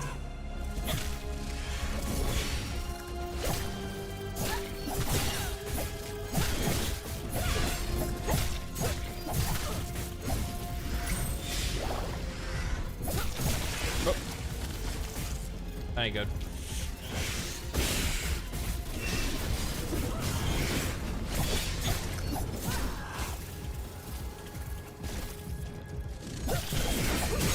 I think that there's auto-targeting on my one, so I'm like using it as an escape, but it doesn't work sometimes. It's kind of weird.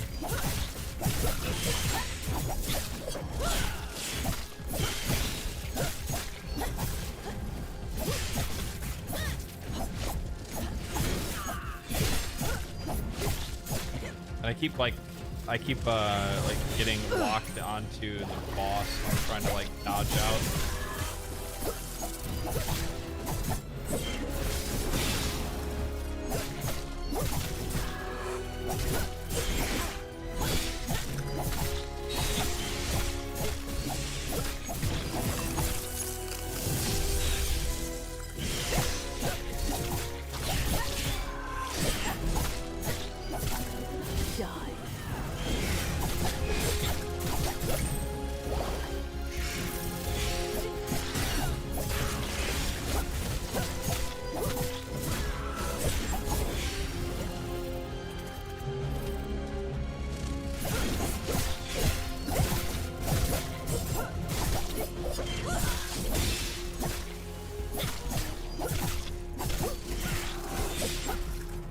What am I not doing What am I not doing to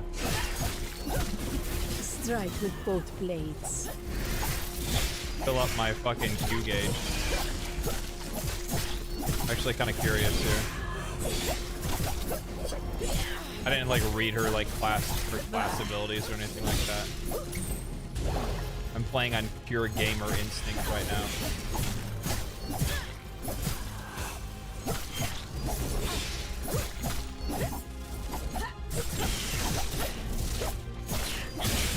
A strike with both blades.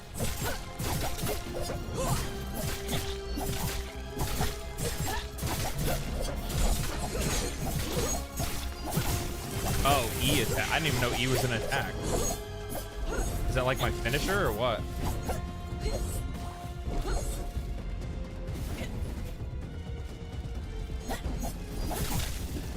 Die.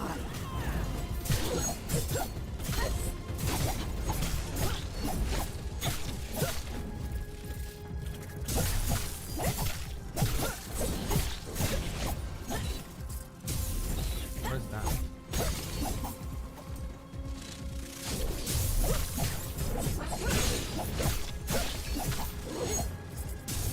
Heavy attack? Oh, okay. I was wondering if I had a heavier attack or not. I didn't read it. A strike. Who needs with tool both tips? blades.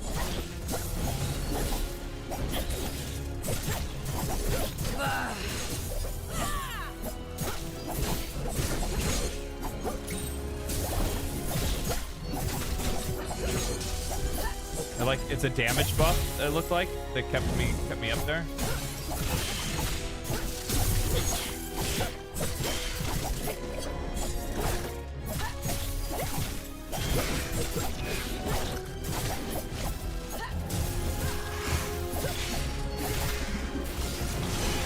Ah, I call bullshit. I have survived worse. Oh, I'm out of potions. I'm gonna die.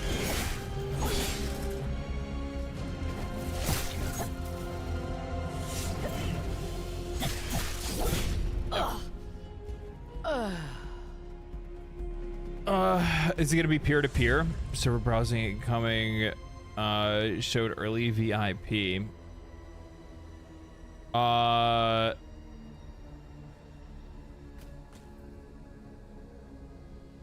Attack the pips above Q and E.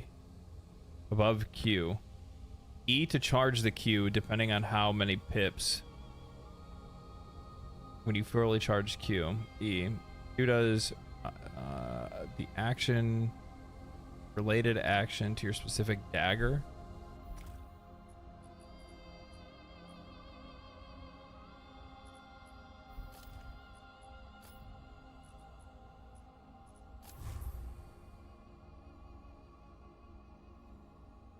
Okay, character ability. Dash in a straight line. That's the shadow step, dashing in a straight line. That's the Umbral Aura. I'm not using that one. I'm using this one. Briefly become immune to attacks and damaging enemies around me. Following up with either a light or a heavy attack causes Nis to slam into the ground, further damaging enemies.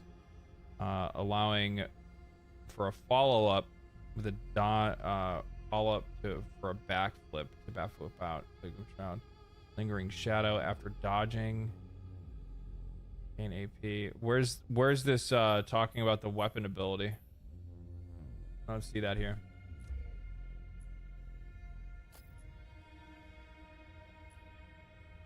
Passives, here we go.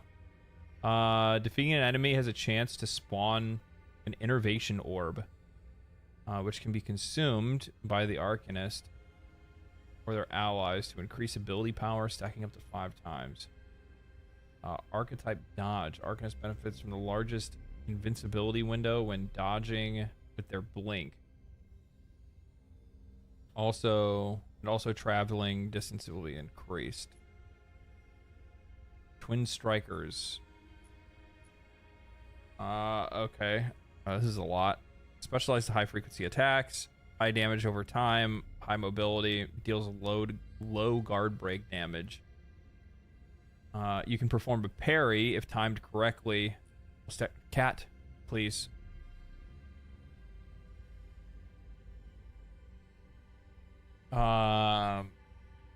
You can perform a parry if timed correctly. It will stagger the attacking enemy and avoid damage.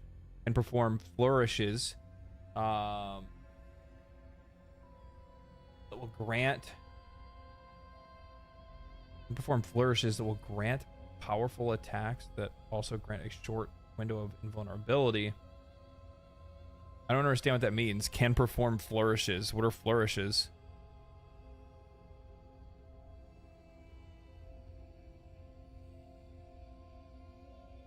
Benefits greatly from heat of battle. Able to build combo multipliers quickly. Can build up to 3 times multiplier over 20 hits, rather than 2 times multiplier over 10 hits like other melee weapons. Damage starts low but ramps up greatly over the course of the dagger combo. Each melee weapon grants a bonus mitigation equal to 10%.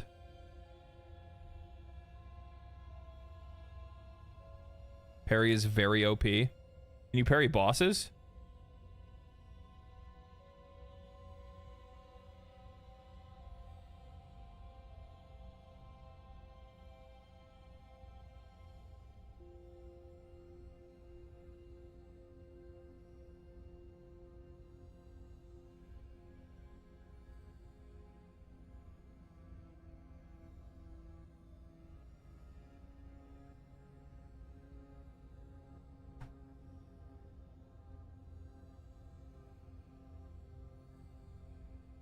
Oh, did I just not notice that I did?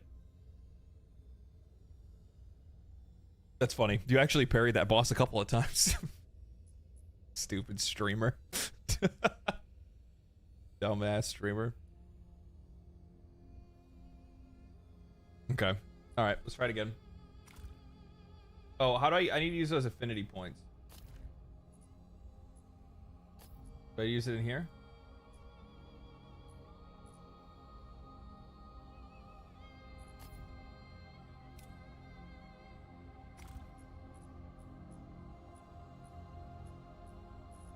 How do I use affinity points? Your lock infinity affinity around level 15, okay.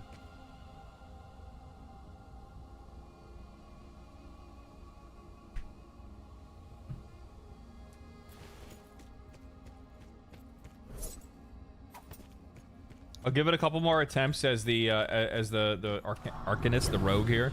But if not, then I'm not.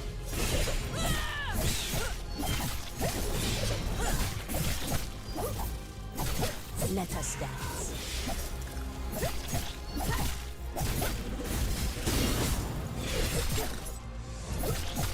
I see how the parry works now. Even though I fucked it up right there, but you don't pay attention to that, okay?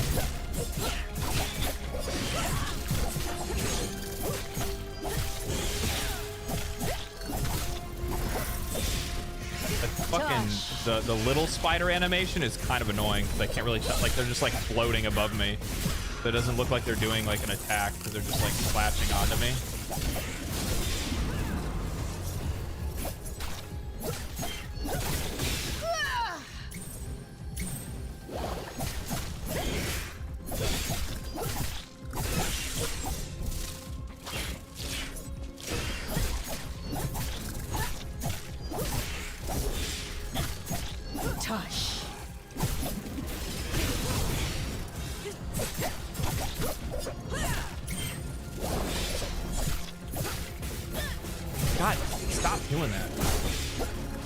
Like the little spider animation, they just like float above you. There's no like tell that they're doing anything, they're just on you. So weird. Let us Stop dance. It.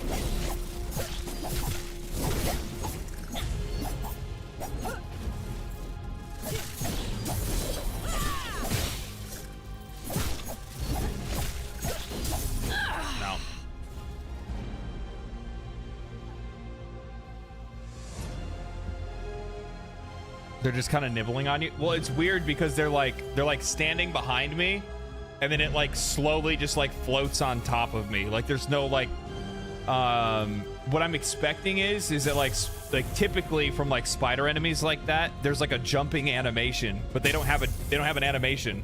They're just like I don't know. It's like it's really fucking weird. So like I don't notice it happening, if that makes sense. Killing these it didn't reset? is a waste of my skills. The shadows call. Being reckless. Die.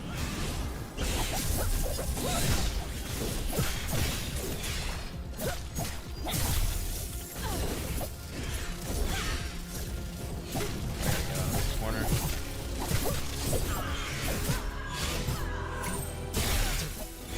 That was so dumb. And I killed myself. Impossible. Remember to use your weapon ability as well. The Q? I've been using the Q.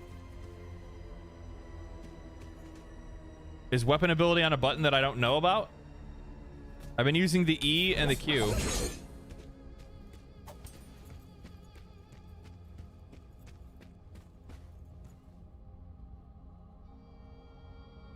Dude, homie. Chill.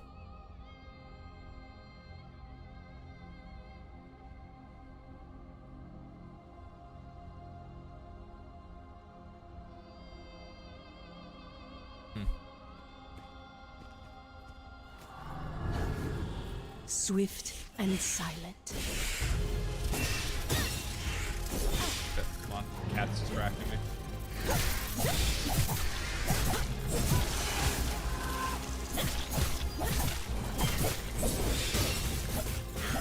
Jesus, dude. A strike, both.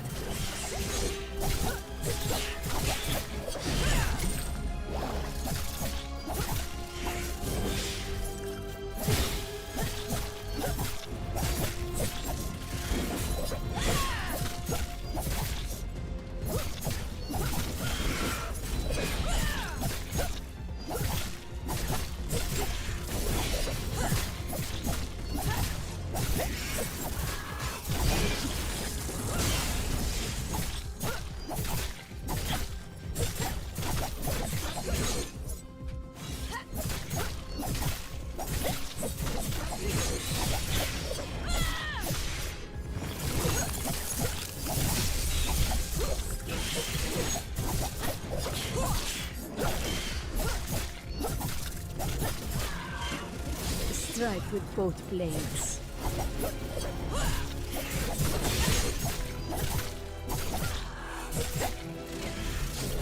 Why am I like stuck on its legs?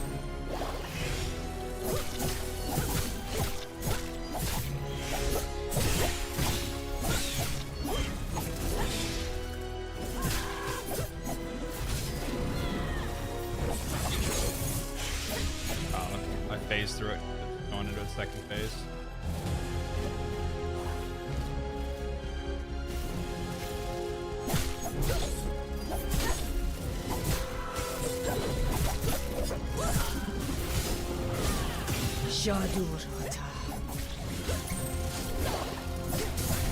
The I didn't heal. shadows take us all.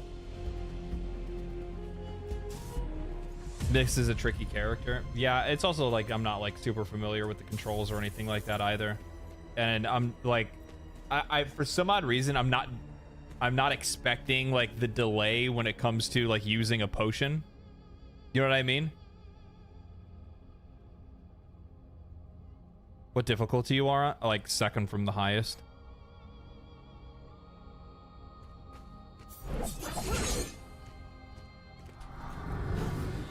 Killing these wretches is a waste of my skills.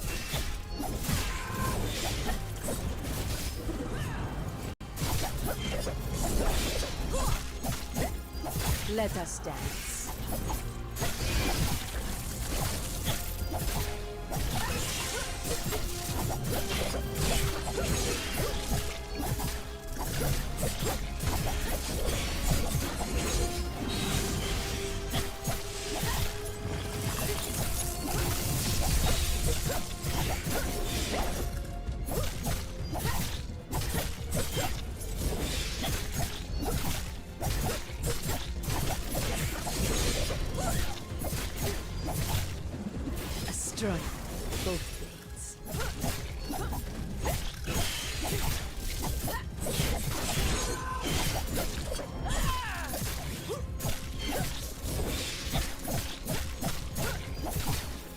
Shadow step.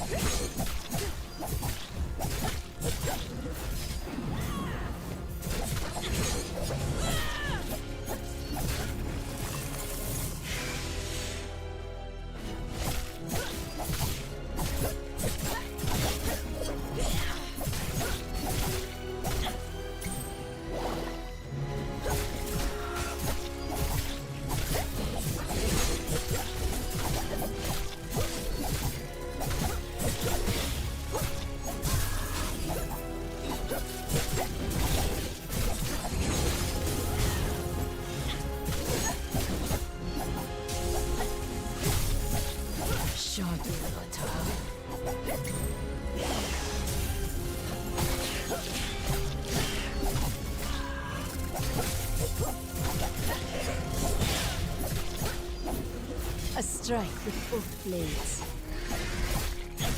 Ah, god damn it.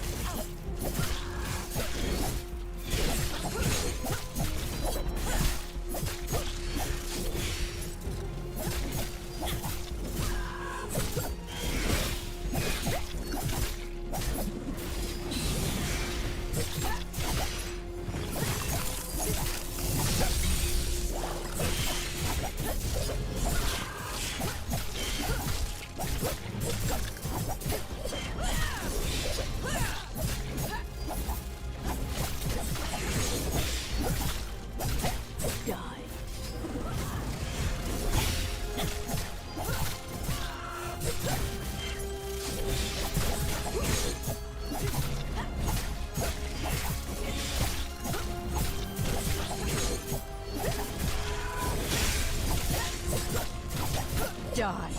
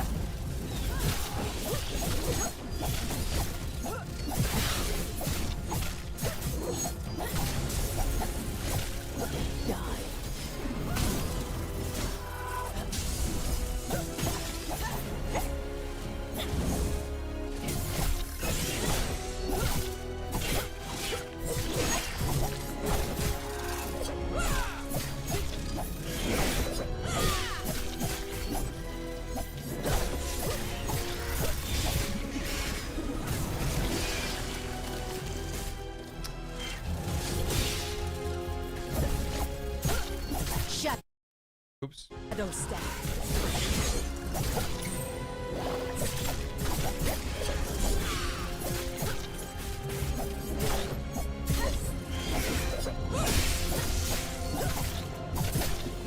A strike with both blades.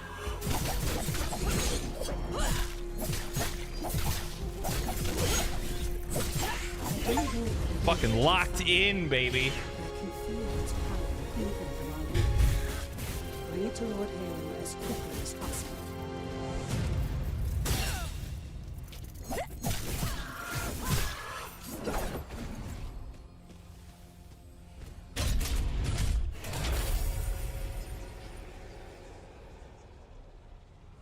Fucking locked the fuck in right there. What'd you think about that?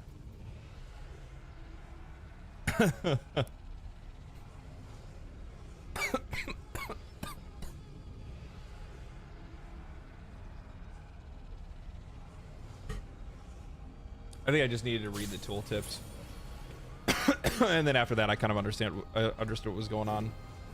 Once I could figure out that I could actually parry. I mean, I was parrying out of like instinct, not realizing that it was an actual parry. You know what I mean?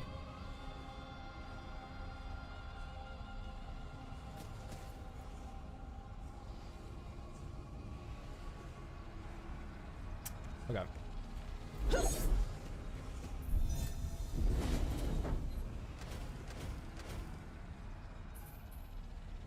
Memory fragment used to restore memories.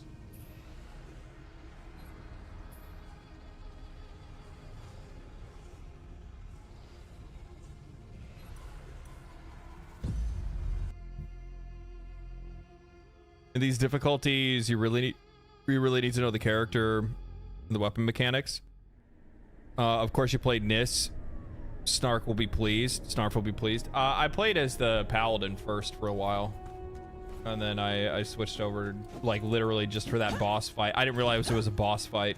Otherwise, I probably wouldn't have switched characters, but oh well.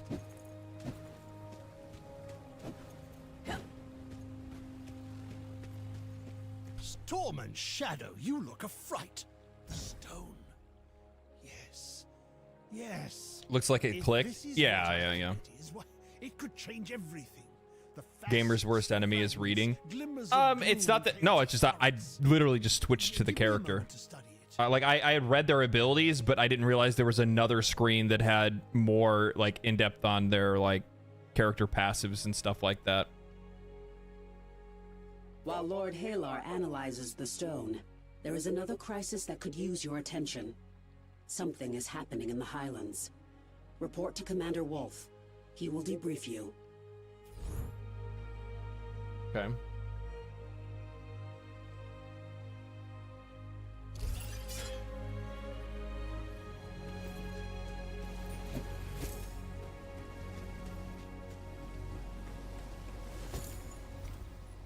Got any this is upgrades ready, abilities ready. Shadow Ninjutsu. Ooh. For 8 seconds, Shadow Step can be used at no cost. Yeah, we'll take this one now.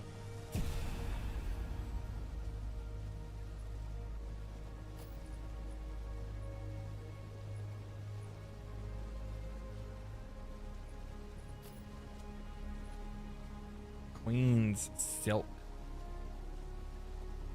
And you just, so what, to get this, you just fight that same fight over and over again to get the crystal and the scarf? Is that what it is? Resilience, physical defense, and crit power. I feel like a rogue is going to be very, like, crit based, isn't it not? Is it not?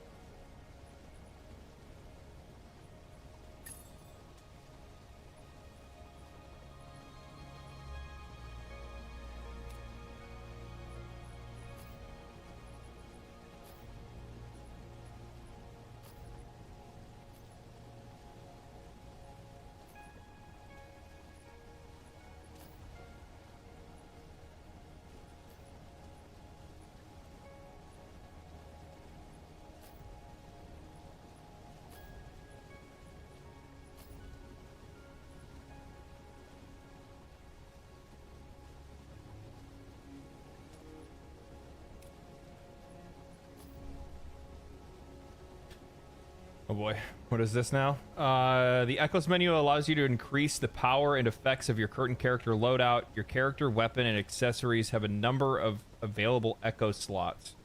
You can use that to equip collected Echoes. Each Echo has its own unique bonuses. Make sure to try out different combinations. Okay. So this is just crit rating. We like to see that. This is break power, resilience. So what is break power? That's after you've broken an enemy's defenses. Is that what it is?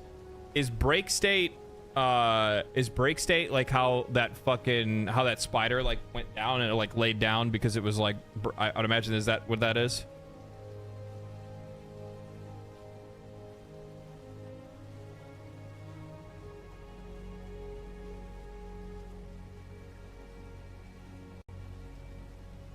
Yeah. Break power is how much damage you deal to their yellow gauge. Okay. So what damage type, is more break power equal greater ability to stun per hit? So does the rogue deal better posture damage because it hits more often, even though I see it's like its base posture damage is lower. More break power, equal greater stun. Yeah.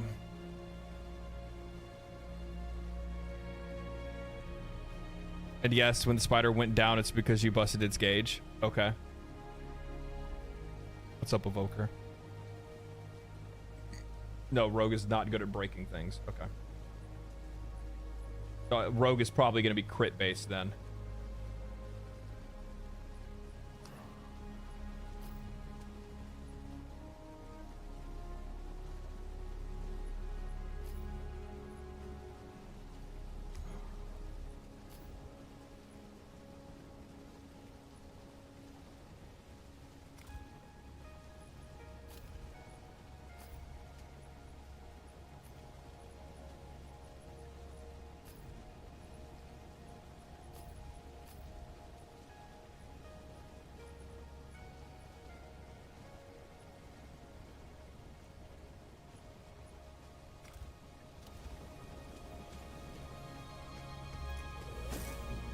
It also has to do with your weapons. If you play rogue with daggers, you suck at breaking. You play rogue with beefy two-hander, you can probably break shit better. I don't play rogue though. Yeah.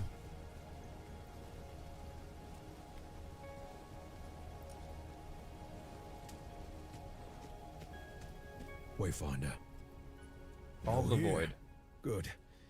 Your efforts of late have not gone unnoticed, I assure you. However, I fear I must redeploy you from the conflict. We face an urgent threat.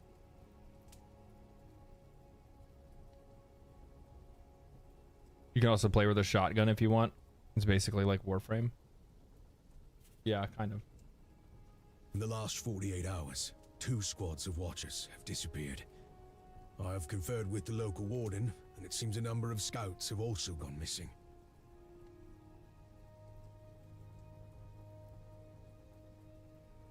Some of my rangers have scouted the areas of the disappearances. The reports are unsettling. I fear we may face more incursions into the deeper void of the gloom. I cannot risk any more of our forces' safety. The Seeker Order is spread thin as it is, and I've too many letters to write the widowed back. I need you to head to the site of these disappearances and investigate the anomalies. If nothing is done, I worry this may prove to be a herald of something far worse. Okay.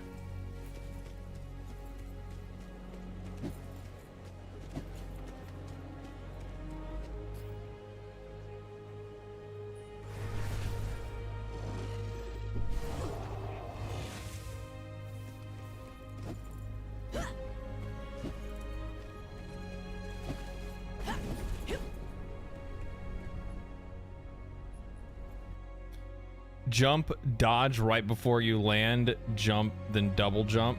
Why? Game has bunny hopping as its player skill movement. Jump, done. Like that. Glad you're here. Skylight could use the help.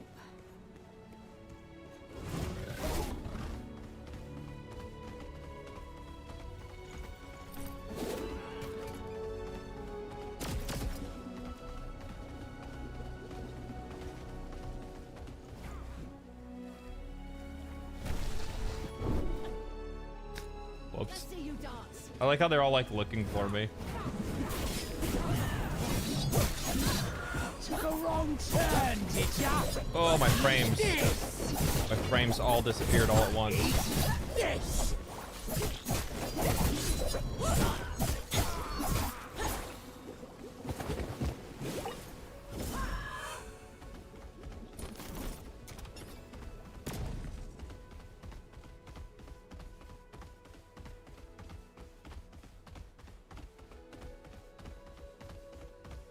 That's one way to go. I thought it worked.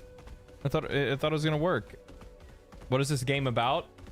Existentialism, futurism, an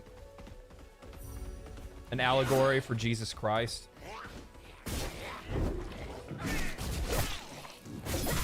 Also the current state of social politics in America.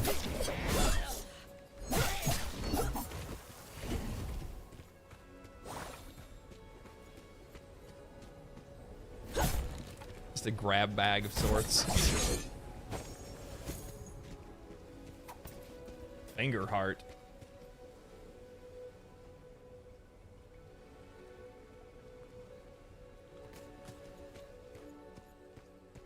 I don't know if that's the way that I would have chose to word that. Reminds me of the graphics of Dauntless. Yeah, it is. It does remind me of Dauntless a little bit, yeah. Talk about a game with squandered potential. Dauntless is one of those games. What is this? What is this? Why? Eyes open. Why did it do that? Why did I have to fucking Skyrim that shit? You guys see that?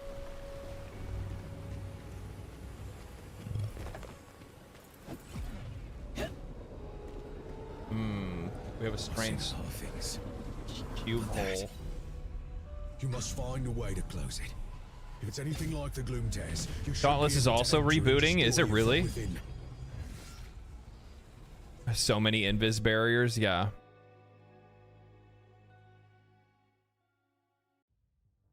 I want Dauntless to be good so bad.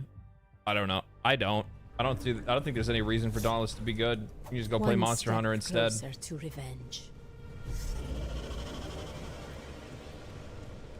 I'm just kidding. No, I actually had a lot of fun when the game first came out, and I thought it was gonna be really cool. And then they were like, "Hey, what do you guys think about like really garbage mobile game level monetization and time gating?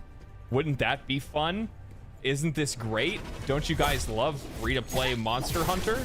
It's like, no, I don't actually. I don't like free-to-play Monster Hunter.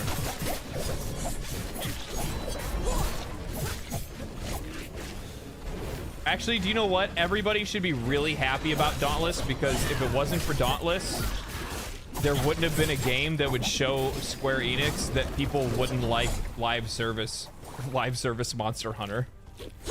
Shadow step. Dauntless fell so we could fly. Will you fucking get off of me?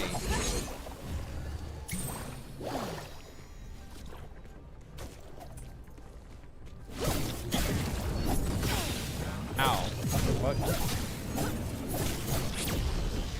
Whoa! Whoa! Get away with this! Was that a fucking? Was that like a fucking magic pecker? What was that?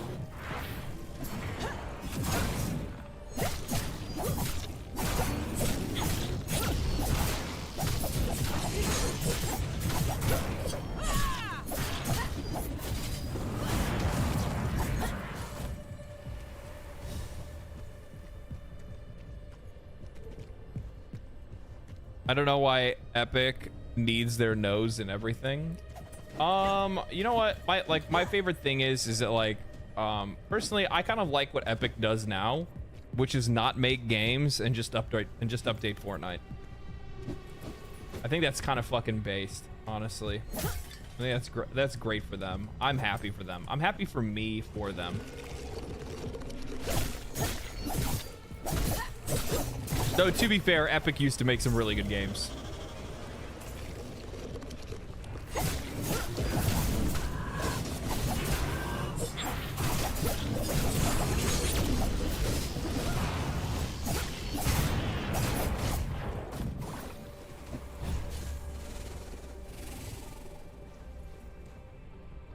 The chest chat.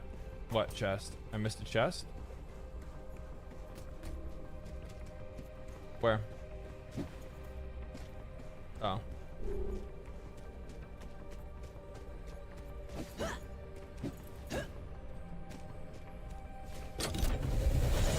Good eye.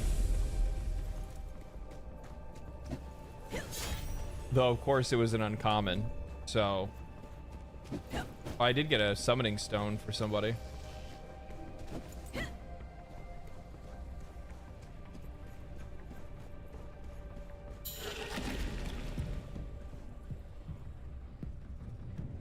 What was that?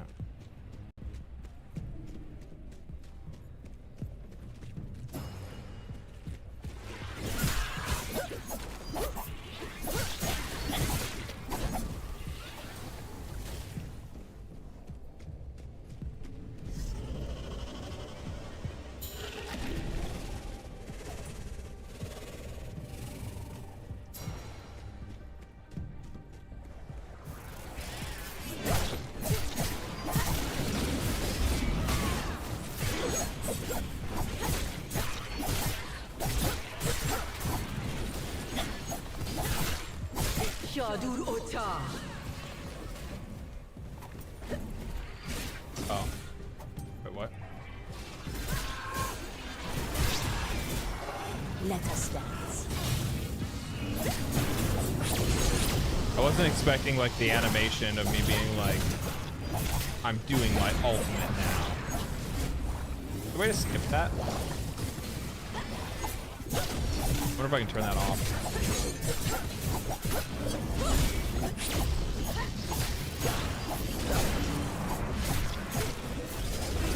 Shadows call. Well, that hit me. Kind of bullshit. That's fine. I don't. In my soul, I didn't get hit by that. On the screen, I did though.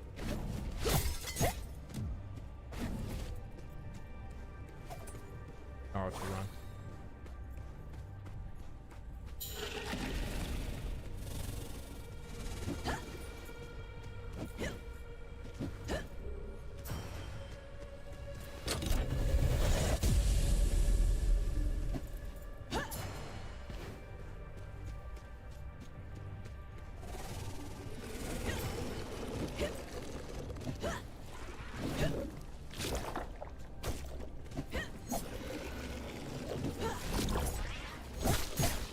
Die. Ow. Oh, that's why I got hit for so much damage, because I stayed in that AoE and their bodies explode. That's what it was. Well, the more you know. Sometimes you got to learn, you know what I mean?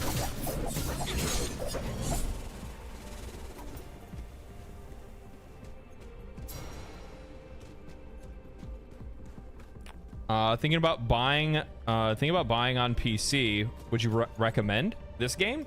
I mean, if you're seeing it and you like what you see, then yes. That's the best way for me to give a recommendation.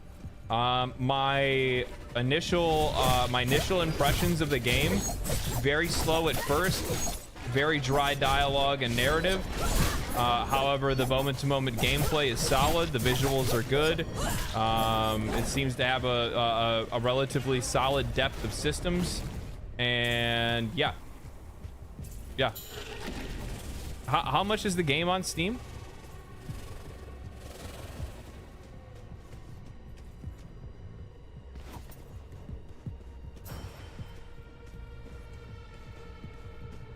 I need to get up there.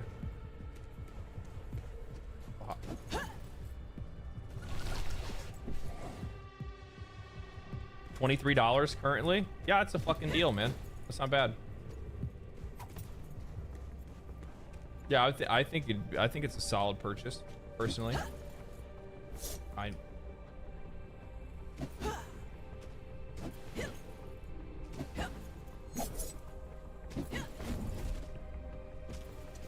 Skyrim my way up there. I have to grab onto this part. That's what's been tripping me up. So they have surfaces that even though they're the same height, you can't jump onto them unless you... What? Am I stupid?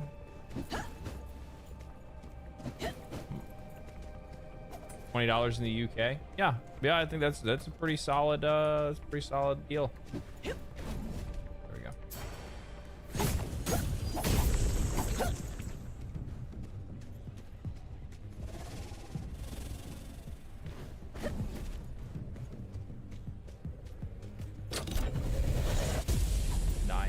Void Cutter. That actually looks really cool. What is that? What? Was that a weapon skin? Is that what it was?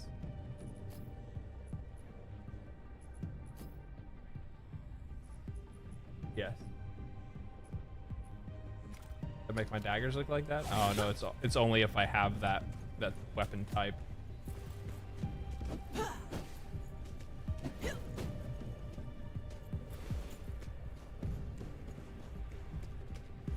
You know, it's a game that I've been having a hankering for because we keep bringing it up like either on stream or on the podcast sometimes, that I haven't played in a while, and I had a really good time playing, is Code Vein. When I think about these like cell shaded graphics and stuff like that, like I really liked Code Vein. Sure, its story wasn't anything really just like shake a stick at, but I mean, you don't really play. I mean, not to say there aren't people that do play Souls games for the story, but at the same time, Shadow Step. I mean, it's never usually coherent enough for the vast majority of people to understand in the first place. What?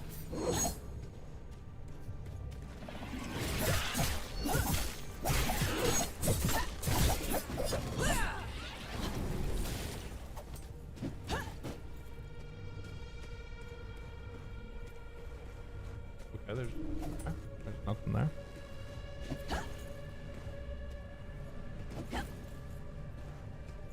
What am I missing?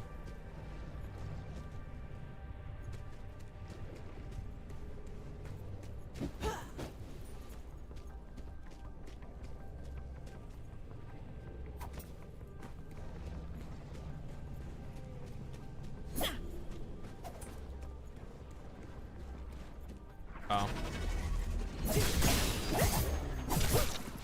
That would be what I'm missing.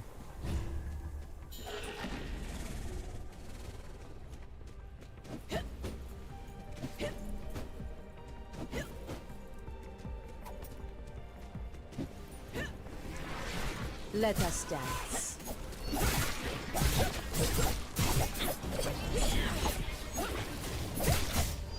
Aratoka. Do you know to feel a little bit better? Like, instead of how like the 1 or 3 is designed in this game, I almost kind of wish the 3 functioned like the has anybody ever played this I forgot what class it's called, like the samurai class or the ninja class from Risk of Rain 2?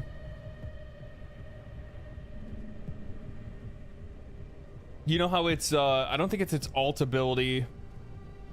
It's like its secondary strike, where you go invincible for like X amount of seconds, and you just like vanish from screen, and you just like drill on an enemy a bunch of times, like teleport slashing all around it.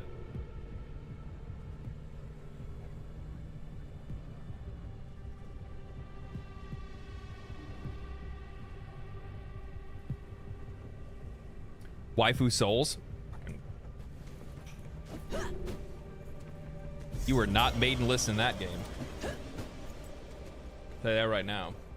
You were not maidenless in that game. The Omni Slash? Isn't that his alt? I can't remember. I don't think it's his alt. I don't think it's his alt, because you can spam the shit out of that ability. I feel like that's the 4 though. No, it's auto target. So it's like a set it and forget it kind of ability. Like you'll just tap it and your character just disappears and just drills through an enemy a bunch of times, dealing like critical hits. It's so satisfying. It's beyond satisfying, actually. Code Vein is one of my favorite Souls-like. Story is a continuation of the God Eater franchise. Is it really? I didn't know that. How?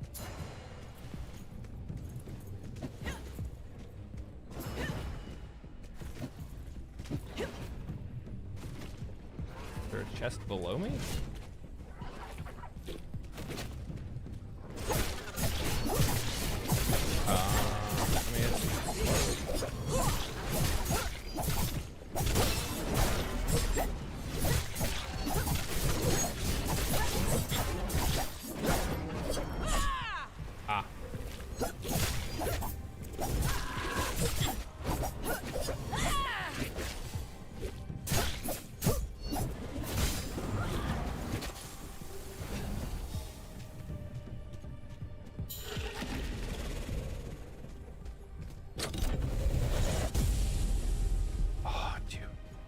rug.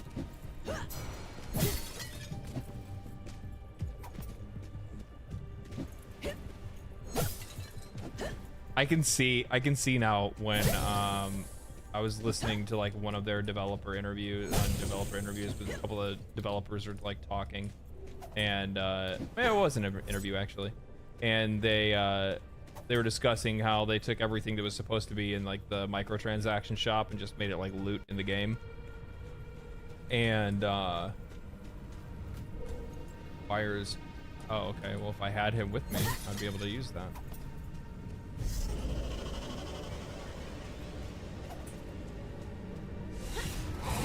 And they were talking about how they just threw all the cosmetic stuff into the game as like lootable things, and you can totally tell. There's like random chests. It's like, here's a rug. It's like, all right. This ends now. Tush.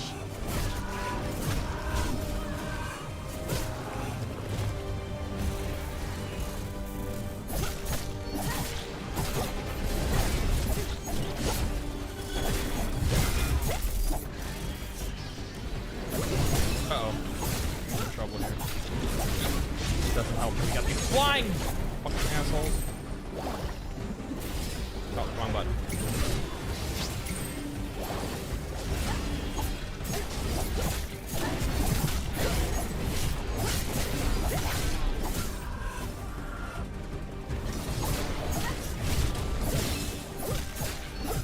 Okay, these like rain.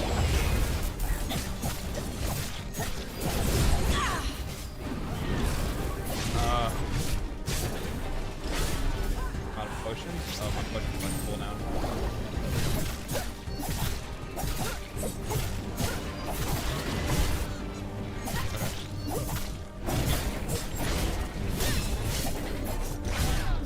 Okay, that is really confusing.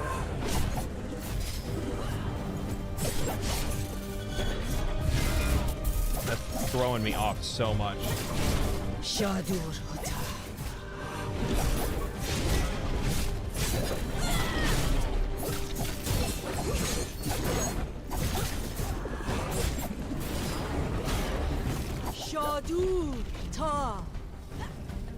That like that's kind of cheap.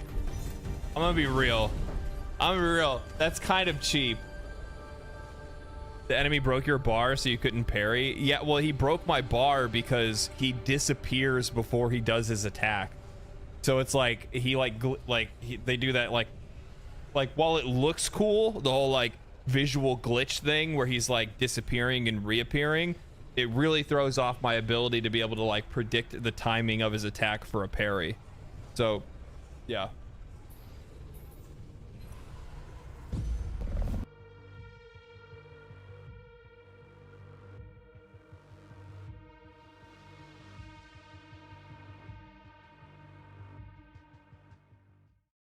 Skill issue, sure.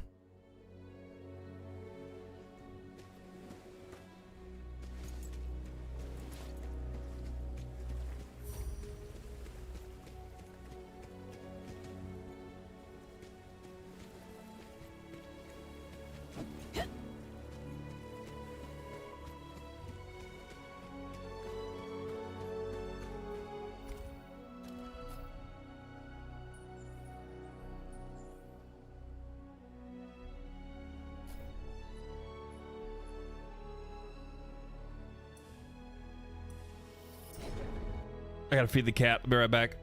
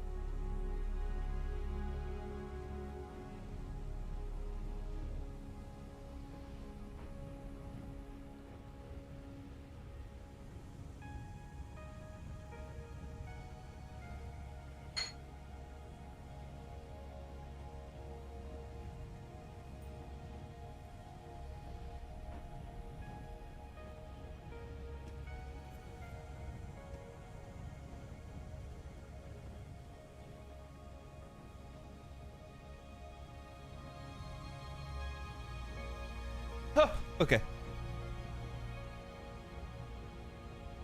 Most important part of the day. Yeah, I know.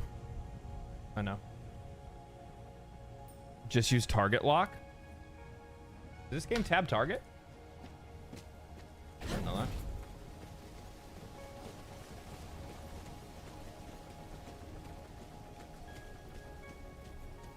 Oh yeah, that's right. I did get some new equips, didn't I?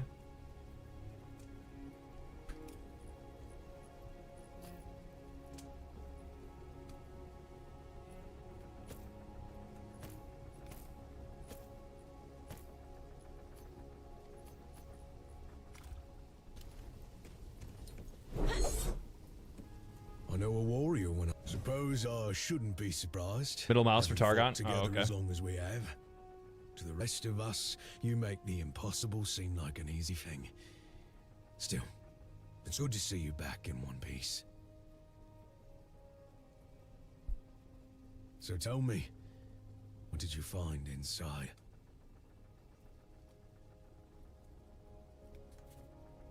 I see. Gloom tears have plagued us for some time. Perhaps my scouts were mistaken, and the tears themselves are worsening.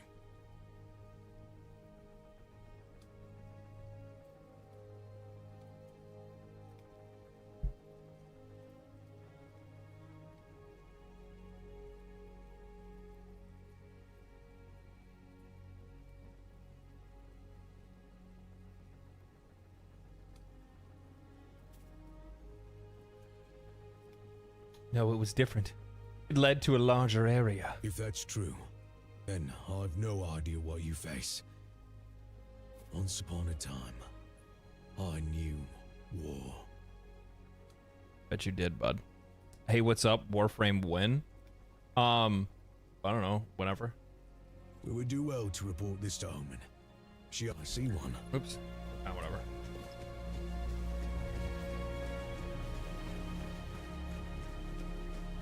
Warframe probably, well, Warframe tomorrow. Angels of Zeraman. Skylight is just a shadow of what it once was. But we won't rest until it's restored. Angel of Zeraman tomorrow, and then, yeah.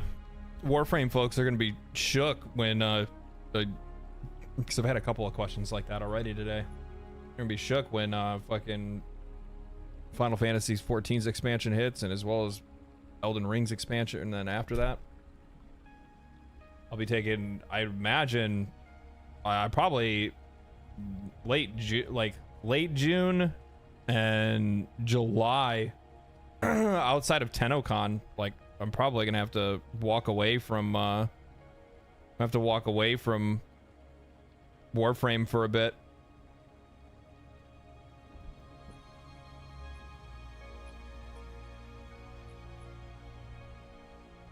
All of Void.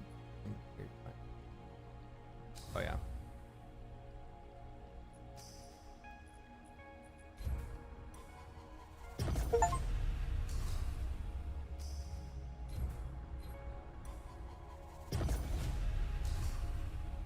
What does this guy do?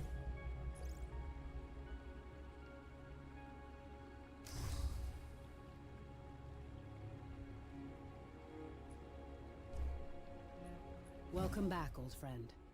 I hoped to speak with you. Wolf informed me of the danger just Make sure after you get left some to engage arcane the farming done, even if Tell me, off stream. What have you learned? In the event, though, I haven't even unlocked the ability to farm arcanes yet. I don't think. It's a mage. Ooh.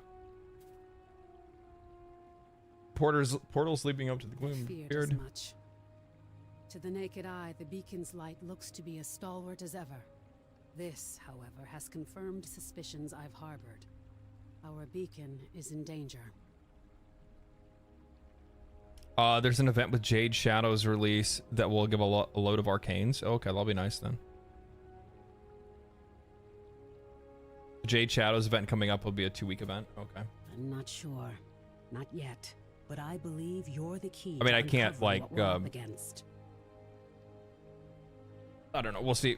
It just depends. I mean, like, I can't make promises to like how much I'll be able to play it with two two huge game expansions back to back. You know what I mean? You see, my friend. So, like, I'm gonna do my best to try to play it as much as I can, but I have to play a bunch of other games as well. You gave your life to save Skylight.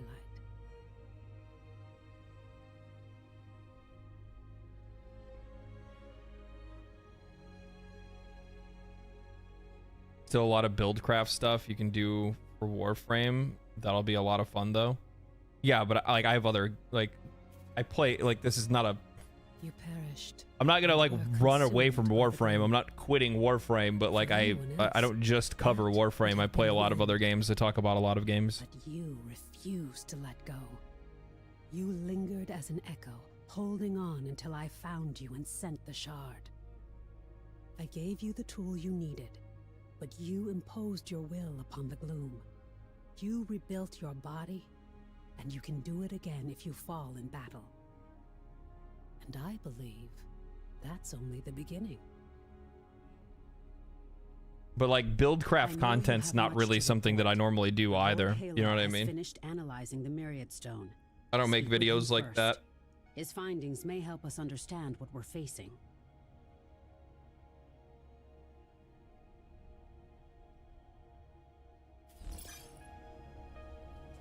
Okay.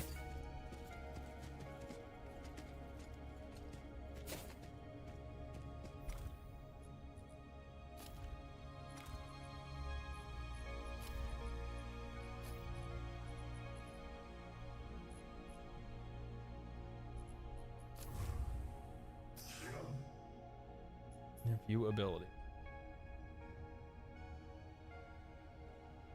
Kind of cool.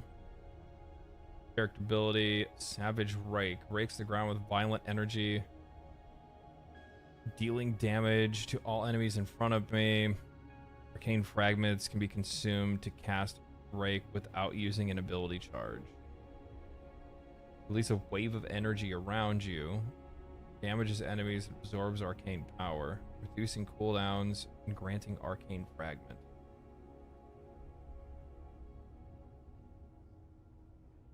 Okay. Arcane focus. A self buff or something. Marks the enemy in the immediate area. Mark increases in power as the target is hit. After reaching max power after 8 seconds, the mark explodes, dealing damage based on the power of the mark. Deal massive damage to enemies in a large radius around myself. This is all just a big AoE attack. Character passive. Arcane fragments grant extra charges of Savage Rake. Okay. Arcane fragments can generate arcane fragments by hitting enemies with Siphon Radiant, landing combo finishers, or shooting Eagle Eye targets. Okay.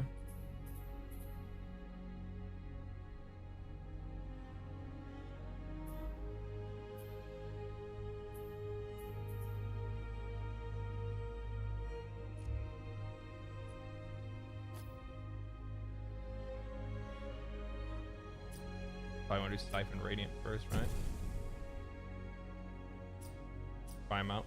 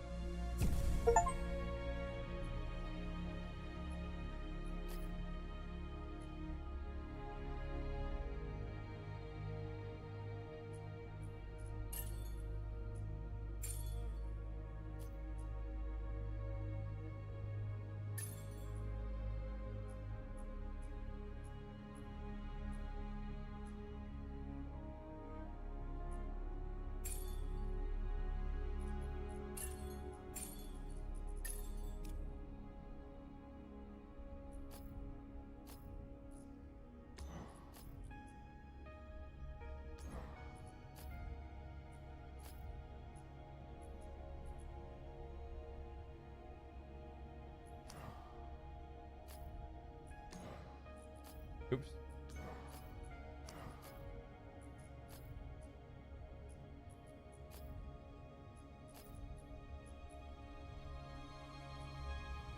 Oh, does it pull it off of the other character if you equip it to another one?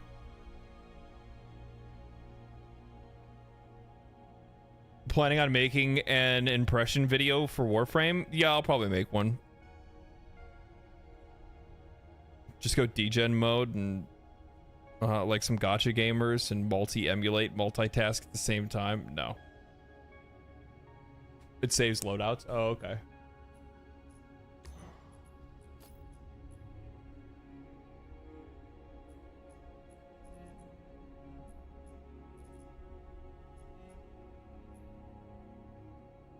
Oh, I'm out of capacity.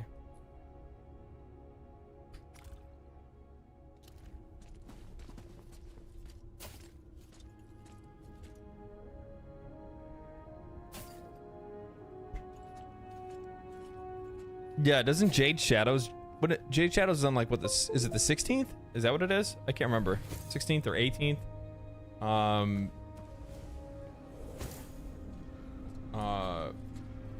What else is there? 18th? Yeah, it's on the 18th, and then like what the week after that is... So 1 week after Jade Shadows should be Elden Ring. And then No.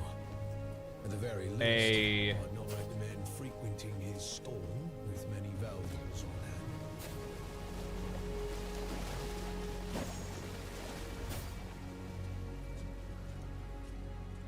a week after that is Final Fantasy 14. Come for a lesson, have you? Okay, so it's not even a week. So 3 days after Jade Shadows is Elden Ring. And then a week after Elden Ring is Final Fantasy 14. Found in this brood mother, it's a sort of elemental lens, a tool designed to shape the gloom itself. It's a lot, man. The gloom is a myriad of possibilities, and this stone, how can I explain it? Then the week after that is TennoCon. TennoCon's not until the 20th of July, my guy. The gloom is fundamentally unstable, Wayfinder. It's said that the celestial architects shaped our world from primordial chaos. I believe that the gloom may be that primal maelstrom. The stone lets you shift between myriad potential. But I have to go home for 1 weekend. I have to go home. I have to go back home for a weekend in the weekend before the weekend before TennoCon. So then I gotta fly back here and then back out to London.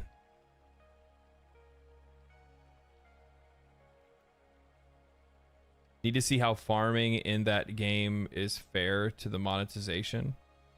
First Descendants is July 2nd for me. I'm gonna be real. Like I'm gonna give it a shot. I'll do my like impressions and stuff like that. You know what I mean? I'll do what I normally do. But with that said, I have zero faith. Less than zero. I have negative faith that that game is going to be like playable. I don't know enough about echoes. Like reasonable farms. Take this to Omen. Perhaps she will know. I just don't see it happening. The dagger focuses your It's power. Nexon. Now bound. You know what to I mean? stone. Like I don't know what people are expecting. Gloom in ways we've never seen. I really don't know what people are expecting from a Nexon game. Time. But our architects have fallen. Our world is collapsing into the gloom. Same thing goes for like Nexon and NetEase are basically, you know, synonymous We may be for me. able to build it anew. The devs make me have a tiny bit of hope. I'm sorry. This must be a lot to take in. This may seem like madness. We'll see. But consider. We'll your see. missing memories. I'll play it regardless The to give it a shadows shot you and had check to it out and see what I think about it. You're an echo of my fallen friend, but I believe you've kept the best of them. You can shape the gloom. I want you to, with the data you gather, Lord Halar and I may be able to learn more about the forces weakening the beacon. She and her builders have done remarkable work rebuilding it. Though, There's still so much more to restore. Complete an expedition in a void dungeon while using an imbuement.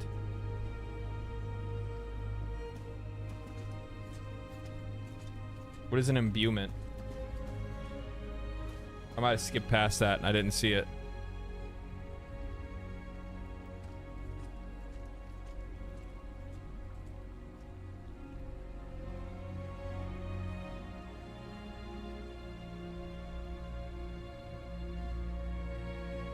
Go to marker.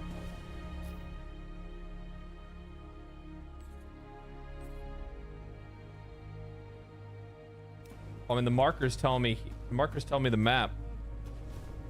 You'll see it in the menu for the dungeons. Oh, okay. Oh shit! I hit space on accident. That sucks.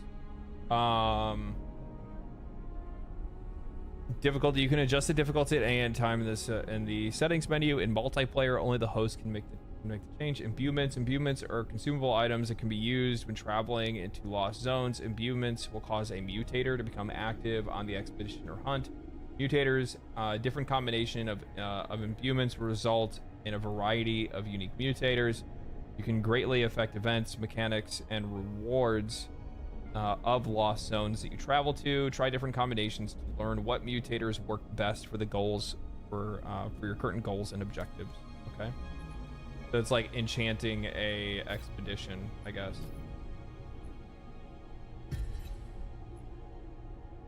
Heat wave. Under the sweltering heat, enemy attacks cause you to burn. Beware the heat wave that comes and goes. It will strengthen your foes.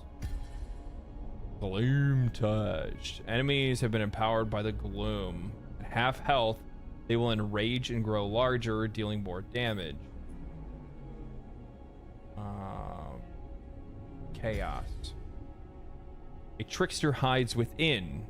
He will shower you with gifts while you visit.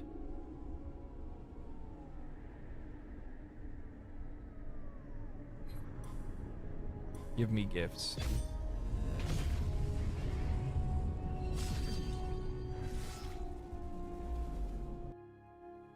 Is co-op live? I think co-op is live.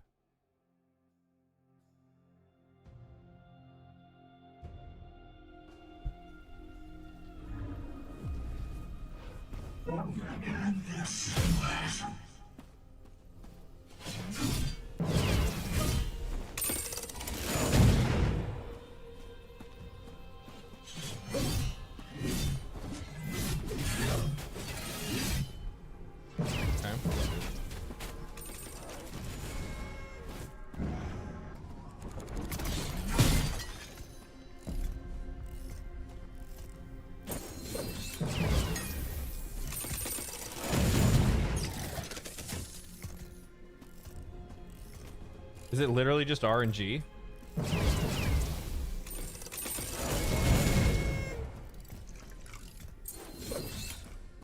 Ah, come on, bro.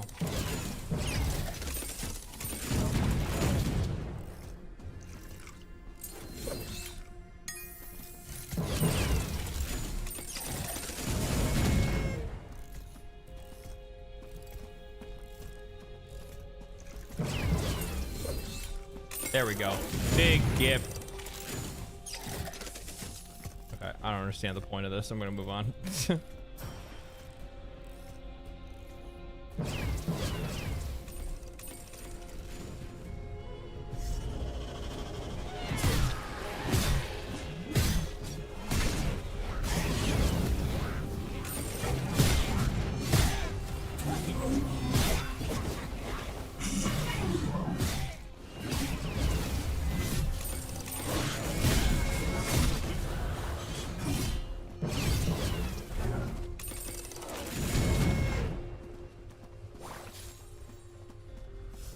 Okay. All right.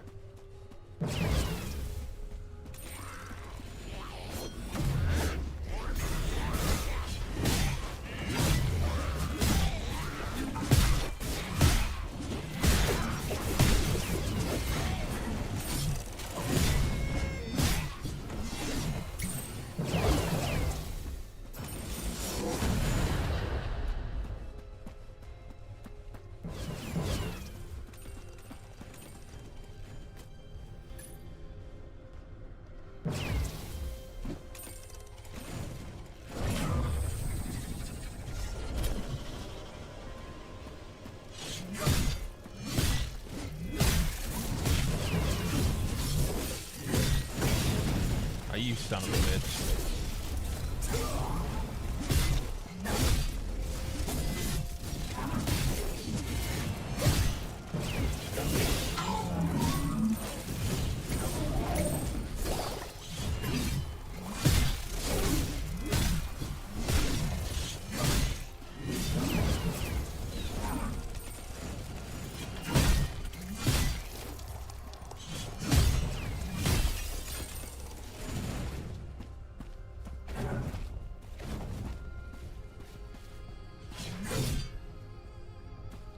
Okay, this is blocked by something. Don't know what.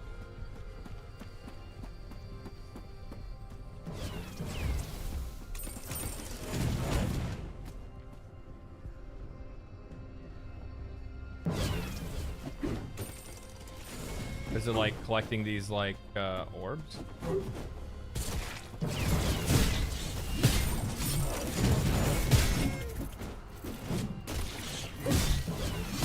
I need to go back and I guess tap that thing again. So you get like 5 chances to get a grand prize.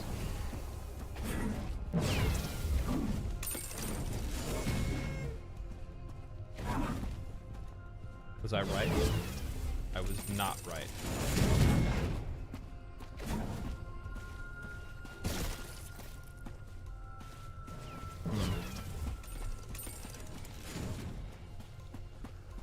Interesting.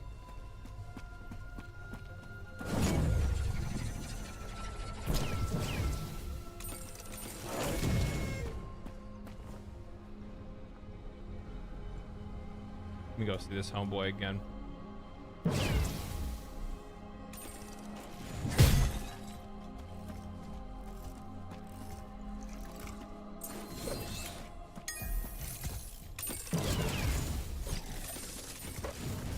We tried.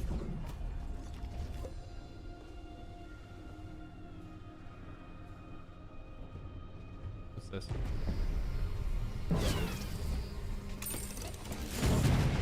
Align the orb.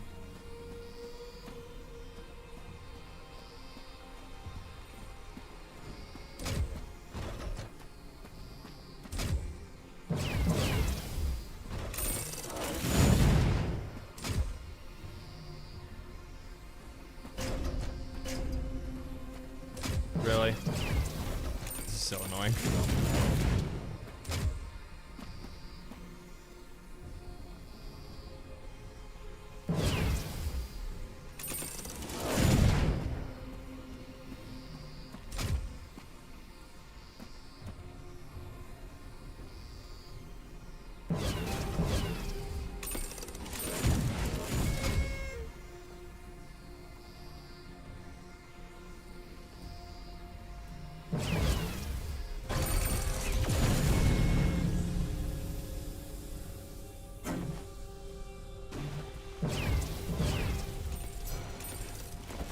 Big loot situation.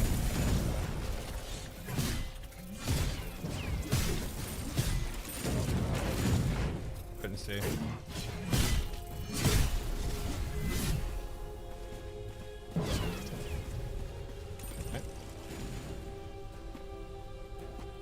What is this? It's another memory. Don't have to be 100%. Oh, okay. It just needs to be in the rough area of it.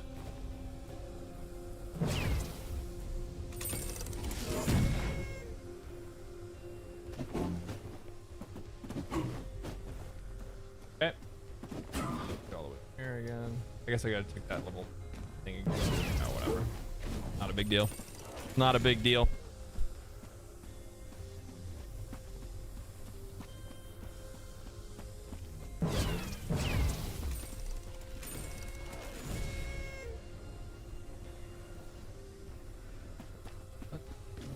Was it below me?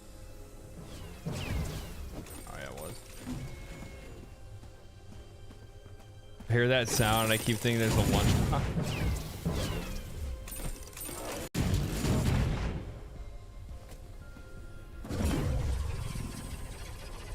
We're good. Let's move on.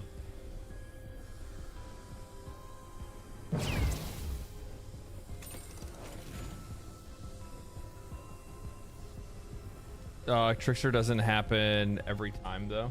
What do you mean?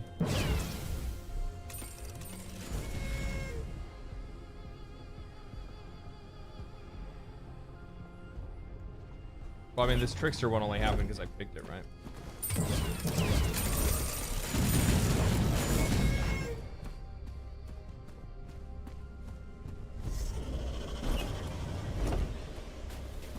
I would change it. I would change equipment, but I can't really do that right now because this place is kind of like this modifier does not want me to use a does not want me to use my menus.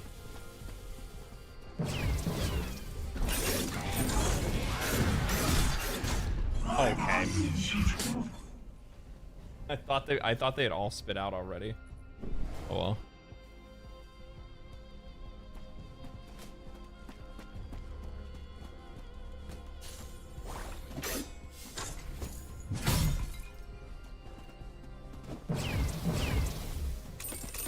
So annoying. It's not as bad as the negative modifiers. Some of the negative modifiers will sometimes get in Helldivers though. Holy. Whoever thought on higher difficulties make like giving players like longer cooldown times on stratagems plus longer or plus less stratagems that you can use, or whoever came up with the idea of the scrambler, the one where like whatever stratagem you use would be random. Good lord, that was a terrible idea. Good god. Whoever came up with that concept.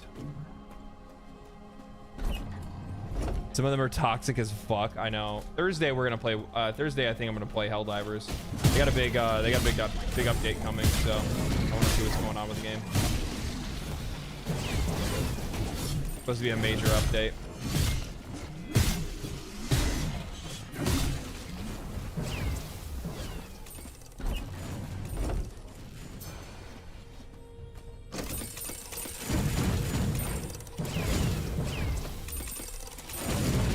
Go into the menu, it'll pause the game.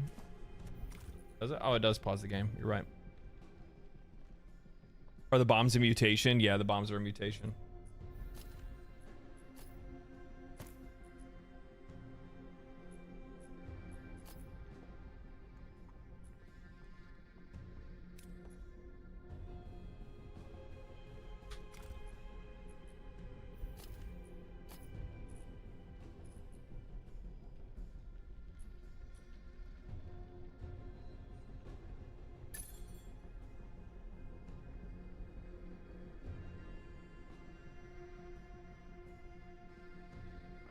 That's actually good.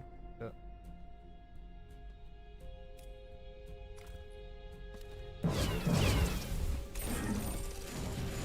I think the rogue's my favorite so far.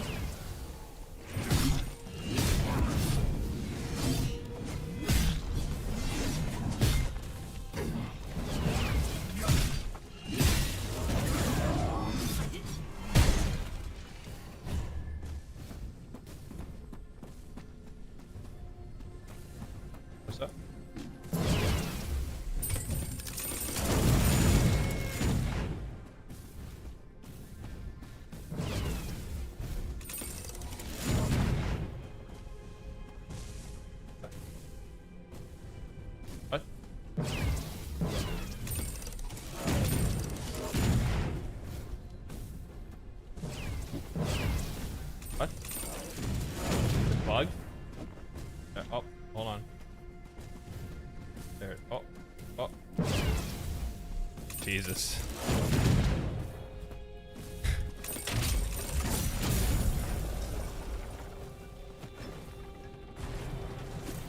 Too close to the ladder. Could you imagine being too close to a ladder to get on it?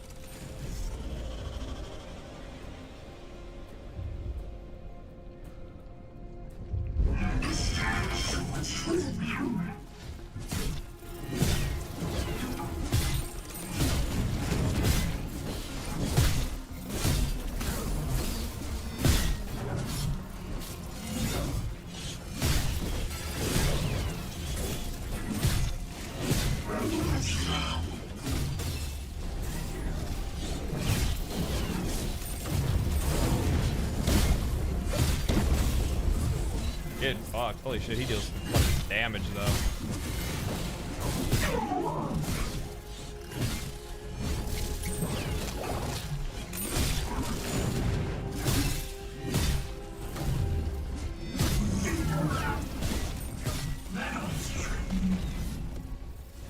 Holy.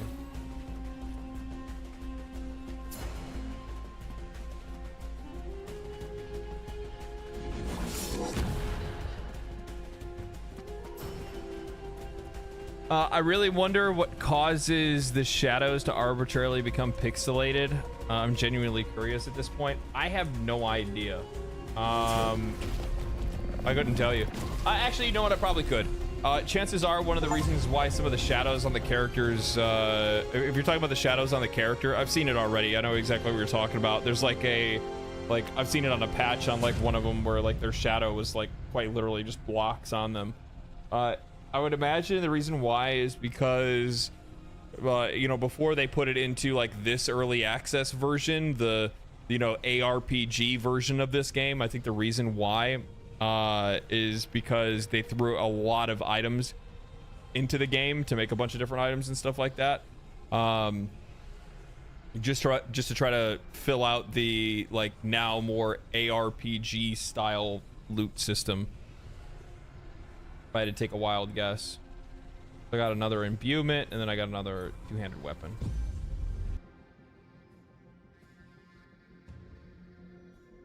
Mean the ones on the floor? Oh, I have no idea. I didn't even see those, to be honest. I wasn't even looking. Who knows?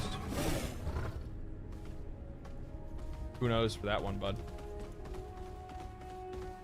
Complete an expedition using a in the void while use. I did. Did I not?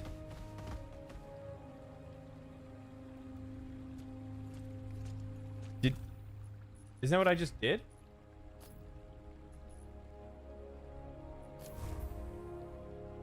Void dungeon. You did Codex Hall. Oh. My blades are sharp.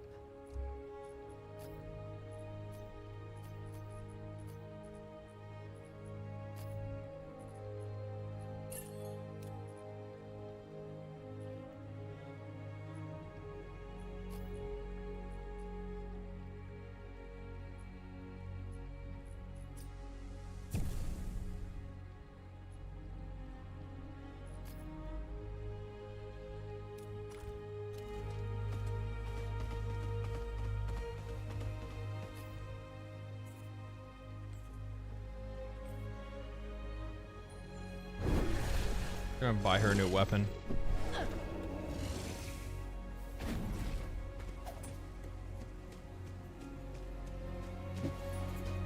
Titan's Bane carries the power to wound the very earth.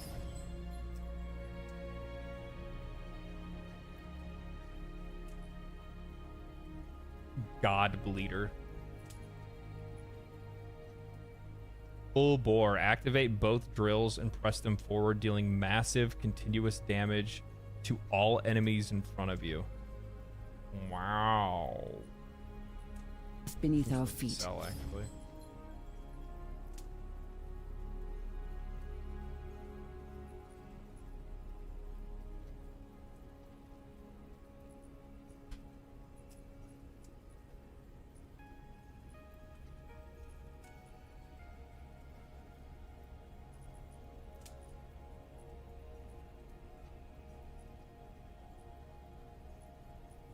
Thought I had more weapons than this.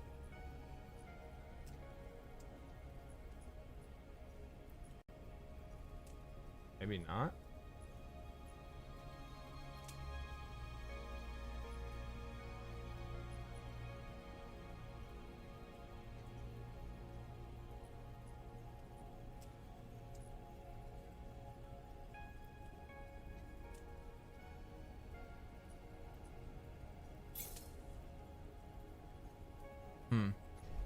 The source of its strength has been lost. Where's it? Tab. Lost to our histories. Can't even afford any of this I shit. believe it. It always like outscales like how much money I have. Humanity. Kind of funny.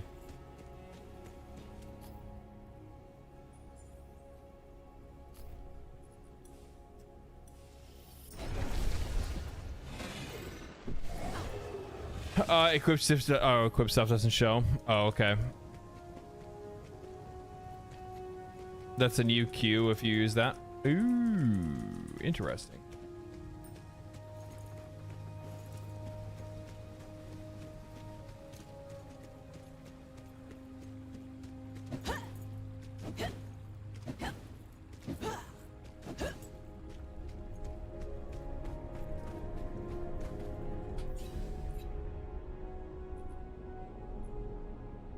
Oh, the void. Void dungeon. Guess I'll use a solar fragment. Gotcha.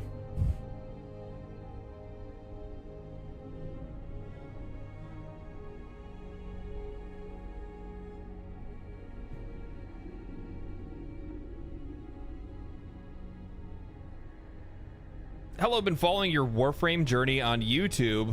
Are you looking forward to TennoCon? I am looking forward to TennoCon. It's gonna be a really good time. It's my first opportunity to do something like this. My first opportunity as a YouTuber, as a content creator. It's gonna be cool. It's gonna be rad. Definitely not something I expected to get myself into so soon. I've only been making like YouTube videos for like a year and a half. A little over that.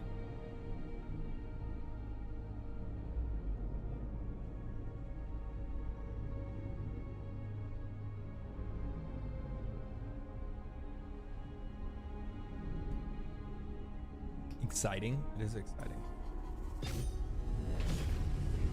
Very exciting. I need to check her, whatever the glyphs or whatever they're called.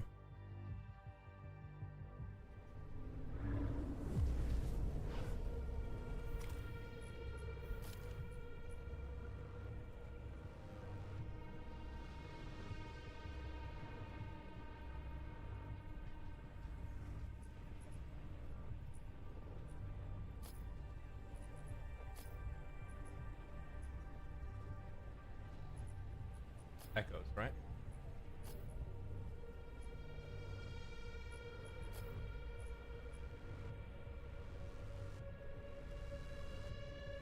I mean, that's kind of a no-brainer.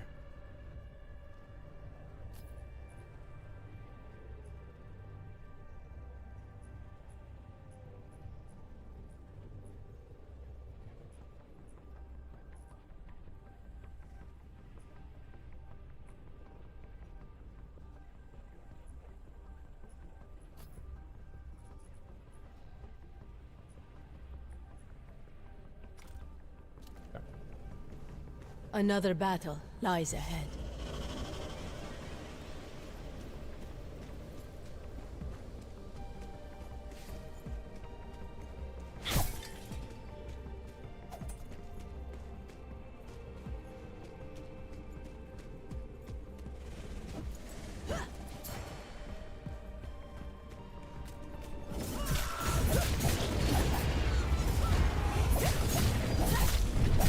A strike with both blades.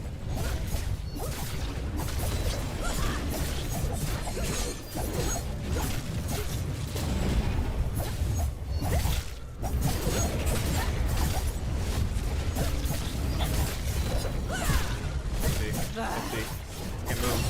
Impossible. Can't see, can't move. You can swap characters and weapons in the middle of a dungeon. Oh, that's cool.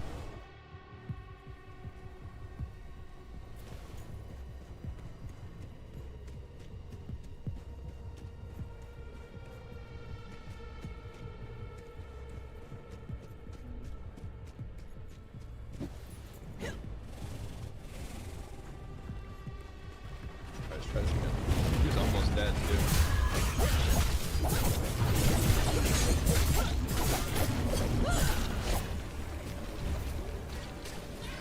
Okay, those guys doing that AoE when they die.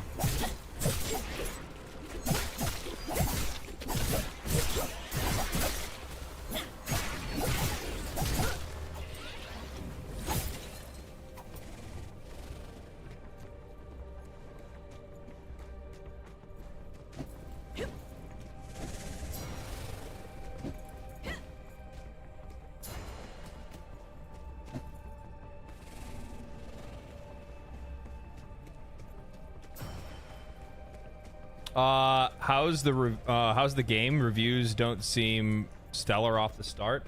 The reason why the reviews don't look stellar off the start is because there's a lot of players that were early investors into the game that you know, put money in to be like founders of the game, and they changed direction because they lost their publisher, and their publisher was the one that was going to handle like the online portion of the, because this game was supposed to be an MMO.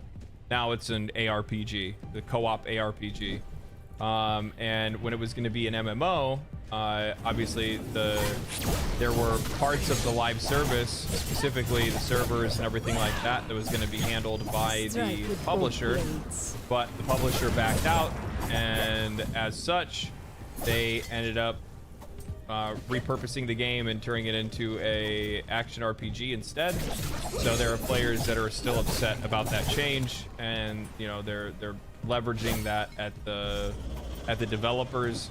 I don't know what the resolution for that was or is exactly. I don't know if they got refunds or if they can't get refunds or whatever it is. Like, I remember there was a conversation around that. Obviously that would quell some of it, but regardless, I think that some players are going to complain, like, they're just going to. Because, I mean, at the end of the day, like, consumers don't really give a shit, like, what your reasoning is as to why you can't deliver on the product that was promised. They just care about the fact that they wanted something and now they're not going to get it. And that's pretty much where that conversation ends, if that makes any sense. We can be relatively unforgiving, and that's because we don't really need to be forgiving, to be fair. God damn it. Return.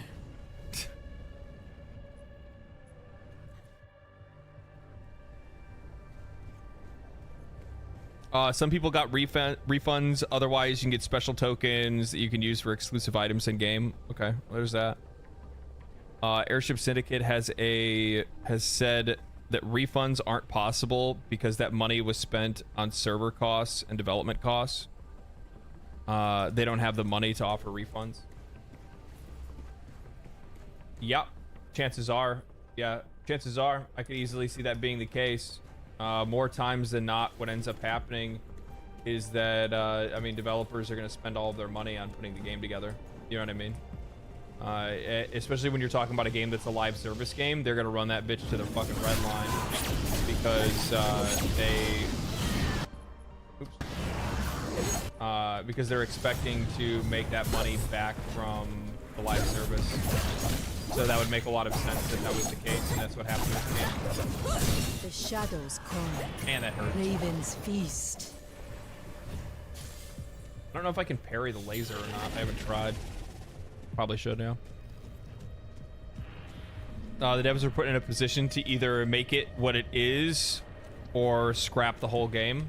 Yeah. Basically.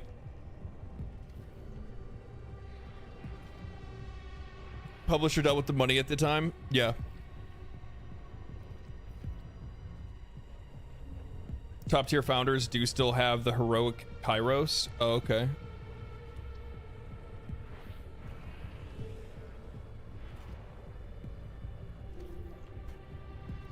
So, I mean, like, the developers have done, I think, what's within their ability or power to try to do to, you know, make it up to the players that, invested in the game early. But at the end of the day, I'll be honest with you. When you are investing in a live service game, or not, sorry, when you're investing in an early access game, what happens is on you. And I know there's some people that are going to probably disagree with that, but at the end of the day, you are making a gamble and you're betting on the future of this game because you want that game to exist. If that game doesn't exist or that game changes significantly, that's part of the gamble that you took buying into an early access game. That's the gamble that you took getting into a, you know, being a founder of a game. You know what I mean? At one point in time, the same thing happened with Warframe, right? Like, you know, if you became a founder of Warframe, there wasn't 100% chance that Warframe was going to succeed or that it'd even be a good game. There's probably even some people that are founders of Warframe that aren't happy with the direction the Digital Extremes went with Warframe, right? I'm sure there's some founders that are like, what the fuck? I was supposed to be a stealth shooter and now it's, you know, neon light, RGB, super mega ninja game, ninja wizards in space. Guarantee it. Guarantee. Guarantee.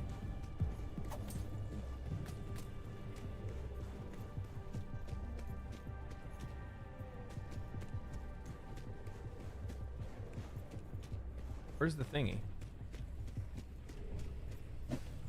Am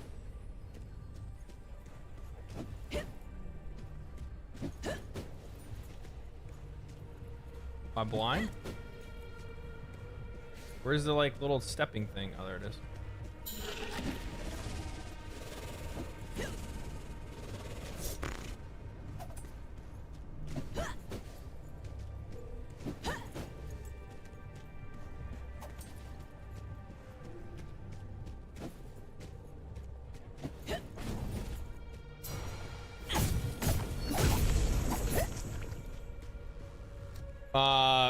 I agree, but at the same time, we are given the tools to get a refund in case something similar happens.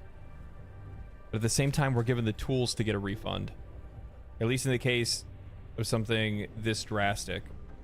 I'm a Warframe founder, and I love the direction that the game has gone in the past 2 to 3 years. Can't wait to see what you play Whispers of the Wall. For the best money I've ever spent, to be honest. Yeah, I mean, like, obviously, like, you're going to have people that are going to be happy with it, but at the same time, you're going to have people that are going to be unhappy with the direction of the game as well. Do you like it so far, though? Yeah, it's good. Good. Yeah, it's a decent game. I feel like I would probably enjoy it more if I was playing it with, like, friends. If I was playing it with Mark or somebody like that. You can see in the gameplay that it's meant to be played with other people.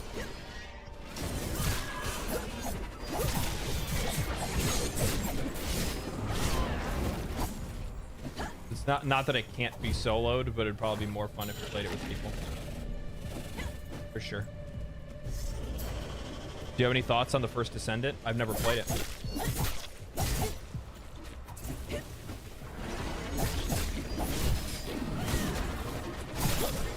Shadow step. Doesn't it kind of defeat the purpose to yell out Shadow Step if you're like gonna do like a stealthy move? It'd be like you going behind a corner and being like, Ninja Hide!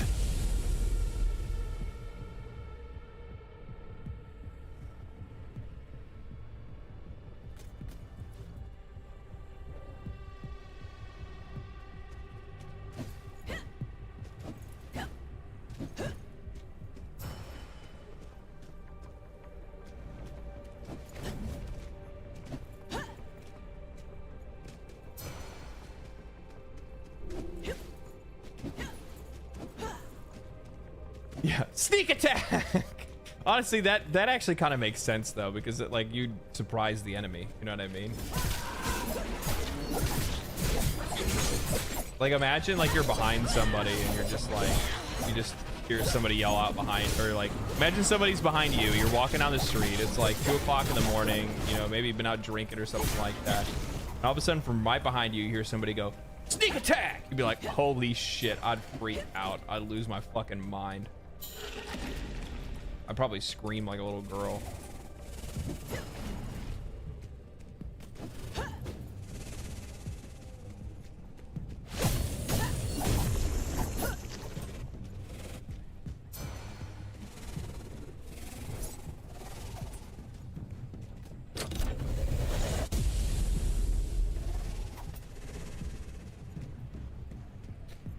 I can join you in a few minutes if you want to see what co-op's like. DM me with your friend code.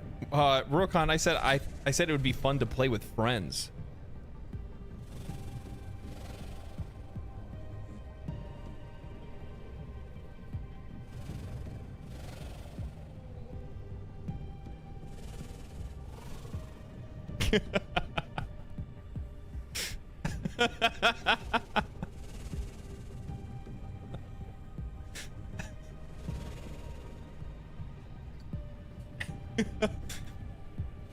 How do I find my friend code?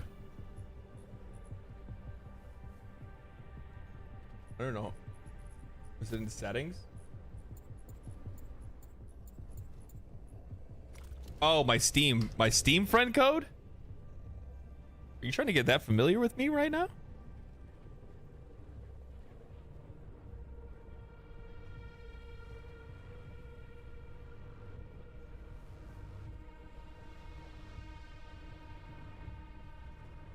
I mean, that's... What if you see my massive library of, like, adult shovelware?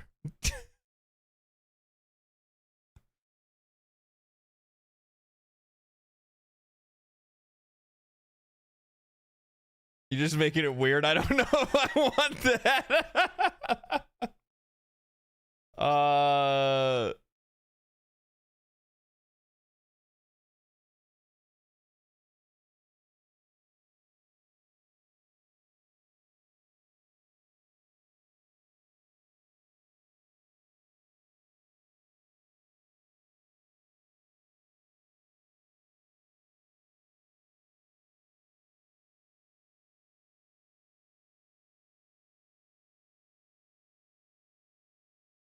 What? So weird. I wonder why that did that.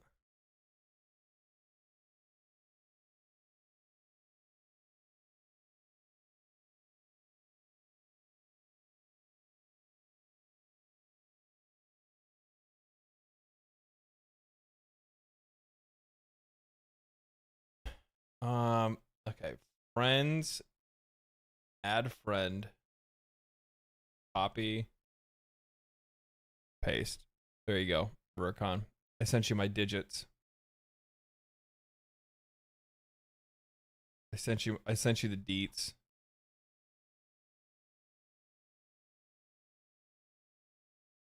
Just don't look to see how many hours I have in Koikatsu Party.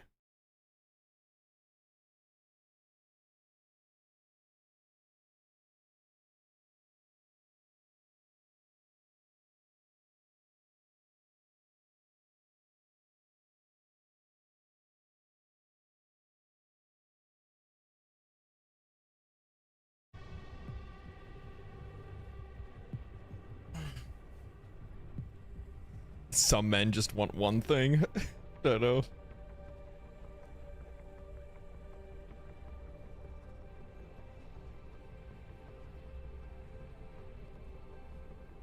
I've actually never played Koikatsu Party, but I've read a lot of the reviews.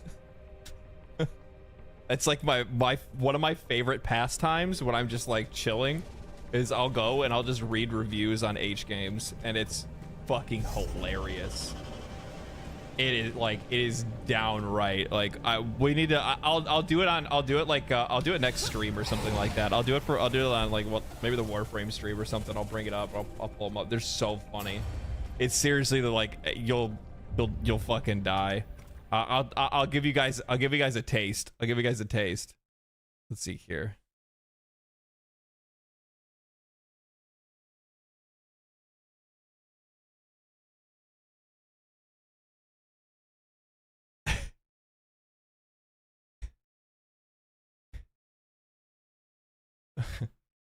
So these are for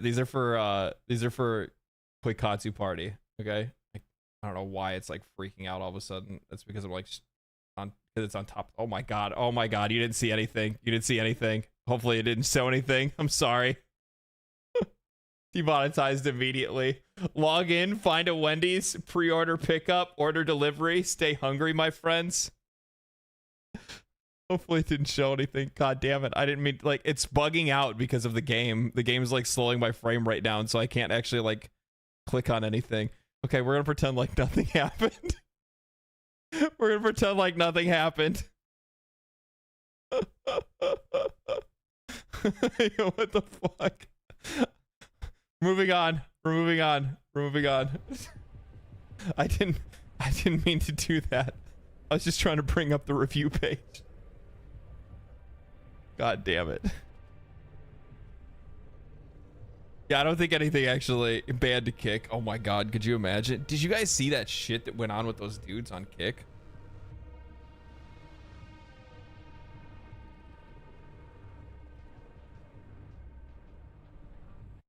There's like 2 dudes that got banned on Kick recently, and it was because of like some like really fucking weird shit. Like very weird.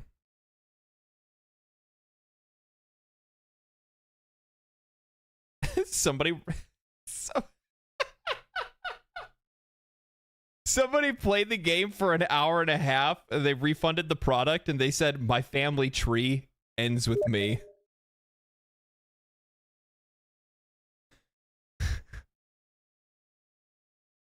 Now I know how Ryan Gosling feels in Blade Runner. I play this game on my public account. I'm not a coward. Do people make like non-public accounts on Steam?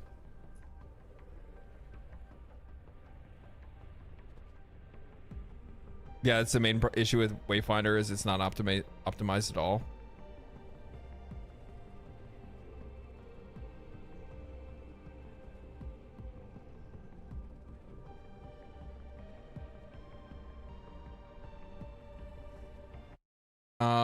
It says I can't invite you. Why are you messaging me on?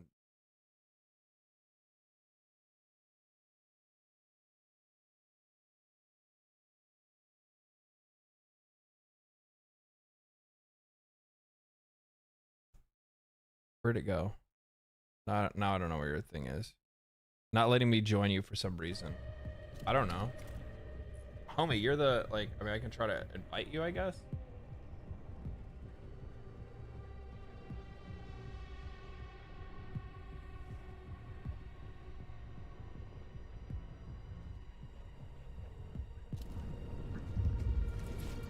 These vermin prey on the weak.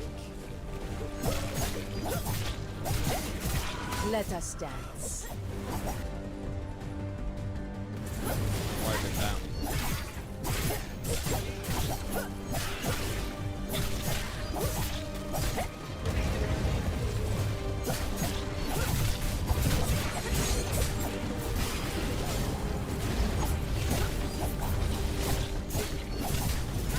I am the blade of shadows.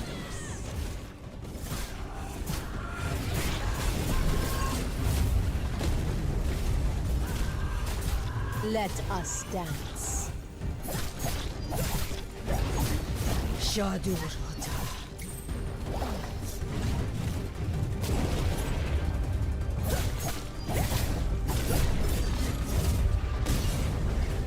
I broke my stance.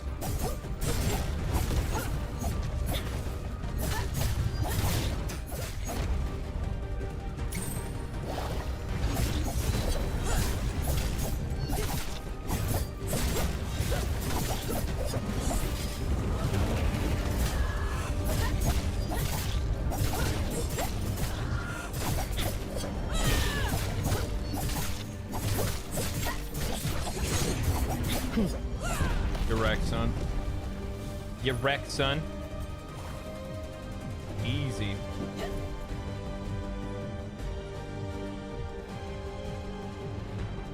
I think it's because I keep hitting C on accident, that's why.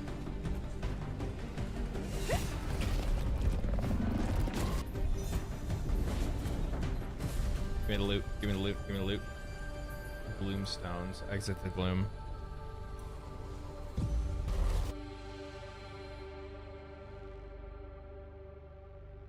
The UI does look like a mobile game. And the graphics? The graphics don't look like a mobile game when you're like playing it. Like when you're like, maybe it looks like a mobile game like on your screen for sure. I can see that. Maybe I can invite you now.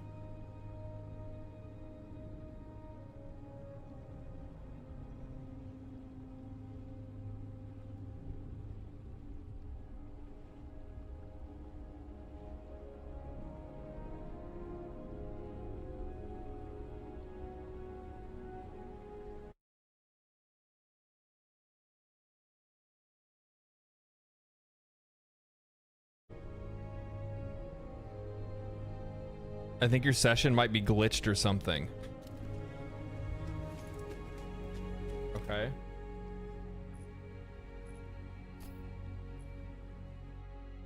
I can quit and reload.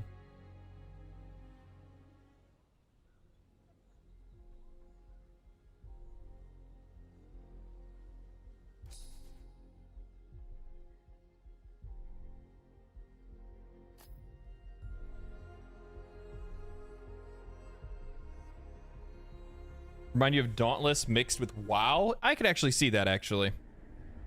Yeah. Plus, why are you gonna tell me to hit plus party member at the top when you see me? I've done it 3 times already. Invite to game.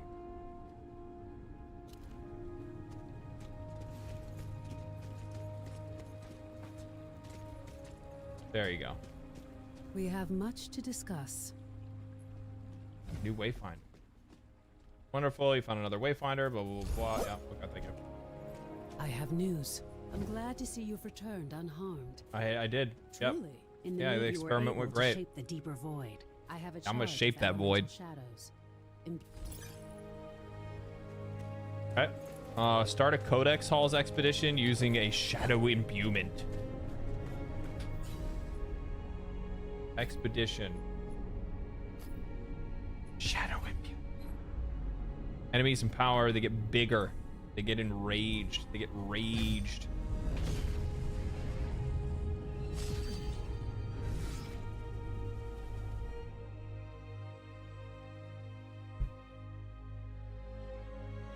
He didn't see me. What do you mean? I fucking saw you. I saw you standing there. I ran right past you and started a dungeon.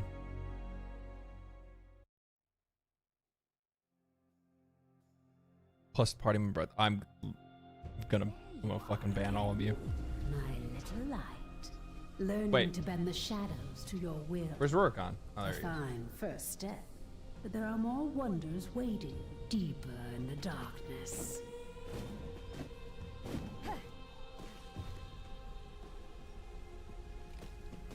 One step closer to revenge. I look cooler than you. You coming in here flashing your fucking RGB clothes. Ow.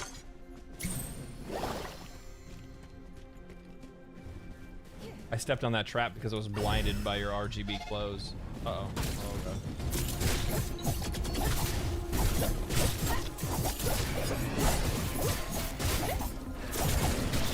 Oh, God. Is this a multiplayer issue, or...?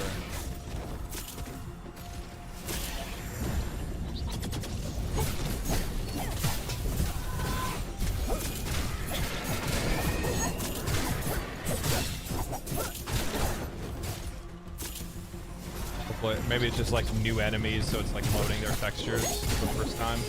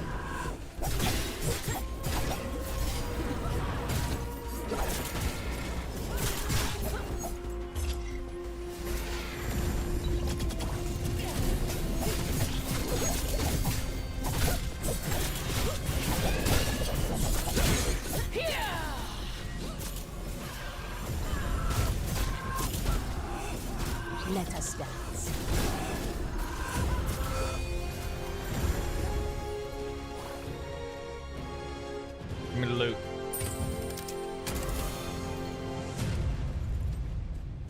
Got pants. I got pants.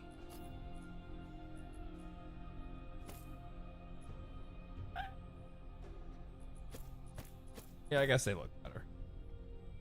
They're a little cleaner. Give me more clothes. Oh, fuck off. I'm out of skeletons.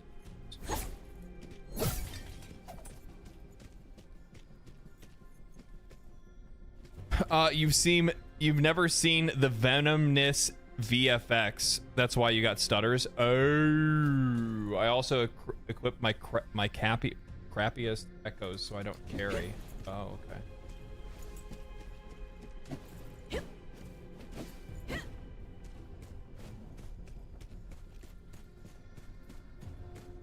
Just you wish you were as fast as a ninja.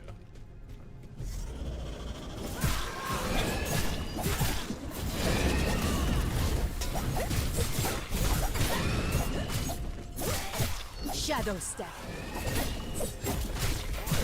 Sneak attack.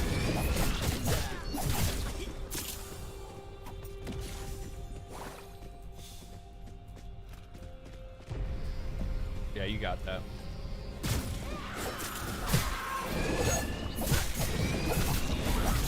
Die.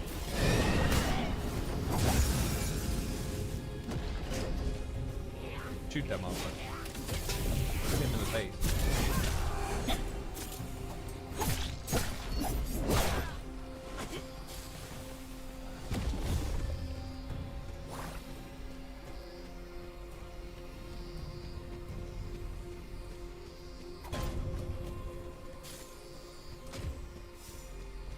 What's that? Is that a disco ball?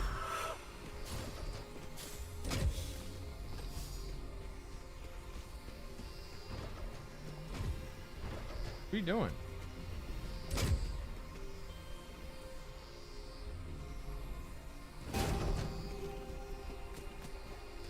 Oh, there's another one.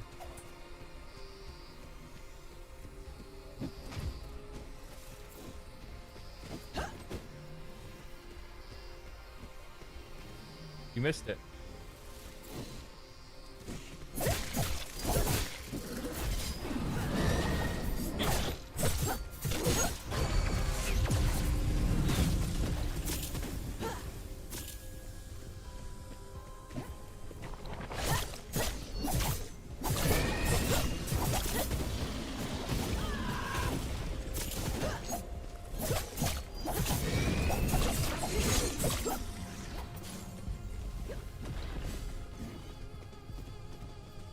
Let us dance.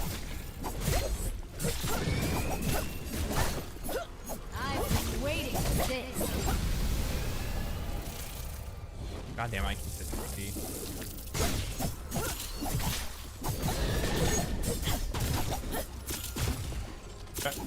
I think it's because I go to move and I go to move like really quickly, and then what ends up happening is I try to like slide and then it doesn't work. There's no slide. Like instinctively I'm playing Warframe. That's what it is.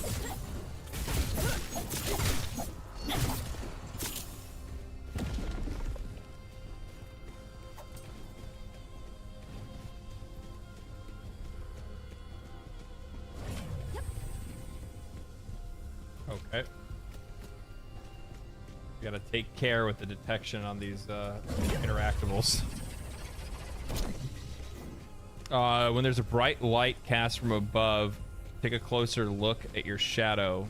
You'll see what I meant before. Oh yeah, I see what you're saying. I decided to put this game on my wish list since I heard that I'm not a Wait, what?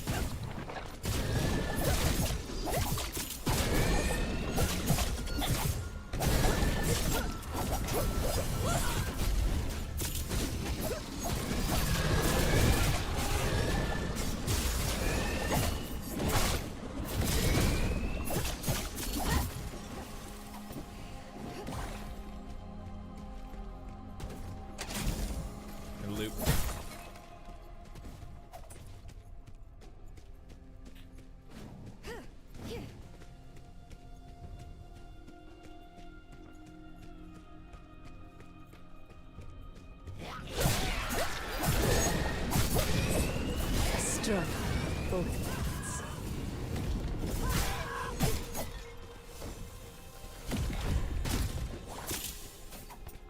Gaming god. There's someone behind.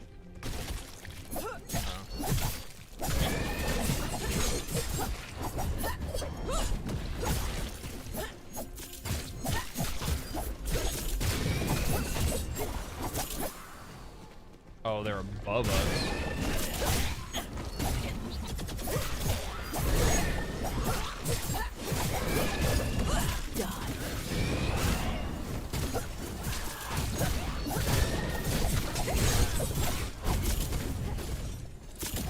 I deal a lot of damage. I deal a lot of damage. Deal all of it, basically. Rokon's just here for support.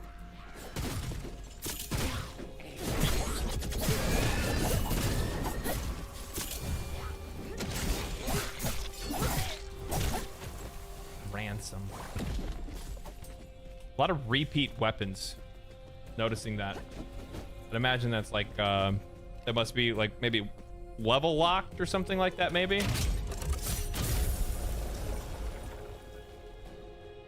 Did he not notice how it pixelated the shadows? I just said I did. I just saw them.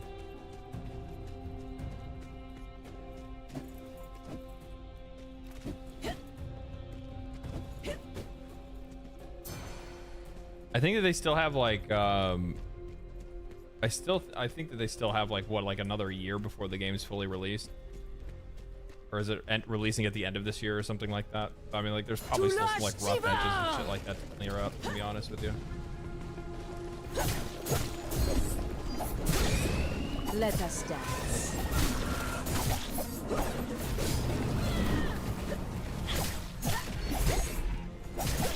I am the blade of shadows.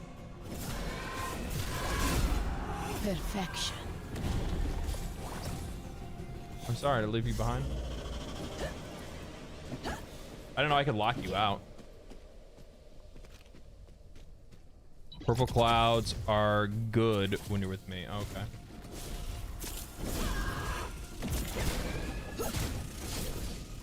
Ow.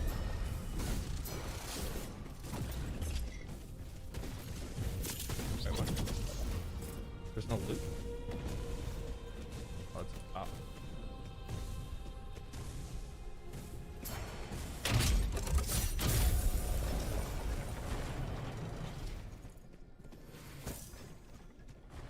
What's this?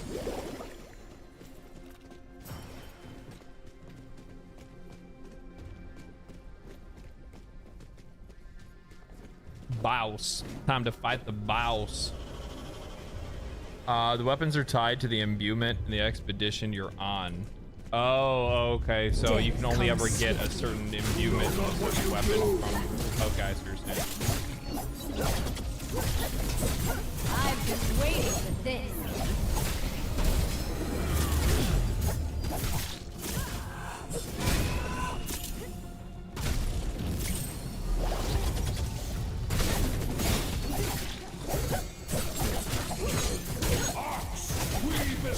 Bro, you got fucked on. Homie got fucked on. Holy. Bring that object to me. I got an object for you.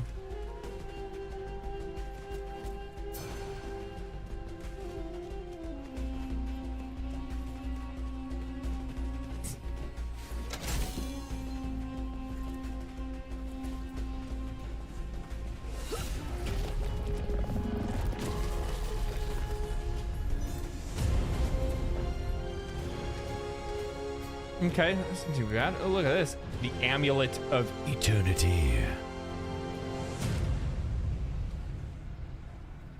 Wayfinder leaves early access at fall, but no date yet. Yeah, I'm sure there's probably a bunch of different things that they want to work on, to be honest. I think, you know, getting more people involved and more people playing it and checking it out and whatnot like that is probably better for them in the end.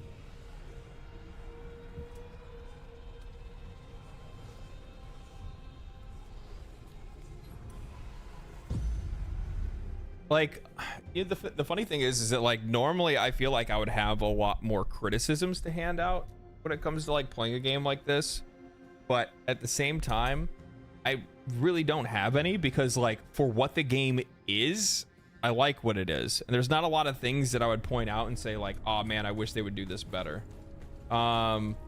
Maybe like, so I understand the reason why they have the 1, 2, 3, and 4, like my abilities off on the side and displayed the way that they are, is because the game is made for controller, right? The game's made for controller. It's pretty obvious with that. I would like that if I used a mouse and keyboard or a controller, the UI would change to represent that. That's one thing that I would say.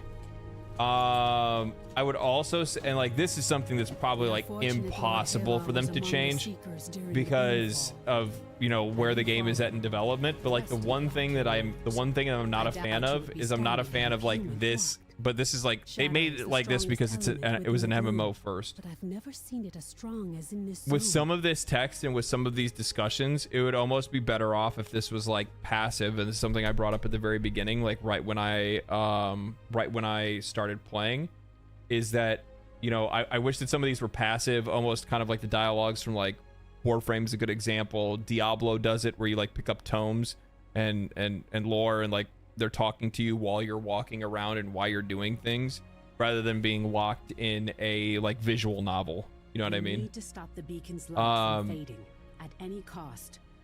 Without it, the darkness would consume us all. Outside of that, I mean, just probably more variety and equipment and stuff like that. Is more than just a But obviously, you guys said that's like locked to what I'm doing. Something out there, something driving. To be honest, they could cut some of the dialogue out. I actually 100% agree with that. There's a lot of repetitive dialogue. There was one sequence where I came back to talk to Omen, and Omen repeated like 4 or 5 things that we had already discussed, and then they were talking about again. And that's when it starts this kind of like gloom meme. You know what I mean? You know, gloom, gloom, gloom, gloom, gloom, gloom, gloom, gloom, gloom, gloom, gloom, gloom. And it's like, okay, yeah, I get it. They did add comic-like cutscenes though. Oh, you're talking about like the intro cinematic?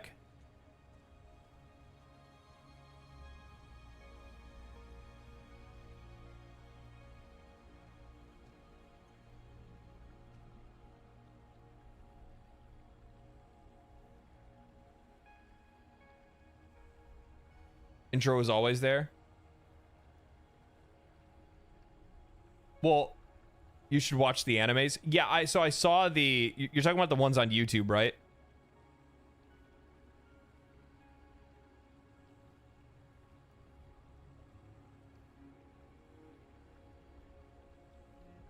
Yeah. We watched one of them before I started playing. What you found in Aurelian proves that the Silver Codex was manipulating these forces decades before the fall. Their work may hold the answers we need. I've seen these before. The monks use them to store information. This is the journal of a Codex initiate named Azarin. He writes about efforts to achieve immortality. Also, there's more cutscenes as you progress through the game. To reshape the world.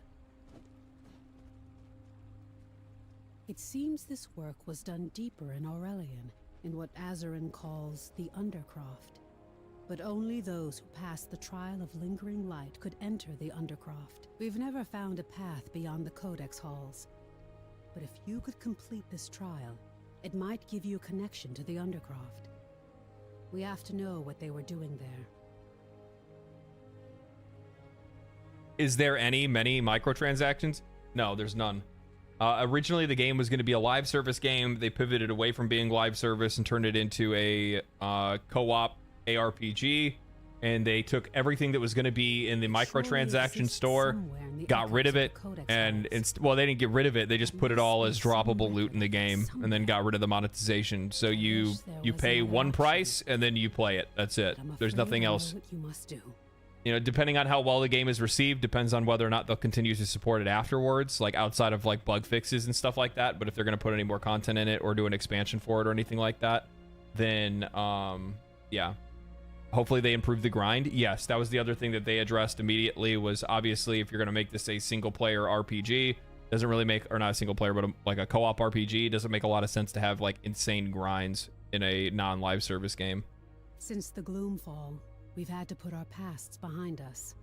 Wolf and the Huntmaster were once bitter enemies, but in the face of the gloom, we have to work together.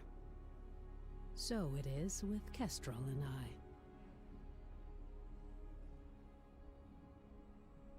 There's also 2 battle passes as free systems, reward tower accessible through the menu. Oh, okay.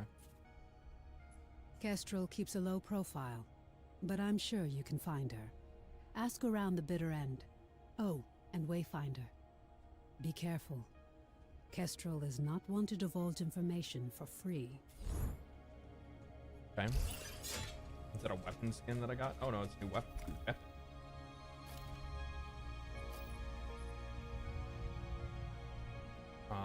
More damage. A lot more damage, actually. That's a huge upgrade. Same weapon ability too.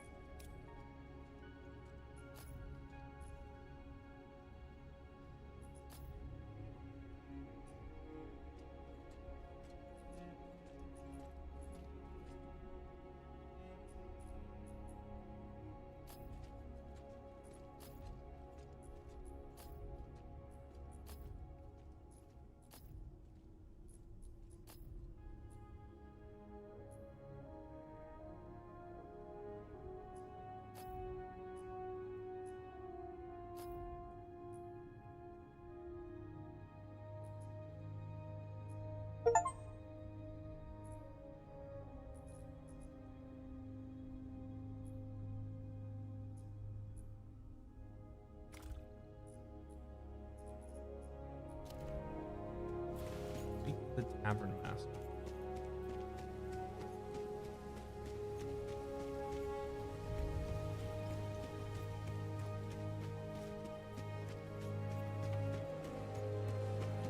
Wayfinder, shouldn't you be out saving the world? Hook up your echoes first. Hook up your echoes. Oh, okay. Hold on. Let me use the bathroom. Kestrel, the Shrike who emptied the Imperial treasury? Surely she died in the fall.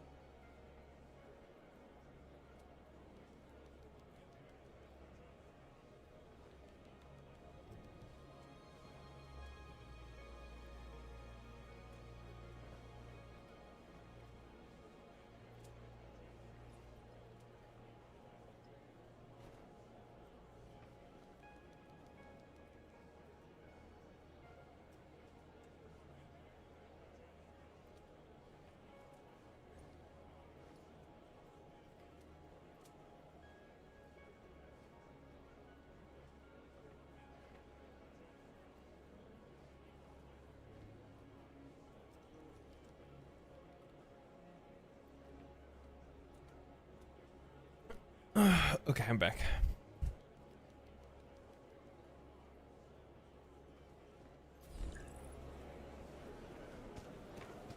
I wonder if Eldrin need to get their shirts specially tailored. Always a delight to see a new Wayfinder at the bitter end. What can I do for you? God. Chasing rumors. This chick's been a voice actor in so many games, and The taverns were all it's not even rumors funny. come to roost after all. Most think Kestrel died in the fall, but I think she's still making sure people get what they need. But Wolf, little Lord Halar, she tricked them in the past, and they'd never trust her in Skylight. If you're serious about making contact, I'd take a jaunt down the Great Lift and speak with the Warden. They say she and Kestrel are acquainted, as it were. she sounds familiar. Yeah, she should. She's been in like fucking every video game I can remember almost.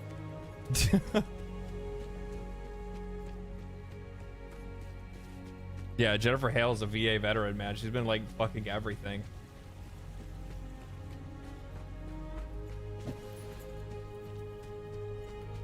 It's hard not to recognize her voice. There's her. There's also a guy as well that's been in a lot of stuff too.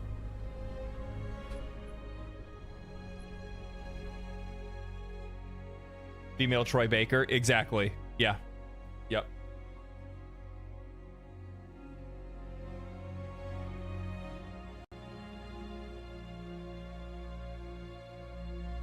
Laura Bailey. Yeah, Laura Bailey's been in a lot of stuff too.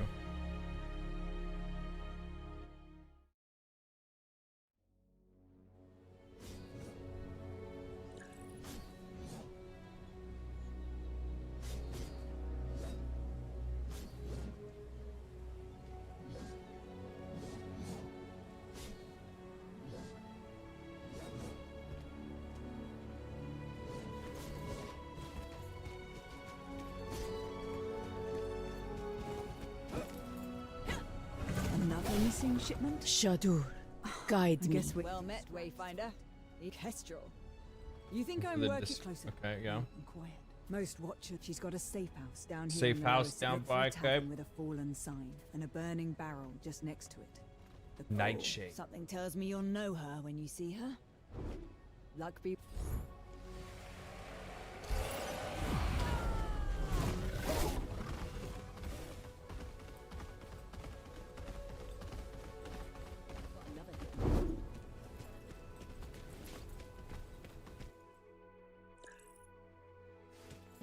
Hey there, love. Well, well. Look what the gloom dragged in. I'm impressed, love. You must have quite the question. Bro, did they really have her voice both of these characters? Or is she actually both characters? Or is the both characters the same person? You know what I mean? Oh, okay, yeah, okay. Yeah, I was about to say, I was like, wait a minute, I'm like, please do not tell me they had her voice two characters back to back the same.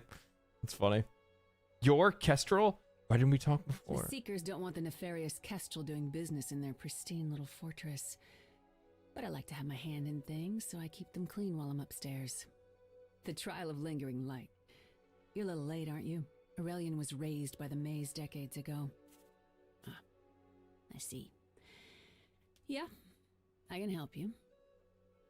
Question is, Wayfinder, what are you willing to give in exchange? What do you say? Favor for a favor, love? People call me a smuggler.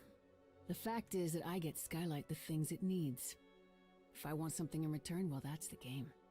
And what Skylight needs most is God's blood. His lordship probably told you that only a Wayfinder can enter a breach. Well, only you can do it safely. For the rest of us, it's a roll of the dice, and these new Shrikes don't care about the odds. So the Shrikes have been squatting in the pit. One of the mines, just as pleasant as it sounds. I've had an arrangement that's let me get God's blood for Skylight. I get paid, everyone's happy, until now. My former friends have gone silent. Something's happened and I don't trust anyone I don't know. So, I need you to go into the pit and find out what's going on. Then you'll get your trial. There is one slight problem. My connection to the pit is a steel spike. It's a long story. That spike is in my pack, which I had to leave behind in Shrike territory due to a little misunderstanding. Try searching around the broken rail tracks. Find my pack. You... Okay. Do as she asks. Got it. This connection will prove useful. We need a steady source of God's blood, and we should learn all we can about the shrines.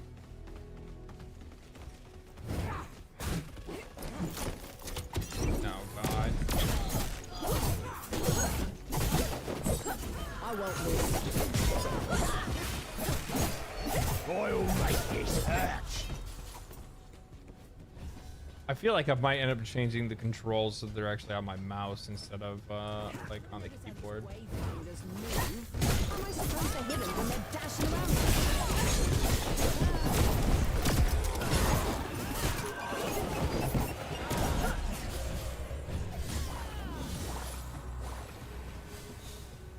Okay, how do we get to this place? This way?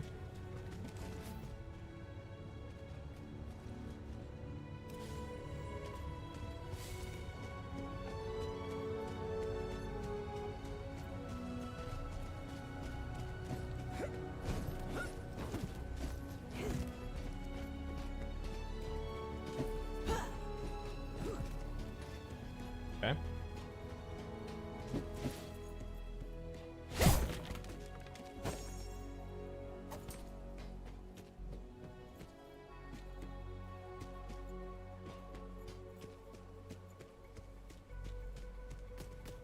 Oh, almost level sync you with your people. That's good.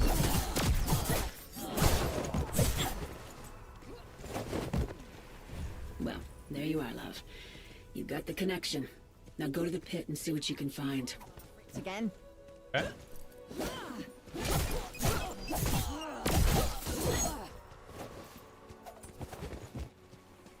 Easy enough.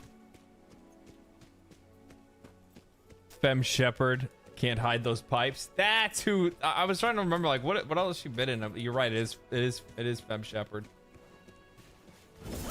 The true canon Shepherd, by the way. Strike with both blades. Oh God. Oh man, I got flashbang.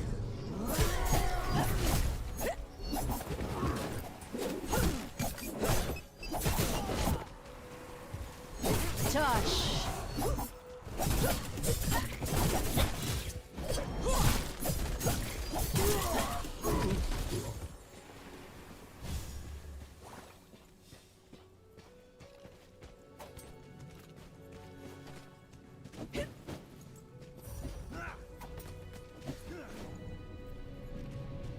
Where's the loot? I know there's some loot. Where's the loot?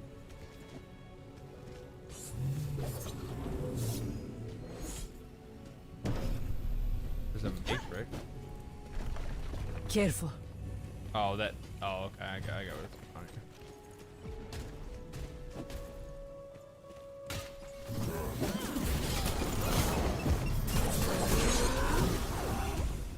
God damn.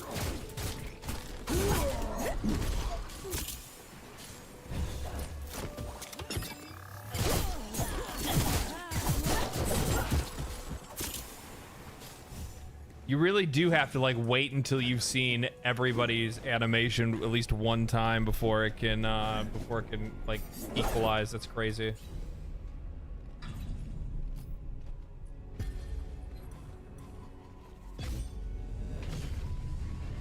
That's crazy. That's truly crazy. They do need to do something about that though. That's a little rough. You got stutters from the silo bombs. I guess that's what it was. Yeah.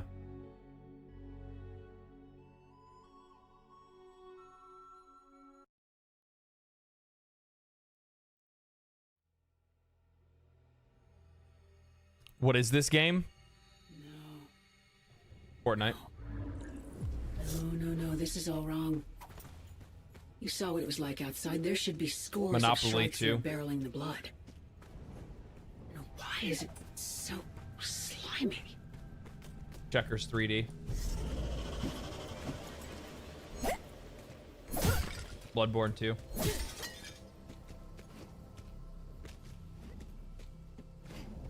Me not equipping my echo. Oh, look, dude, like, has it mattered? Has it mattered? This would be like me, like, trying to min-max Warframe at, you know, level 2 on, like, the 4th node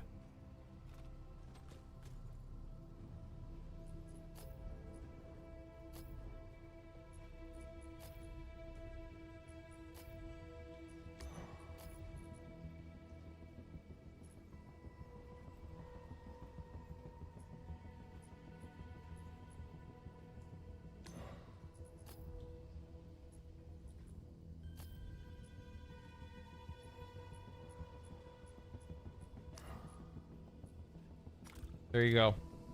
There you go. Okay. I want to hear nothing else about it.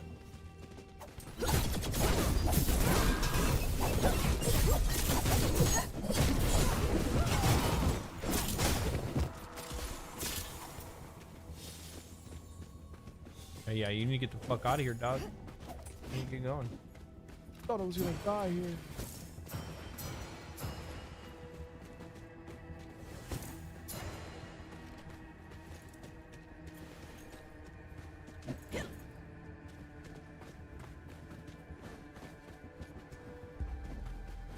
Oh wait, no, it's this way. Got turned around.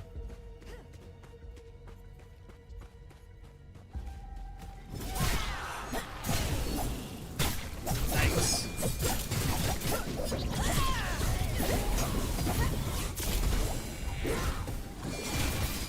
The shadows call. No. Poison frame drops.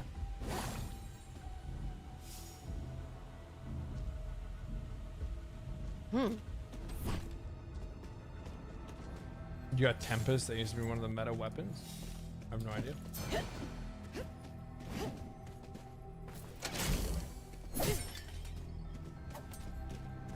Streamer luck, man. I don't know what to tell you. Fire's a fuel.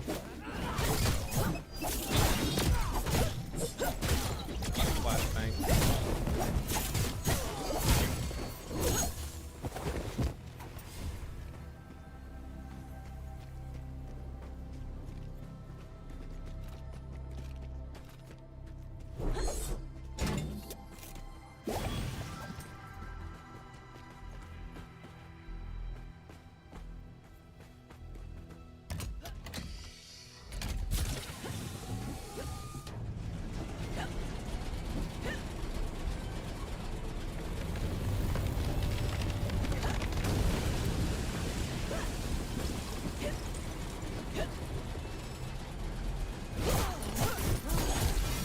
Easy. A strike with both blades.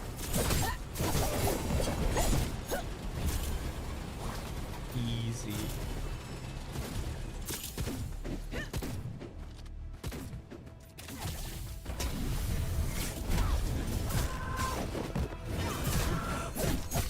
Strike with both blades.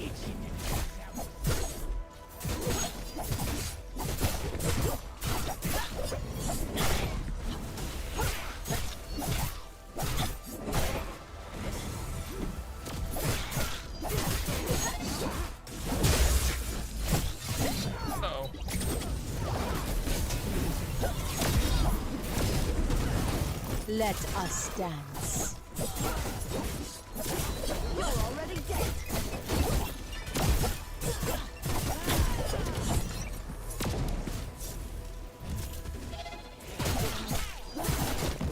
Touch. Okay. Easy. Another one. I've been waiting for this. Shadur Ota.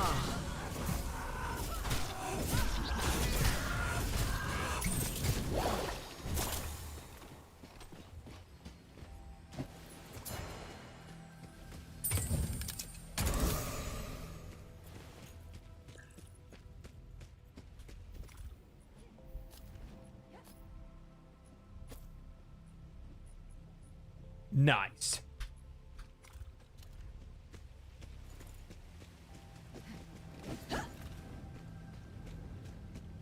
Very nice. We're getting all cosmetic up. Gotta love it, right? Don't go near the drill at the end. Not talking from experience, yeah. Oh, is there another drill cell we need in here? Oh, you already got it.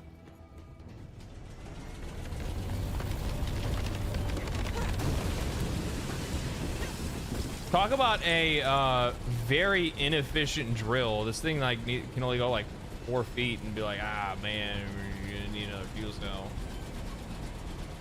We're gonna need another fuel cell. This thing right here, this right here is American made.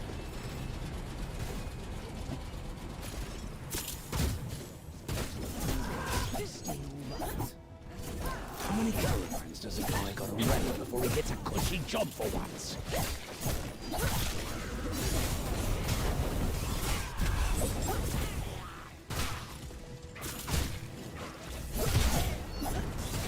Think a child makes you tough?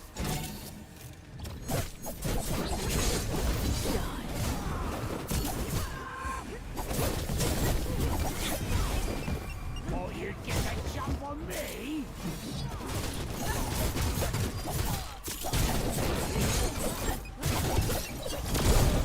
Shadows. Gonna shock you dead!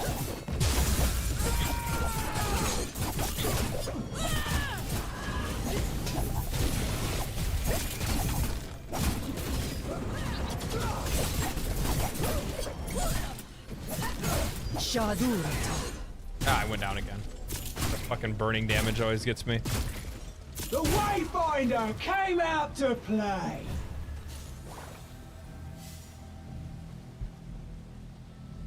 Let us begin. That I should probably parry more, but you know, I mean, who needs to worry about that? Just smash buttons and win, man. That's really what it's all about. That's what gameplay really is, you know what I mean? That's what real gameplay's like.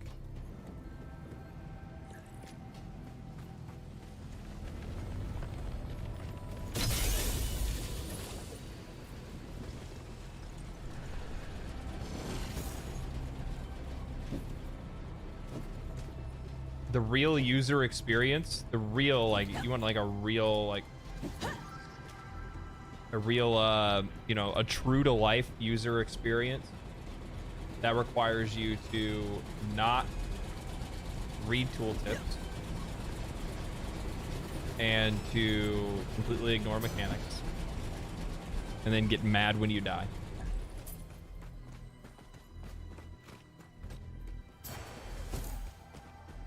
That's what I believe at least.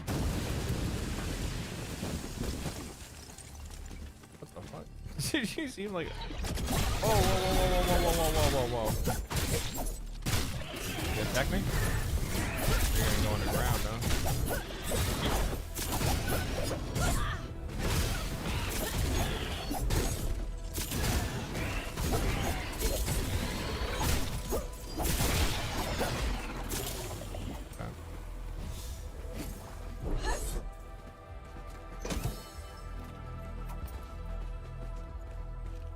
Over here. Can't tell which way's the main. I think maybe this is the end area. Yeah, so maybe I should go check this out first. You can parry some of those AoE circles as well. Really, I didn't know you could do that. I just figured you had to dodge, and that was pretty much it.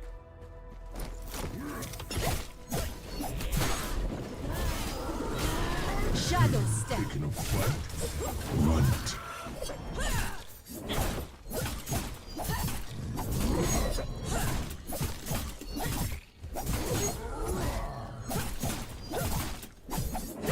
Try again, son.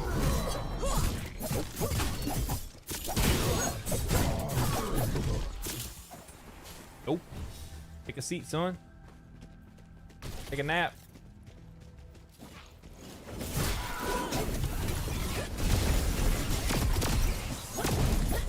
I've been dazed. Dazed and confused. Been dazed, confused for so long.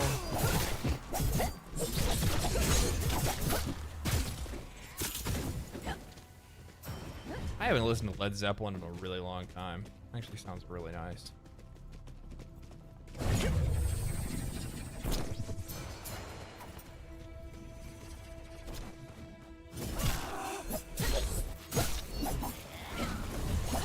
Might jam a little bit of that at the gym tomorrow morning. Sounds worthwhile. That sounds like that'll work out just fine. Also haven't listened to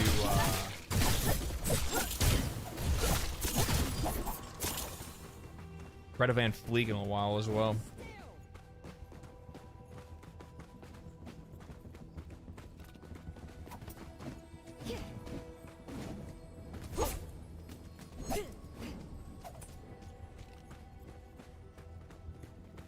Overwatch? Yep, this is the Overwatch PvE that you never got.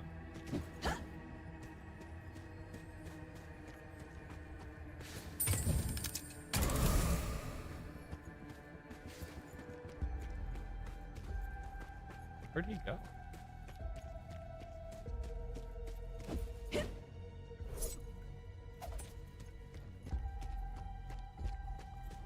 Been gone for a hot minute. What's happening? Oh, you're seeing it, man.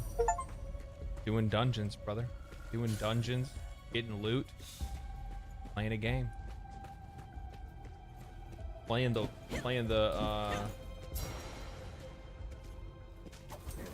Diablo killer. Let us dance. No. No, you don't. No, you don't. You don't like rangers. Not in this house. Not in this house.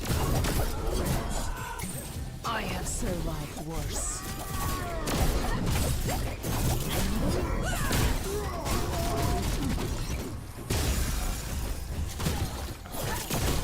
Oh, okay, that's awkward. I went to go to use my 4 and it didn't work, and then I must have got silenced or something like that. Like, just stood there looking confused, like, why is my button not working? Alright, is there something over there?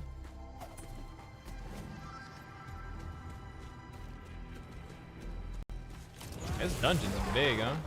Let us dance.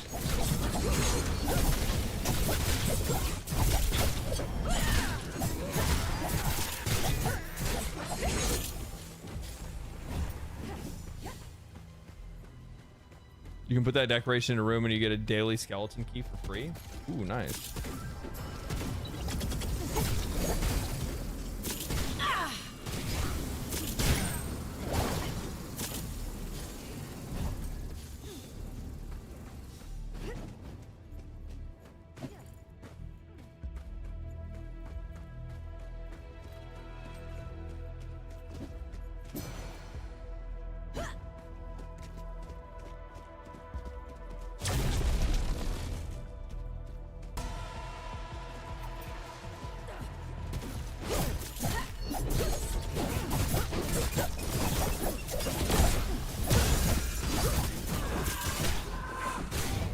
Raven's wings.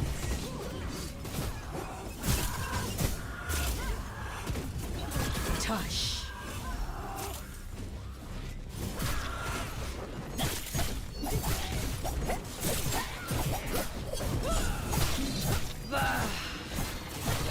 Oh no!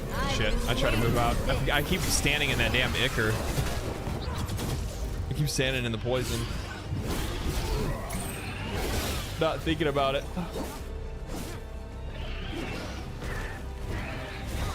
Thank you.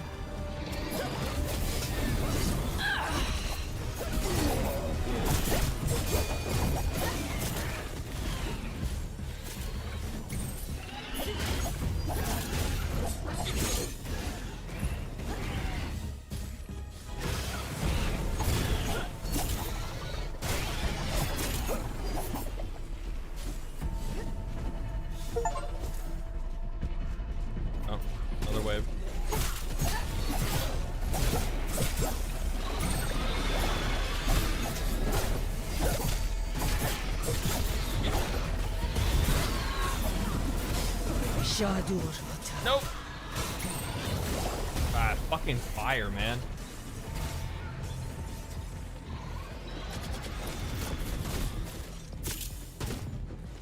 I think you just got your last ability. Oh, did I?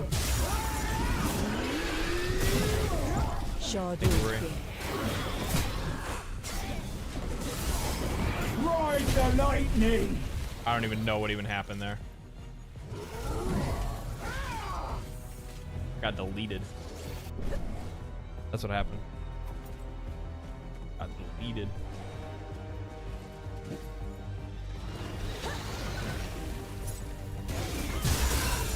Oh, okay, so just one shots me?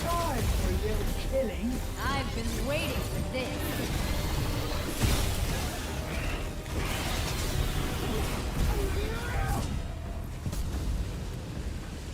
That fire is as strong as, yeah, like that one shot me. That's crazy. Oh.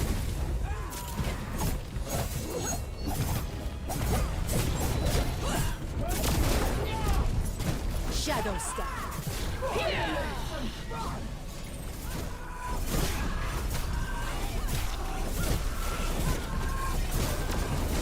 Tush.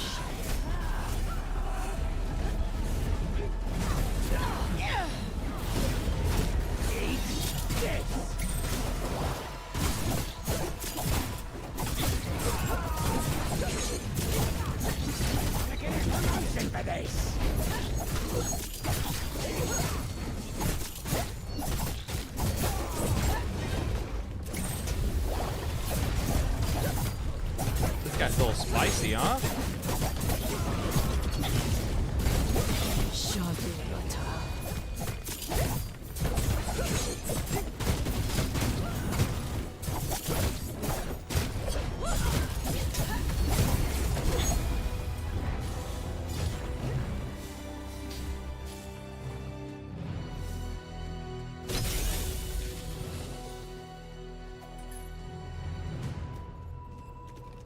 That was spicy.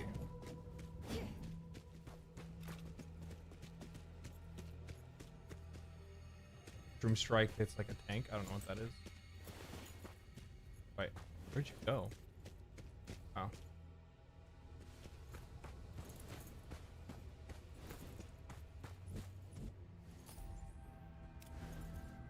It's like we go this way.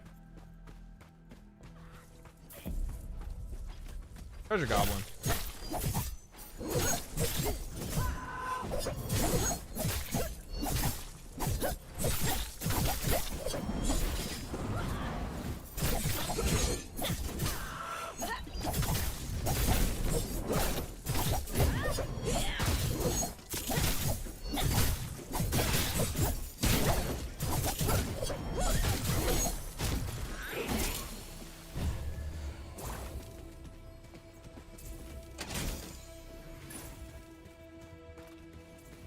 All games are made better by having treasure goblins. I'm just gonna be for real.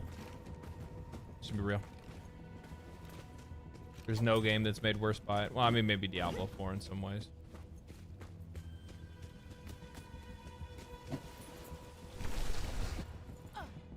Why would it look like I can go? Why would it make that a path? That's weird.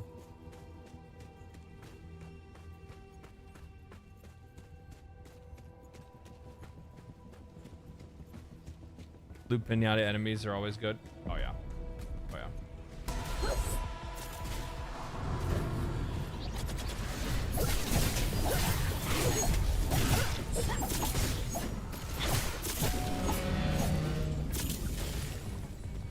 Shadow step.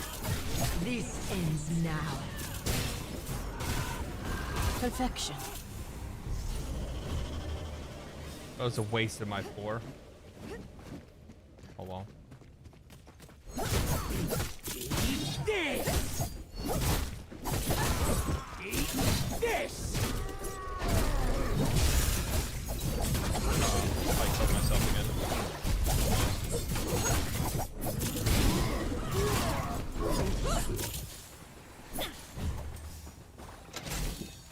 I was trying to parry that and I fucked up timing on it. Just ate it instead. Gotta love that. Call of Duty needs treasure goblins.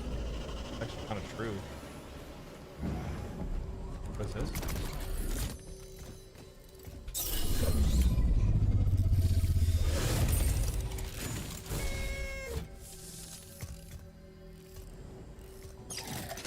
Do it again. What am I spending something, or is it just you just do it 5 times and see what you get?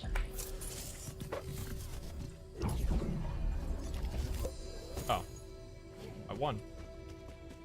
Indulgent Ire. Ooh, that actually looks kind of cool. Is that a weapon or is it a weapon skin? It's a weapon skin.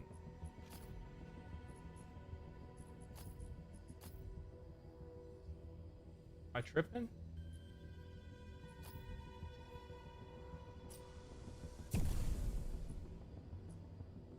What is this one? Empowered with umbral magic, causing my next 3 dodges to pierce the enemies with shadow. Nearby allies are also empowered, but with 1 dodge.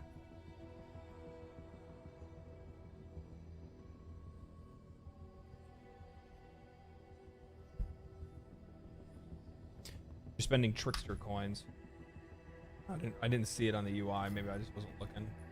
Probably wasn't looking. You said that was my this thing. Whoa. Duel.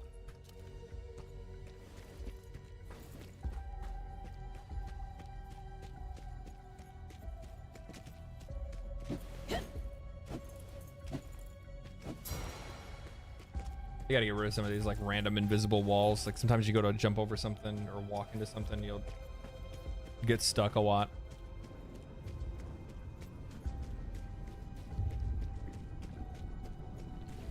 Killing these wretches is a waste of my skills. If you haven't played the game for too long, I'm gonna give like my final thoughts on it. Up to you know what I've played so far in just a minute here.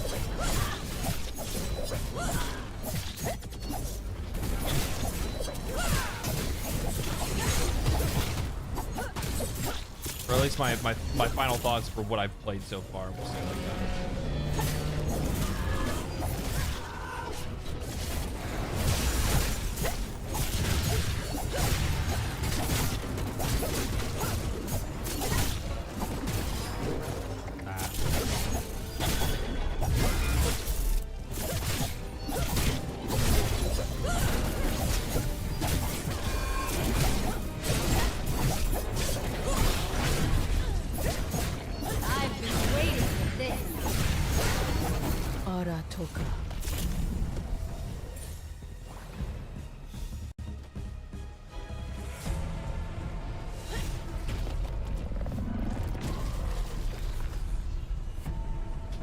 Still a puzzle, this. Why would the Shrikes abandon this place? Give me the good loot. Memory fragment. What, I didn't earn enough for the last bonus reward? Rip. Re-up. Ripperino.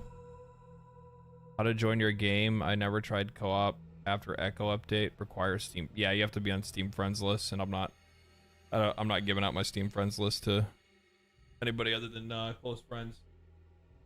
Close friends, families, and a few select other people.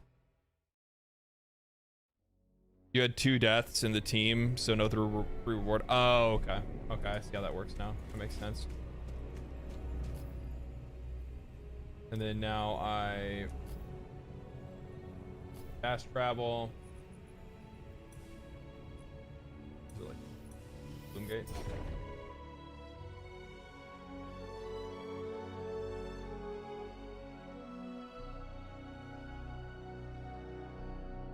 Yeah, I'm pretty sure that Rurikon is has played a pretty good amount. He's the one that put me in contact with the developers. Oh, okay, so he has like a side quest now or something. This is the main quest or whatever. Okay. So, I have now played the game for about 5 hours.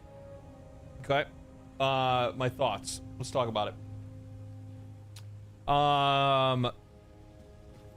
From a visual perspective, I like the look of the game. There's still some rough edges that need to be ironed out. Obviously, the shadow is like a weird thing. I don't think that's my settings. Shouldn't be my settings.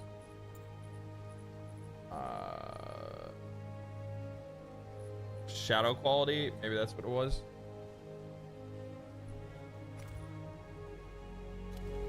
Why did it not activate? I don't know why this is. Oh, it just automatically put it on this.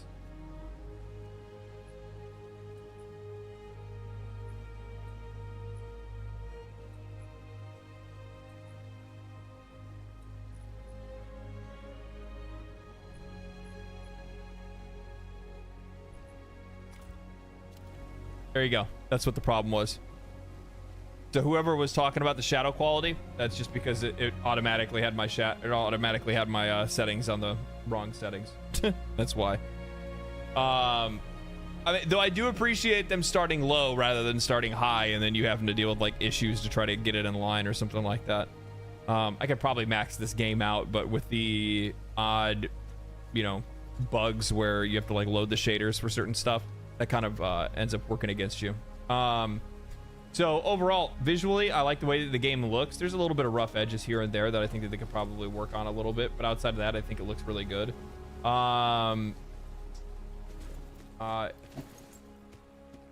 Story.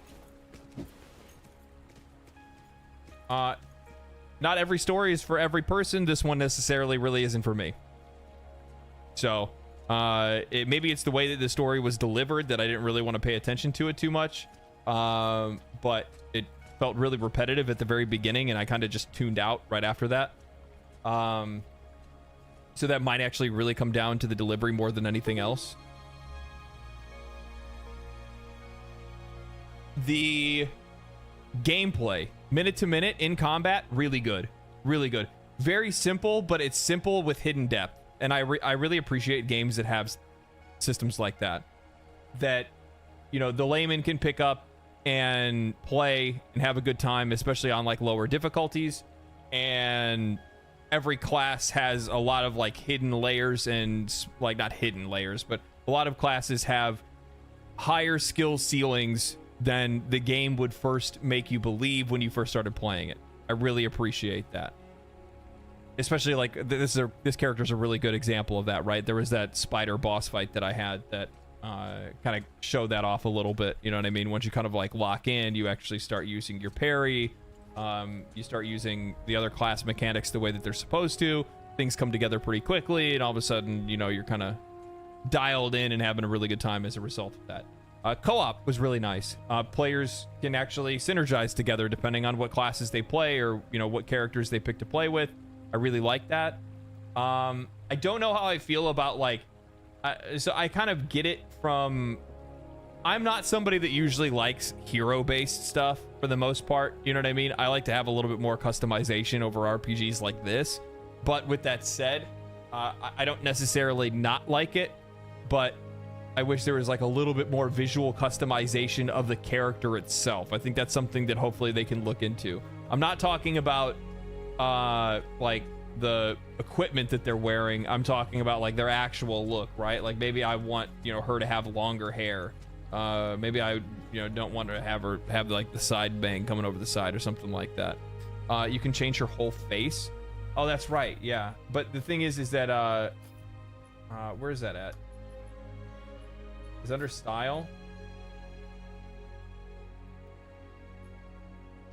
Character? Head? Oh, okay. Okay, I see what you're saying. Okay, yeah, I forgot about this actually. Okay. So this is good then. This is good. Maybe like even changing like their skin tone and hair color and stuff like that would be kind of nice. I don't know. Is there an option for that as well or no?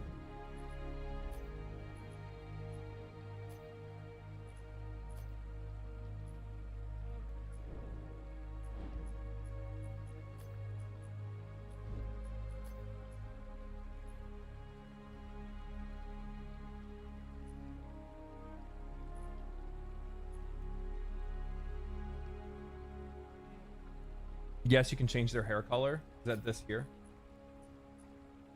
No, this is just for the equipment.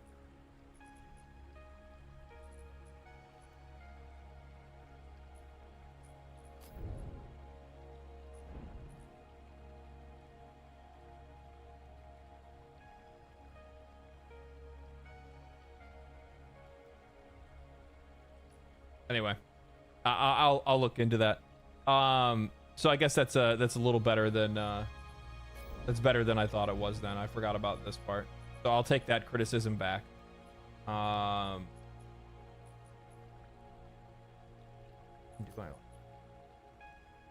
Probably this one.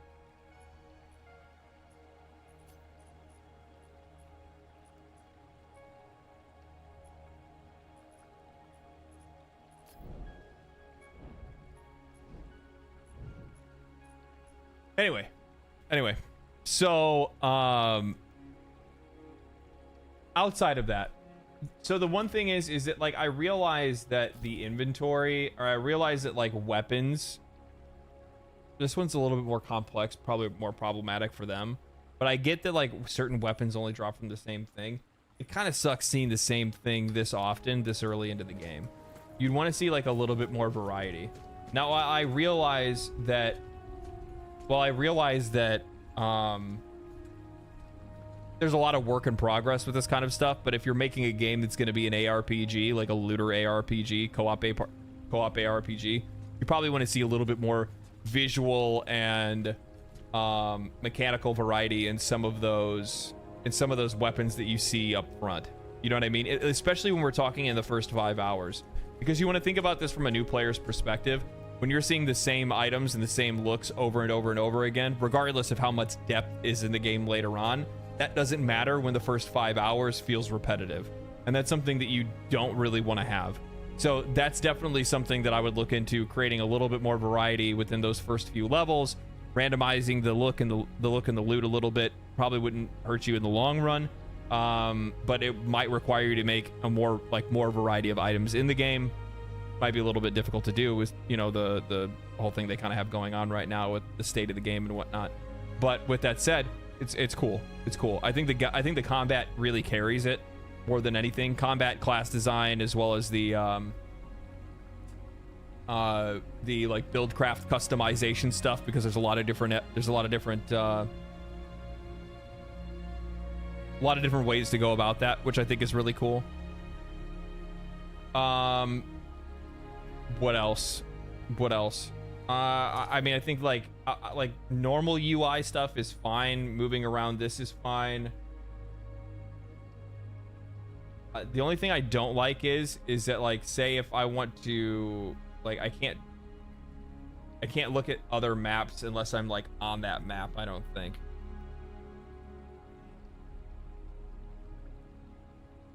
But I don't think you can fast travel outside of this, right? Because Great Lift is just going to take me down to the one place. Hit F. Oh, okay. I see it now. Okay. Okay. All right. Thank you. I didn't see that one initially. The reason why is because I'm expecting this control to be down here where they have the rest of these. You know what I mean? So, okay. So you can look at other maps from here. That's good. You can also fast travel straight to your apartment. Okay. So quality of life stuff is already in the game. Yeah, quality of life stuff is already in the game. That's awesome. That's good to see. I like the idea that you can make living spaces. I mean, people love this kind of shit. I like this kind of shit. Everybody loves this. You know what I mean?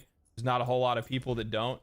Being able to set up like a little, a cool little cozy living space is a lot of fun. It's a little added customization that I think a lot of people really appreciate. And then also adding on to it that you can get buffs depending on the things that you put in, into it, like that right there. Every time I log in, every 24 hours, I get a free key. That's really nice. I like that. I think that's pretty cool. The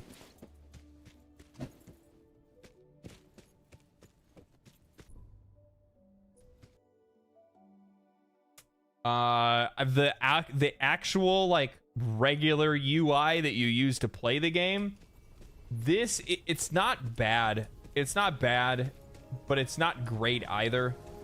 The only thing, like the only immediate improvement that I would make is just from a PC player perspective, when I'm using, you know, mouse and keyboard controls, it's really off-putting where the button layout is and how the button layout is shown on screen.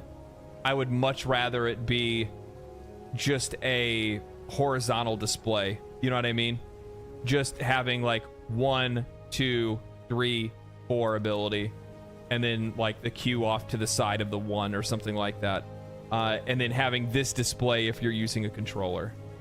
I feel like that would probably be a little bit better of a way to display the information, because otherwise, like, sometimes I would, if it wasn't for me like memorizing what button did what, sometimes it would be it was a little off-putting, and it was a little difficult for me to get used to at the very beginning, because I had a hard time, like, intuitively I wouldn't think that my 2 would be up at top and 3 at the bottom, if that makes any sense. the game is super mixed on Steam. How are we feeling? It has nothing to do with the actual state of the game. The mixed ratings on Steam have everything to do with the fact that the game is not what the developers originally promised, because it was supposed to be an MMO and it no longer is an MMO. The vast majority of the negative reviews on Steam are because of that, not what the game is currently like. If you go and you start flipping through them, you're going to see developers promised this and instead we get this. You're going to see a lot of negative reviews like that, which, by the way, that doesn't mean that those negative reviews are, you know, not warranted or anything like that. Those users paid for the game. Those people paid for the game. It is what it is when it comes to that. Okay. But with that said, those don't really reflect the current state of the game. If you look at recent reviews are a little bit better. It's going to take a little bit of time for this game to heal a little bit when it comes to user ratings, specifically because the game doesn't really have a lot of attention on it. It wasn't marketed very heavily. It's not going to be marketed very heavily. The developers don't have very much money because they've spent what money they did have and their publisher pulled out. And I would guarantee that their publisher was also going to be helping them with marketing the game. And now that they're out, they're kind of screwed on that regard, right? So the only way that this game is going to do well is by word of mouth and by players that play, you know, by players that enjoy it, playing it and talking to more people about it.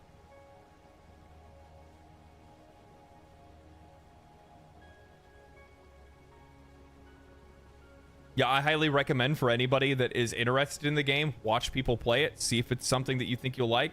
The game's relatively cheap.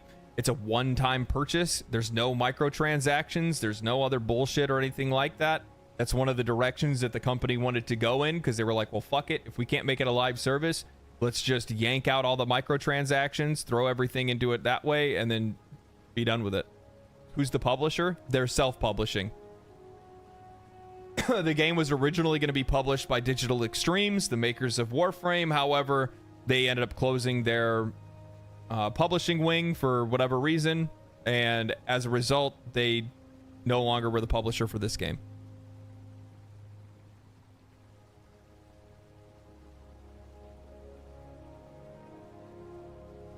So yeah. I mean, if I had to give a score rating on my first 5-ish hours of playing the game, it's like a solid, I don't know, it's like a solid 6 or 7 out of 10 kind of game. That's just the kind of vibe that I get from it, which, by the way, that isn't a bad thing. That's not a bad score. And for the price that you pay for it, it actually kind of raises that a little bit, you know what I mean? For it being a $20 or $30 game or whatever it is right now, it's basically a fucking 8. That makes it an 8. Is this the full release? No, not even close. They're not going to full release until fall. There's still a lot of things that they're trying to implement, a lot of other things that they're going to put into the game. So the biggest takeaways, the biggest negatives is loot variety at the very beginning. If you're making an ARPG, co-op ARPG, it doesn't make sense to have an MMO based loot system. Obviously they've made some variety in the loot, but most of the loot that you're finding is cosmetic. And when you're seeing the same weapon type, weapon skin show up over and over and over again, it gets a little redundant after a while. Because it's like, oh, I got another slicer and dicer. Oh, I got a better slicer and dicer. You know what I mean? And it's just like that. You don't really want to see that. And I realize that people are saying like, oh, when you go into the later levels, you get different ones. That's cool. But keep in mind that the vast majority of people are going to continue to play a game. They're going to choose whether or not. Think about it like this. It's a Steam game. So the vast majority of people that will purchase this are going to decide within the first 2 hours whether or not they're going to play it. You still have to keep that in mind.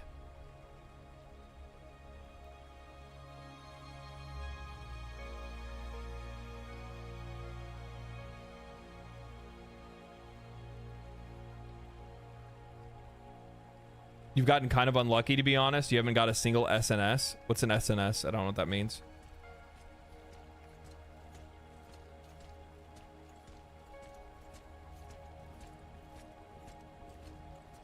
Sword and Shield. Yeah. So, with that said, it's level based. Well, even if it's level based, like it's not good. It doesn't really matter. Like the thing is, you got to keep in mind, like players are going to really make up their mind about the game within the first few hours of playing it. Chances are you're not going to get lucky enough for them to stick around for 10 or 15 hours to figure out whether or not they like a game. So you want to kind of keep that in mind. I think the character designs are really cool. I actually like the art style in general. Like I talked about that earlier. Like I've always been a fan of games that like use like cell shaded graphics and stuff. I think it holds up longer over time, more so than a lot of games do. I think that the class designs themselves, like how each character plays, is very cool. I think it's very unique take on, you know, kind of similar to like the Warframe formula. You know what I mean? And I dig it. I dig it. I really like Nis. I really liked Wingrave was a lot of fun too. This guy Kairos was really strong. I'm interested to play as one of these other characters as well and see what they got going on as well. Master Chemist, Barbarian, another Barbarian, double Barbarians.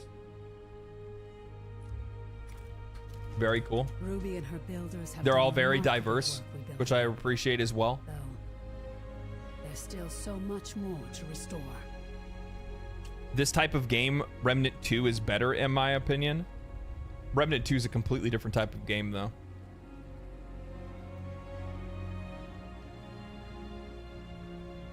Remnant 2 is much less a co-op looter and more of a third-person Souls-like than it is anything else.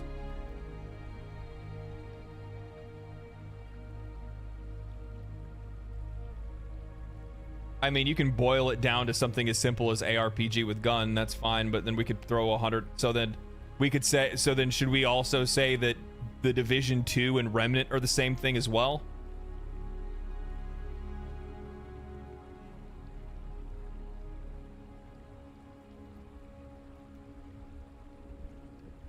Should we say that Borderlands and Remnant 2 are the same thing? Doesn't really work. Every game has their own flavor. You can't do an immediate cross comparison of every game, otherwise you'll never buy anything, or you'll never find anything else you might like.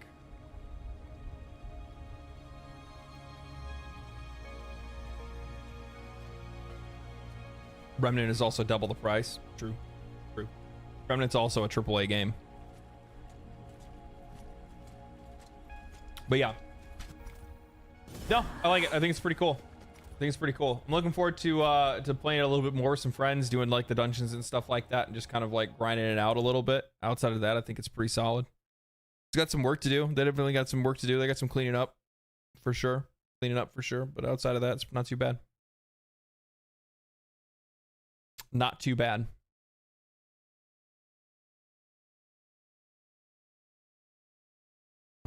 Anyway. That is it for stream today, my friends. I am going to get some food in me. I'm hungry. We've been streaming for almost 7.5 hours. Tomorrow, we're going to do, I think, Angels of Zariman, right? I think that's the next one. Whispers in the Wall would be the one after that. So we're going to do Angels of Zariman tomorrow. And then, yeah. That's it. Ugh. So, thank you guys for hanging out. I'll post up the stream and the thumbnail and stuff like that for the stream tomorrow, and then we will get at it. So yeah. Anyway, thank you guys for hanging out. Thank you guys for stopping by. Thank you guys for the subs. Thank you for the super chats. Thank you for watching and giving me some of your time. I appreciate you guys hanging out. I will talk to you guys tomorrow morning. Stay cool, stay righteous, stay safe, and I will see you guys in the next stream.